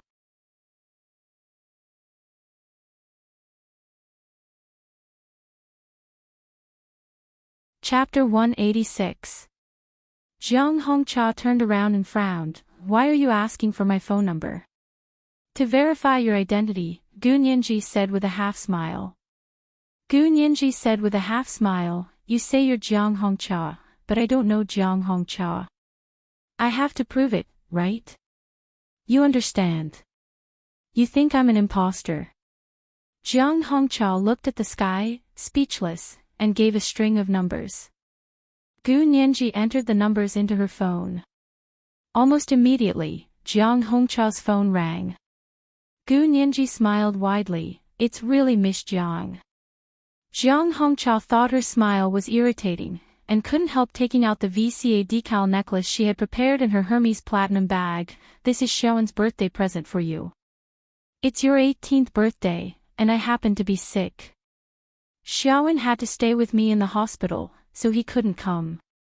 I hope you can forgive us. Gu Nianji didn't care, but she felt her face burn. She pushed Jiang Hongcha's hand away. It's fine. You don't have to provoke me anymore, it's useless. Really? Jiang Hongcha saw that Gu Nianji's expression had finally changed, and was in a good mood. She smiled as she opened the box. Look, isn't this the same model as the 5-flower necklace you had last time? Oh, right, I picked out the necklace and roses for you. Of course, Xiaoan paid for them. Gu Nianji nodded expressionlessly. Got it. Is there anything else? She had been skeptical of Jiang Hongcha's words, but now that she saw the VCA decal necklace, she was at least 70% convinced. However, she didn't want Jiang Hongcha to be smug, so she didn't say anything. Jiang Hongcha shook her head regretfully. Of course there's something else. She put her hand on her stomach and looked down, then looked up at Gu Nianji with a sweet smile, but I don't think there's a need to say it now. Since you don't love him, then stop hanging on to him. I'm hanging on to him. Gu Nianji asked in surprise. When was I hanging on to him? You already said that I'm not his girlfriend, and he has the right to pursue and sleep with other people. You're already with him, and now you're accusing me of hanging on to him. Isn't that double standard? Jiang Hongcha blushed at Gu Nianji's words. You don't love him, but you still want him to wait for you. Aren't you leaving him hanging? Gu Nianji frowned. That's so funny. You're all saying I don't love him. You're not me, so how do you know I don't love him? She had been touched by Mei Xiaoan. Mei Xiaoan had taken care of her in school, pursued her relentlessly after graduation, and had come to the United States to fight with Xian Xingao and get injured. She had been chased out of the Boston mansion by He Zhichu and had walked until her feet were blistered. It was Mei Xiaoan who had appeared before her and carried her back to the apartment. With so many emotions gathered together, she finally agreed to the promise of half a year. She tried very hard to see if she could cultivate a relationship with Mei Xiaoan. First it was Ai Weinan, and then it was Jiang Hongqia. Everyone said that she didn't love Mei Xiaoan at all. What is love? Gu Nianji was deeply confused. You love him. If you love him, would you still be calm and indifferent when you know he's sleeping with someone else? Jiang Hongqia sneered. Her eyebrows were almost raised into a straight line. Ask yourself, have you ever worried about him? Do you miss him so much that you can't sleep when you can't see him? You haven't been in contact with him for almost 2 months, and you still say you love him. I really don't know what's so good about you. Jiang Hongqia was also anxious. Mei Xiaoan refused to let go of his relationship with Gu Nianji. He was still obsessed with the promise of half a year. Jiang Hongqia could no longer sit still as the 6-month promise was coming up. Gu Nianji was about to return to the empire. She had to admit that she had probably overestimated her own charm and underestimated Gu Nianji's attraction to Mei Xiaoan. Mei Xiaoan had slept with her, but they had never been in a formal relationship. Engagement and marriage were out of the question. She had looked around and decided that Mei Xiaoan was the best. He was the perfect match for her in every way. He was also her first love. She didn't want to let go of him again. Gu Nianji was flabbergasted. She was suddenly speechless. I don't have anything good to say. After a while, she lowered her eyes and said coldly, if you want to play tricks, go find Mei Xiaoan. Don't look for me. I don't have time to play games with you. Goodbye. Gu Nianji called the waiter to pay the bill and left. She stood in the elevator and stared blankly at the slowly ascending floor. She kept thinking about what Jiang Hongqia had said. Mei Xiaoan had done a good job when Ai Weinan had pestered him. Gu Nianji trusted him in that regard. But this Jiang Hongqia was different from Ai Weinan.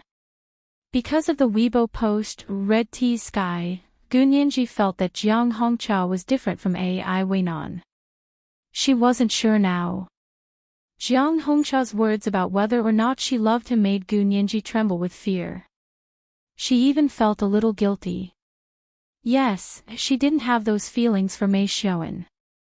But she did have those feelings for someone else. When she saw him smile at someone else, she felt as if the sky had collapsed.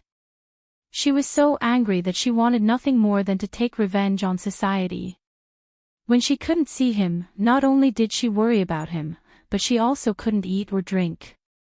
When she saw a similar figure on the street, she would stare at it for a long time.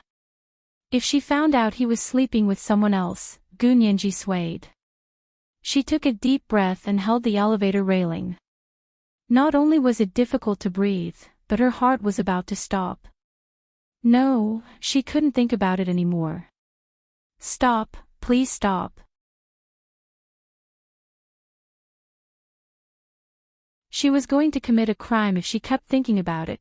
Back at the apartment, Gu Nianji was listless. She didn't chatter like usual during dinner. Zhao Liangzi was not used to it and glanced at her several times. What's wrong? Are you not feeling well? Gu Nianji was only the most obedient girl when she was sick and in front of Hu Xiao. They already knew that. Gu Nianji shook her head. No. I'm feeling very well. Zhao Liangzi was speechless. He pulled up a chair and sat next to Gu Nianji. He propped his head on his hand and looked at her. Quick, tell Brother Zhe what happened? Is it that obvious? Gu Nianji put down her bowl and chopsticks and wiped her face. You have the words "I'm very annoyed" written all over your face. Zhao Liangzi pinched her ear. Is there anything you can't solve? It's like that. Gu Nianji thought for a moment, then told Zhao Liangzi about her encounter with Jiang Hongqia. She then gave Jiang Hongqia's phone number to Zhao Liangzi. Brother Zhe, can you help me check if she really deleted the recording? Zhao Liangzi was furious and slammed the table. How dare she? How dare she secretly record it? Who does she think she is? The CA. He returned to his room and opened his app to connect to the internet. He quickly found Jiang Hongqiao's phone and searched it. The recording had indeed been deleted, and so had the cloud backup. However, Zhao Liangzi saw some embarrassing photos in Jiang Hongqiao's cloud backup account. What the F***, CK? Mei Xiaowen, how dare you? Zhao Liangzi looked through the photos one by one. He was furious. How dare you cheat on Nianji? He stormed out of his bedroom and went to Gu Nianji's room. What's your relationship with Mei Xiaowen? We were classmates. Gu Nianji straightened her clothes in front of the closet. We're friends. Nothing else. He's not your boyfriend. Of course not. Gu Nianji smiled bitterly and picked up a dress to shake. She now understood why she had hesitated in front of Mei Xiaowen. She didn't love him. She really did have someone else in her heart. Her feelings for that person had changed long before she knew it. But she couldn't bring herself to say it in front of Zhao Liangzi. Zhao Liangzi rubbed his chin and frowned at Gu Nianji for a long time. He's really not your boyfriend. Nianji, don't be afraid. If Mei Xiaowen mistreats you, I'll help you. And Big Xiong and Hua Xiao too. Gu Nianji's hand loosened and the dress almost fell to the floor. Flustered, she hugged the dress and said without turning her head, he's really not my boyfriend. And now that I know about him and Jiang Hongqia, I won't have any other thoughts. Then do you like him? Zhao Liangzi walked over to her and turned her around by the shoulders. Tell me the truth. Do you like him or not? If you do, I'll drag him back to you even if I have to break his legs. Gu Nianji couldn't help giggling. Brother say, you've never been in a relationship before. How would you know these things? Pfft. I've never seen a pig walk before, but I've eaten pork before. How could these things be difficult for me, the king of hackers? Zhao Liangzi's handsome face lit up with self-satisfaction. He was very charming. Gu Nianji looked at him, but only felt that he was like a big brother that warmed her heart. It was completely different from the way she felt when she thought of Hua Xiaoheng. She closed her eyes and leaned against the door of the closet. I really don't like him. It's time to end things with him, she said in a low voice. Didn't you give him 6 months? If he doesn't change his mind within 6 months, you'll be with him. Zhao Liangzi remembered clearly. What if he has a change of heart within 6 months? If he has a change of heart, then of course it doesn't count. I didn't promise to be with him. Gu Nianji shook her head. Besides, I don't love him. Why should I force myself to be with him? To Gu Nianji, this matter couldn't be simpler. Neither of them had feelings for each other, so naturally they would break up. That night, Gu Nianji couldn't sleep. She tossed and turned in bed, lost in thought. She finally understood her feelings. She wasn't overjoyed. Instead, she was terrified and pained. Did Hua Xiao already have a girlfriend? Could she still like him in secret? If Hua Xiao knew what she was thinking, would he teach her a lesson? She suddenly remembered that he had been so distant from her for the past 6 months. Had he already seen through her dark, unspeakable heart? Gu Nianji suddenly covered her head with the blanket and let out a low moan. If it was true, she didn't want to live anymore. She did not have the face to see him again. Just let her live quietly like a dog. Gu Nianji didn't sleep that night and woke up the next morning with bruises under her eyes. Zhao Liangzi looked at her face. What's wrong? Did you steal chickens last night? You're the one who went out to steal a chicken. Gu Nianji bickered with him. I studied all night. Can't I? Fine, even our genius girl has to study all night. How do you expect others to live? Zhao Liangzi chuckled and peeled a hard-boiled egg for her. It's almost Christmas. Let's go back, shall we? Yes. Gu Nianji lowered her head to eat the porridge. It's the holidays here on Christmas Eve, so we can leave the United States a day earlier. In other words, they would leave the United States on December 23rd and return to the Huaxia Empire on December 24th. Her half-year internship was finally over. He Zhichu had already returned to be university in the capital of the Huaxia Empire to prepare for the start of the next semester. He had already bought plane tickets for her and brother Huang to return to the Huaxia Empire. Gu Nianji's ticket was back to Sea City, while brother Huang was going back to the imperial capital. That's great, we're finally going back. The food here has ruined my appetite. Zhao Liangzi shook his head and hummed a tune as he happily cleared the dishes. Gu Nianji dawdled for a while before asking, Brother Zhe, has Huashao returned from his mission? Not yet. Zhao Liangzi shook his head as he wiped the dishes. Big Xiong and I haven't been able to contact him. But I heard he'll be back soon. If it's 2 months, he should be back around the 17th or 18th. Gu Nianji breathed a sigh of relief, but was immediately stifled again. She silently carried her backpack, left her apartment, and walked to Capitol Hill. On the way, she gave Mei Xiaoan a call. Nianji. It's really you. How have you been? Mei Xiaoan was overjoyed. Gu Nianji finally couldn't hold it in anymore. The smugness in his heart was overflowing.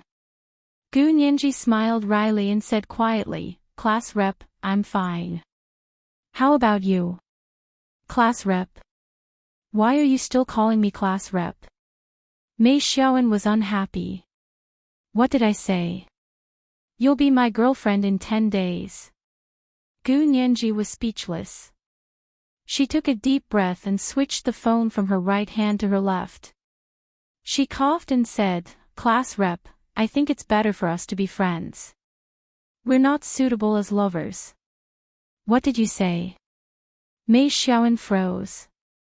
He couldn't believe his ears and couldn't help looking at his phone to make sure it was Nianji's number. Are you really Nianji? Yeah. Gu Nianji stopped at the bottom of the steps of the Capitol Hill building. She turned sideways and continued, I told you before that I'd give us 6 months. If you still want to be with me in the next 6 months, we can give it a try. I really do want to be with you. Are you going back on your word? Mei Xiaoan's heart was pounding. He couldn't describe how he felt. He didn't have the unforgettable love for Gu Nianji that he had for Jiang Hongqia. However, he had always known that Gu Nianji was more suitable to be his wife than Jiang Hongqia. This is the second and third update of the series, including the monthly votes of 5,200 plus updates. It's the end of the month, so let's all vote for the Major General.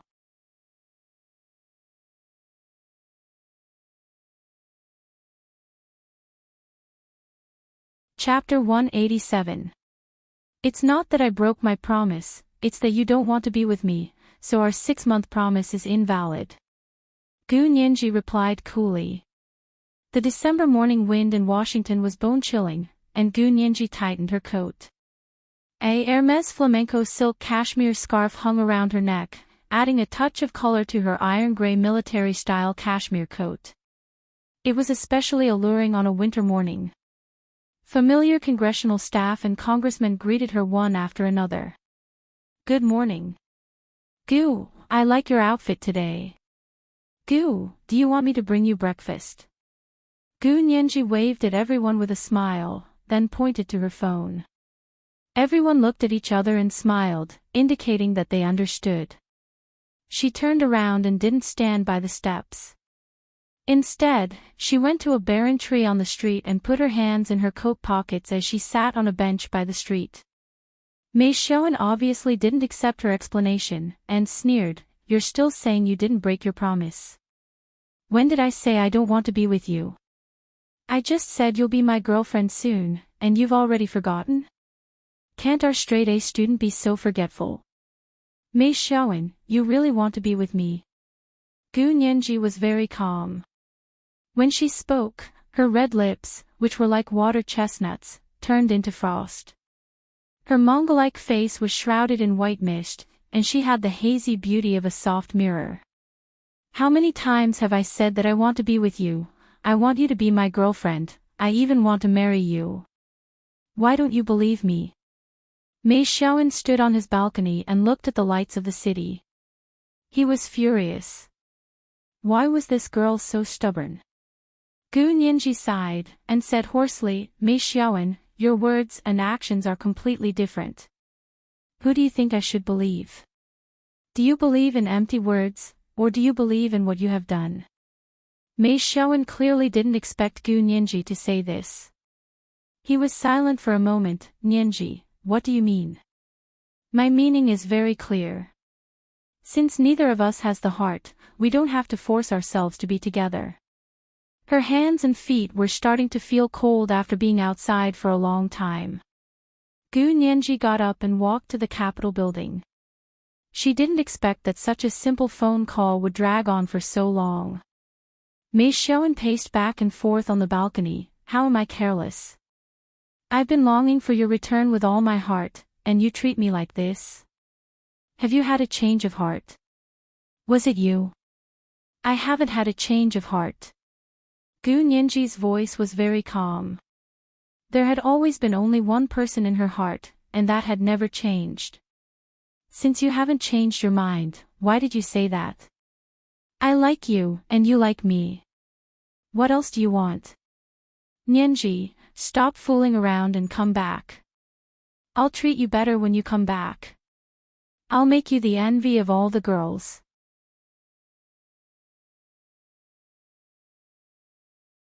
Mei Xiaowen took a deep breath and began to persuade Gu Nianji. Little girls could not stand this kind of words of love with the nature of promises. Gu Nianji knew she had to be harsh. She walked up the steps and said quietly, No, you don't like me, and I don't like you, so I don't understand why you want me to be your girlfriend. Mei Xiaowen was very uncomfortable when he heard this. He liked Nianji, although not that much. It was still difficult for him to accept that Gu Nianji clearly said she didn't like him. He had been the Prince Charming of all girls since he was a child. Even a proud goddess like Jiang Hongcha had to bow her head to him in the end. He didn't believe that he couldn't handle a little orphan girl. Nianji, you like me. Mei Xiaowen was full of confidence. Maybe you don't even know it yourself, but you really like me. Gu Nianji was speechless. She opened the door to her small office and threw her backpack on the sofa. She took off her coat and wore only a thin cashmere cardigan and a silk scarf. She put her phone in her trouser pocket and put on her earphones. She continued to talk to Mei Xiaowen as she made herself coffee and bought breakfast. Mei Xiaowen, let's not waste any more time. You and I already know this, and it's very awkward to say it out loud. Gu Nianji didn't want to tell him about Jiang Hongcha.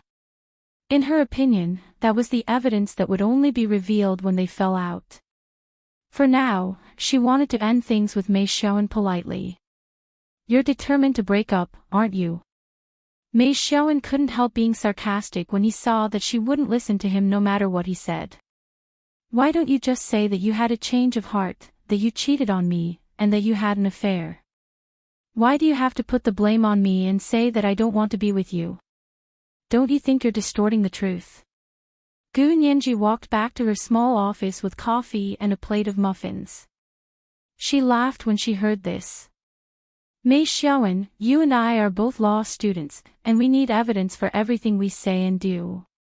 Subjective assumptions will always be subjective assumptions, they don't represent objective facts.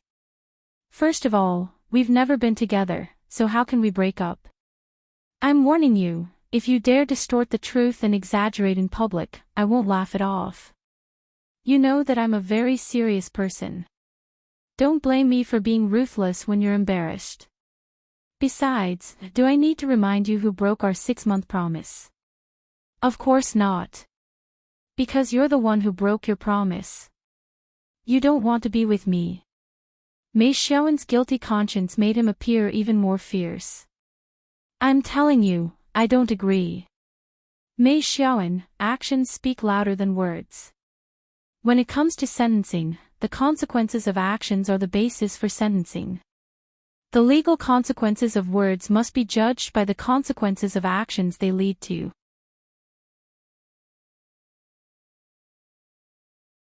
You keep saying that you want to be with me, but in the past 6 months, you've been in a de facto relationship with someone else. Your actions have proven that you don't want to be with me, so our 6-month promise is no longer valid. Gu Nianji put down her coffee and muffin, and sat down to turn on her computer. She began wrapping up her internship and writing her internship report. Mei Xiaowen was speechless by Gu Nianji's words, which sounded like a courtroom argument. He froze for a long time before asking incredulously, Nianji, what do you mean? What do you mean by de facto relationship? I'm telling you, I'm not. No.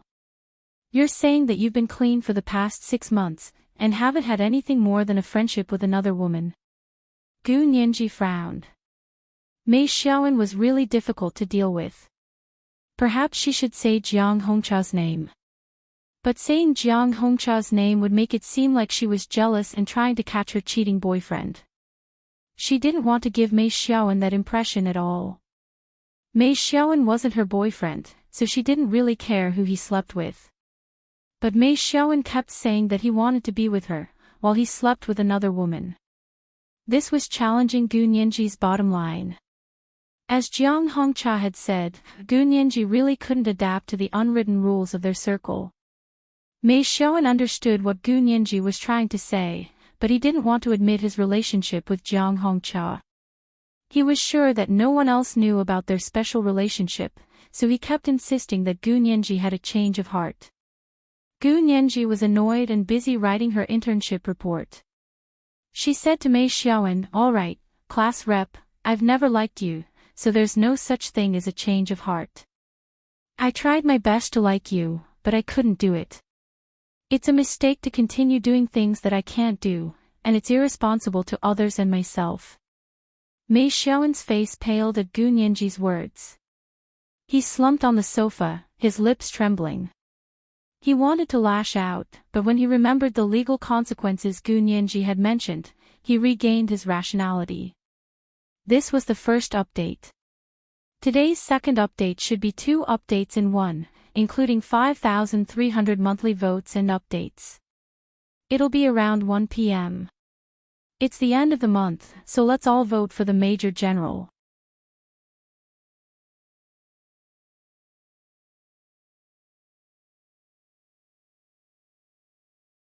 Chapter 188. Gu Nianji waited for a long time, but Mei Xiaowen still hadn't spoken, so she decided to hang up.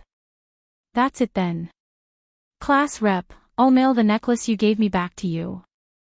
Thank you for your care and love these past 2 years.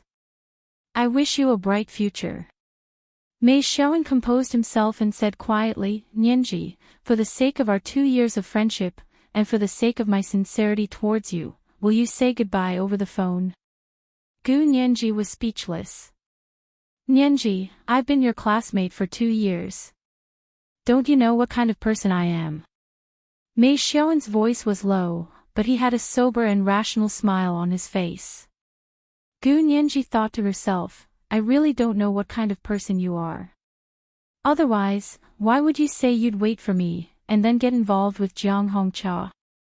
She believed 80% of what Jiang Hongcha said, and doubted the validity of the other 20%, because she hadn't seen any concrete evidence.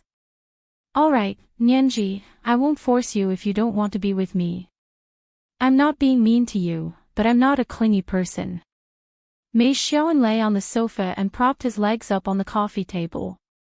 He lit a cigarette and exhaled, but because you're coming back soon, and it's Christmas Eve, I've already contacted my college classmates to throw you a big welcome party.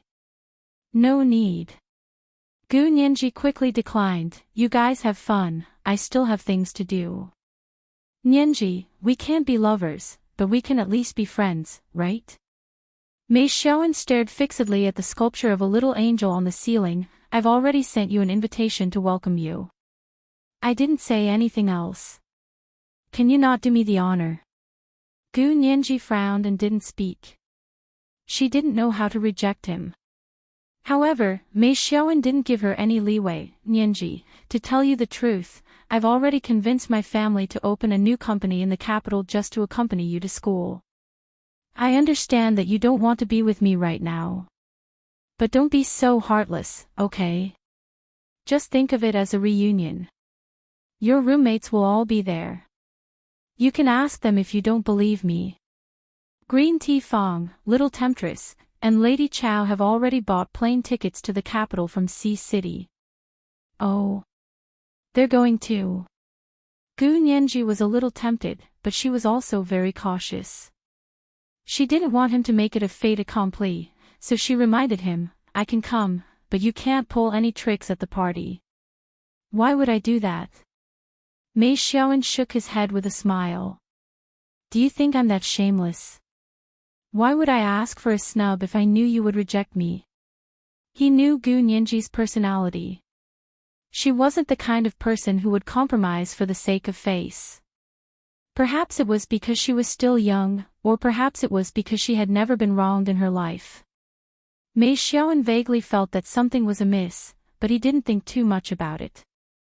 At that moment, he only wanted Gu Nianji to attend the party. The invitations had already been sent out, and the special party organizer had already been contacted. The deposit had already been paid, so he didn't want to cancel it. He couldn't lose face in front of his classmates. Moreover, the classmates he had invited this time were all from wealthy and respectable families. They were not students from ordinary backgrounds, except for Gu Nianji. Okay, class rep, I'll trust you this once. Gu Nianji nodded. Give me the address, I'll go. Her ticket was a direct flight from Washington, D.C. to Sea City. Gu Nianji planned to transfer directly to the capital at Sea City International Airport. Mei Xiaoan snapped his fingers, a satisfied smile blossoming on his face. What a good classmate. I'll send you the address, and I'll see you on Christmas Eve. You don't have to bring any gifts, just return the necklace to me. Gu Nianji couldn't have asked for more. She agreed repeatedly before hanging up. She stretched contentedly and continued with her work. After a busy day, she returned to her apartment and contacted her former roommates, Green Tea Fong, Little Temptress, and Lady Chow. Hello, my three sisters. Gu Nianji waved at them in the video call. She smiled widely as she blew each of them a kiss. Did you miss me? Of course I did. Green Tea Fong, Little Temptress, and Lady Chow were ecstatic. You're coming back soon, right? Let's meet in the capital. Class rep is throwing a big party in the capital to welcome you back. Gu Nianji saw that what they said matched up with what Mei Xiaoan had said. She was relieved. As long as her three roommates were there, she wouldn't be at a disadvantage. During dinner that night, Gu Nianji also told Zhao Liangzi that she would be going to the capital for a reunion after returning to the empire. When Zhao Liangzi heard that Mei Xiaoan had organized it, he mused. He still hasn't given up. No, I've made it clear to him.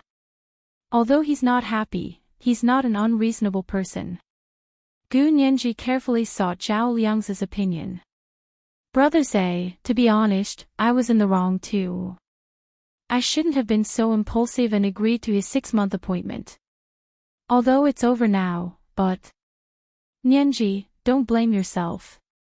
You didn't do anything wrong in this. Zhao Liangzi quickly comforted her. Don't talk about divorce after marriage. Real boyfriends can also break up. You're not even close to him, so why are you talking about who's in the wrong? What right does he have? Just because he's prettier than everyone else. Gu Nianji couldn't help laughing.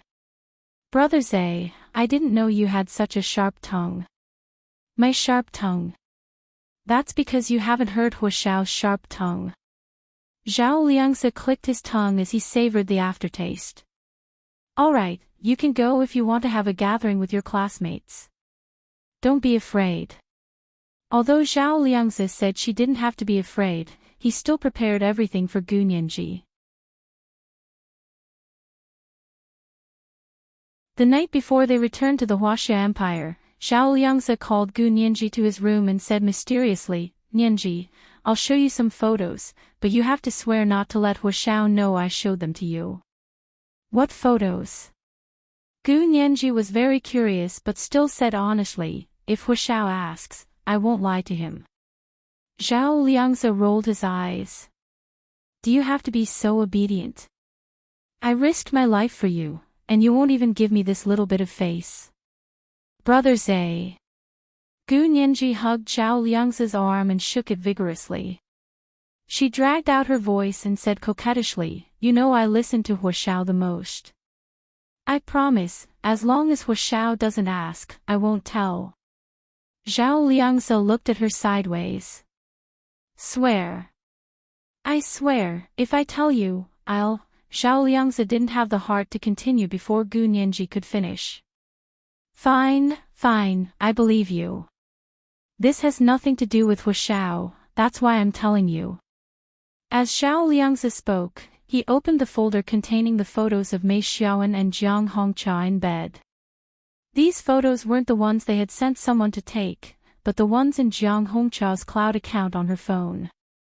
They were all taken by Jiang Hongqia herself. Each photo had been photoshopped to make her look stunning. However, the photoshopped photos had been restored by Zhao Liangzi, a computer expert, to their original appearance. In order not to poison Gu Nianji's eyes, Zhao Liangzi had censored the key parts. Gu Nianji gaped at the photos, then quickly covered her eyes and stomped her feet. "Brother Zhe, why are you showing me these photos? Did you deliberately make me get a needle eye?" "I've censored it, why would I get a needle eye?" Zhao Liangzi quickly closed the folder. "But it really doesn't look good. The photoshopped photos were fine, but I'm disgusted when I restored them." "You actually looked at them carefully." Gu Nianji covered her eyes with one hand and reached out with the other to grab Zhao Liangzi's arm and pinch it hard. Zhao Liangzi looked tall and handsome, but his body was actually all lean muscles and hard muscles. Gu Nianji's fingers hurt from the pinch, so she quickly let go and shoved Zhao Liangzi. "Brother Zhe, you're so bad." Zhao Liangzi chuckled and handed her an envelope. "Take this. If something happens to Mei Xiaoan, throw these photos in his and his lover's faces in front of your classmates." Gu Nianji squinted and saw that there were no photos on Zhao Liangzi's computer screen. She opened her eyes and took the envelope from Zhao Liangzi's hand. She said fawningly, "Brother Zhe is so thoughtful. With these amulets, she wouldn't have to worry about anything going wrong at the party." After packing everything that night, she received a call from He Zhichu before she went to bed. He Zhichu had rarely contacted her over the past 2 months. Most of the time, they communicated via email and rarely called. When Gu Nianji picked up the phone, she thought He Zhichu's voice was unfamiliar. However, He Zhichu said a few words and she quickly became familiar with him. "Nianji, have you packed everything?" He Zhichu sat in the professor's dorm at B University, the capital of the Huaxia Empire. He spoke to Gu Nianji with his headset on as he worked. "I've packed everything. Thank you for your hospitality, Professor He. I'll be returning to the Empire tomorrow." Gu Nianji replied politely. That was how people were, the more polite they were, the more distant they would be. He Zhichu felt stifled but didn't show it. He nodded slightly. "Have a safe trip." "Okay, thank you, Professor He." Gu Nianji politely said goodbye and hung up. Gu Nianji couldn't sleep anymore. She remembered that Huaxiao's mission should have ended long ago. She remembered that Zhao Liangzi had said it would be around the 17th or 18th of December. Today was already the 22nd. She hesitated for a while and rubbed her phone for a long time. Finally, she mustered her courage and called Hua Xiaoheng. The phone rang for a long time, but no one picked up. Gu Nianji breathed a sigh of relief and quickly hung up. It was good that no one picked up. Even if someone picked up, she would have hung up immediately. Now that she understood her feelings, she was becoming more and more timid. She didn't dare to play around like before and only wanted to be closer to him.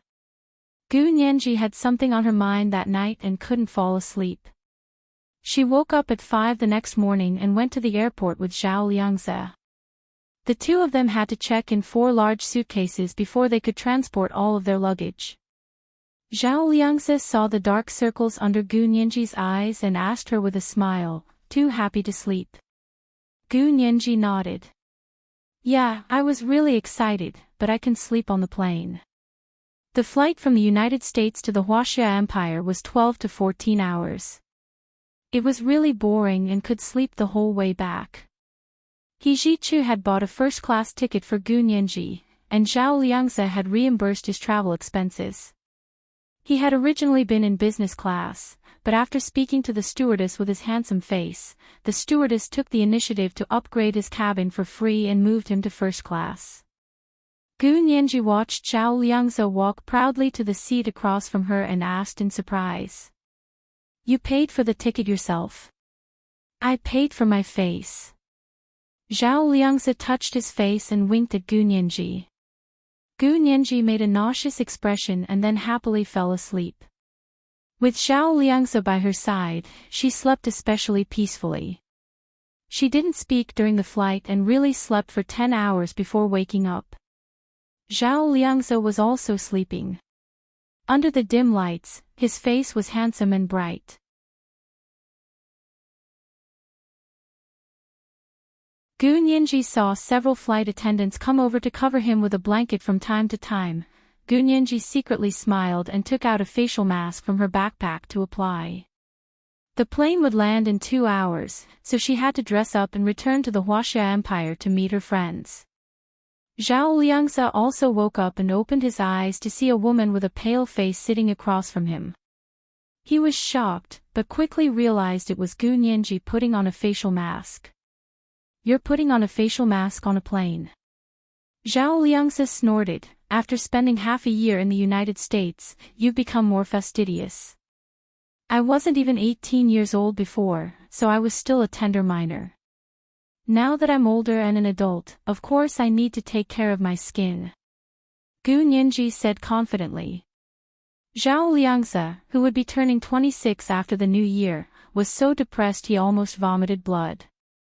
"Be careful. Don't mention age in front of men, especially old men." Zhao Liangze wanted to glare at Gu Nianji. "My current face is the most popular. I'm a combination of an uncle and a little fresh meat." Gu Nianji laughed so hard she couldn't stand up straight. "Oh my. My facial mask. Brother Zay, stop talking, my face mask is falling off." Zhao Liangze saw her laughing happily and couldn't help but laugh too. He stretched out his long leg and kicked her. "Can you go to the capital alone?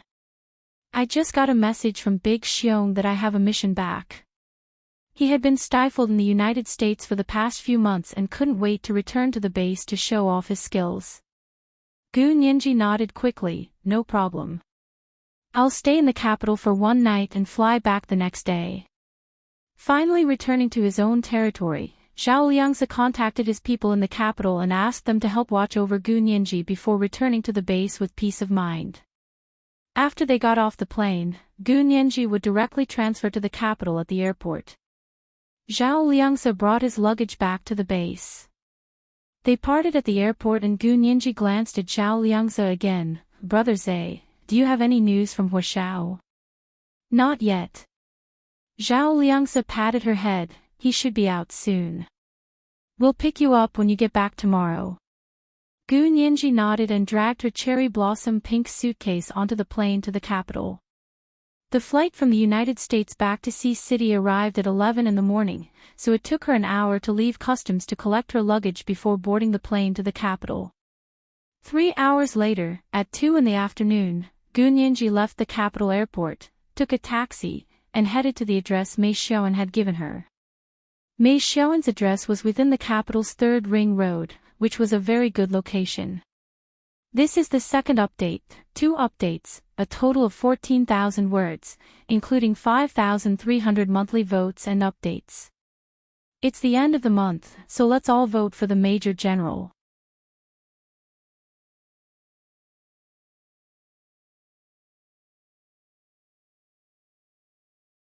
Chapter 189. Gu Nianji got out of the taxi and looked up at the high-rise neighborhood. The houses within the capital's 3rd Ring Road were about the same price as her apartment in Xi City's Fingya precinct. The property management and exterior looked similar. The neighborhood was enclosed and there was a security guard on duty at the entrance. The surroundings were beautiful and the roads were clean and tidy. It was far away from the main road outside, so no noise could be heard. It was obviously a high-class residential area. The private cars of the residents and visitors had other entrances. Gu Nianji had come in a taxi, so she had to use the pedestrian passageway. She had to check her ID and get permission from the homeowner before she could enter. Gu Nianji looked at her watch. It was only 2:30 in the afternoon. The weather was cold and gloomy. The clouds were thick and blocked the sun, but the neighborhood already had a strong Christmas atmosphere. There were 2 large decorative Christmas trees at the entrance of the neighborhood. The trees were decorated with all sorts of sparkling decorations. The tips of the trees were dotted with a large 5-pointed star. There were all sorts of small lights and ribbons wrapped around the trees. When the sky turned dark, the lights would light up for the most beautiful time. Gu Nianji looked at the 2 Christmas trees with a smile and dragged her suitcase into the reception room. She said to the security guard at the front desk, "Hello, I'm here to attend the party in room 138, building 5. This is the invitation." As she spoke, she handed over the invitation in her hand. The security guard took the invitation and looked at it. Then he raised his head and looked at her with great surprise. The look in his eyes made Gu Nianji feel a little strange. "Is there a problem?" Gu Nianji asked politely, "Can I go in now?" "Oh, no, please wait a moment." The young security guard blushed and quickly went inside to make a phone call. He must have gone to ask for permission from the homeowner. Gu Nianji wasn't in a hurry. She stood alone in front of the reception room. She was wearing a classic Burberry horn-button jacket, a Hermes blue and violet cashmere silk scarf, tailored wool pants, and knee-high boots. Her long legs were as straight as a line, and she was slender and elegant, with picturesque features. The security uncle and auntie in the room exchanged a tacit look. After a while, the young security guard came out and murmured to Gu Nianji, "The owner of the house is not answering the phone. Please wait outside for a moment." Gu Nianji blinked her watery eyes. Her natural contact lens made the security guard's head spin. He didn't even remember what he had just said. "No one's picking up. That's impossible." Gu Nianji took out her phone and dialed Mei Xiaoan's number. Soon, Mei Xiaoan's voicemail replied, "Hello, this is Mei Xiaoan. I'm busy right now, so it's not convenient for me to answer your call. Please leave your phone number and something important. I'll get back to you shortly." Gu Nianji, as expected, no one picked up the phone. What happened? Gu Nianji looked at her phone in confusion, then looked up at the security guards. "May I ask if you can make another call? Look at the invitation, it says that the party will start at 2:00. It was already 2:30. How could there be no one here?" The security guard was shy. Seeing that the other guards pretended not to hear, he went in alone and made another call. This time, he came out after 15 minutes and spread his hands at Gu Nianji again. "I'm sorry, still no one's picking up. Then can you let me in?" Gu Nianji was displeased. "Why don't you send someone in with me? Then you'll know if I'm really a guest." That invitation isn't fake. The security guard smiled good-naturedly. Miss, that's against the rules. We'll get a complaint if we do that. Please don't make things difficult for us, okay? The rules in this area were very strict. If the owner of the house didn't agree, outsiders would never be allowed in. When Gu Nianji had been unconscious for a week, Mei Xiaoan had repeatedly gone to see her. However, he had been stopped by the security guards in her neighborhood. Chen Lai had ordered the guards not to let anyone in to see Gu Nianji. Gu Nianji pursed her lips and didn't make things difficult for them. She turned around to find a place to sit down. A chubby middle-aged security guard walked over and shoved her roughly. Get out, get out. This isn't a place for you. The security guard couldn't bear to see her like this. He turned around and went inside. The security guard uncle crossed his legs and picked up a newspaper with both hands to cover himself. Gu Nianji glanced at them and didn't say anything else. She turned around and left the reception room. A row of holly trees surrounded the perimeter wall of the neighborhood, separating the road from the sidewalk. Gu Nianji dragged her suitcase and waited near the holly tree not far from the entrance. This road was relatively secluded, and there weren't many people coming and going. Most of the people who lived there had their own cars and entered from another entrance. Gu Nianji stood there for a long time and only saw 2 people enter, neither of whom she recognized. After standing there for almost half an hour, Gu Nianji was starting to get annoyed. She took out her phone to call Green Tea Fong, but her phone was turned off. Then she called Little Temptress, but her phone was also turned off. Finally, she called Lady Chow, but she still got nothing. What the F***ck, Gu Nianji grumbled silently to herself. She took out her phone and started playing games. Time passed quickly when she started playing games. When she looked up again, she realized it was getting colder. Her hands and feet were numb from the cold, and the sky was gradually darkening. The weather in the north darkened early in winter. She looked at her phone and saw that it was already 5 o'clock. She waited for more than 2 hours, unbeknownst to her. As she waited by the wall at the entrance of the residential area, she could see this location from the bedroom window of Mei Xiaoan's apartment.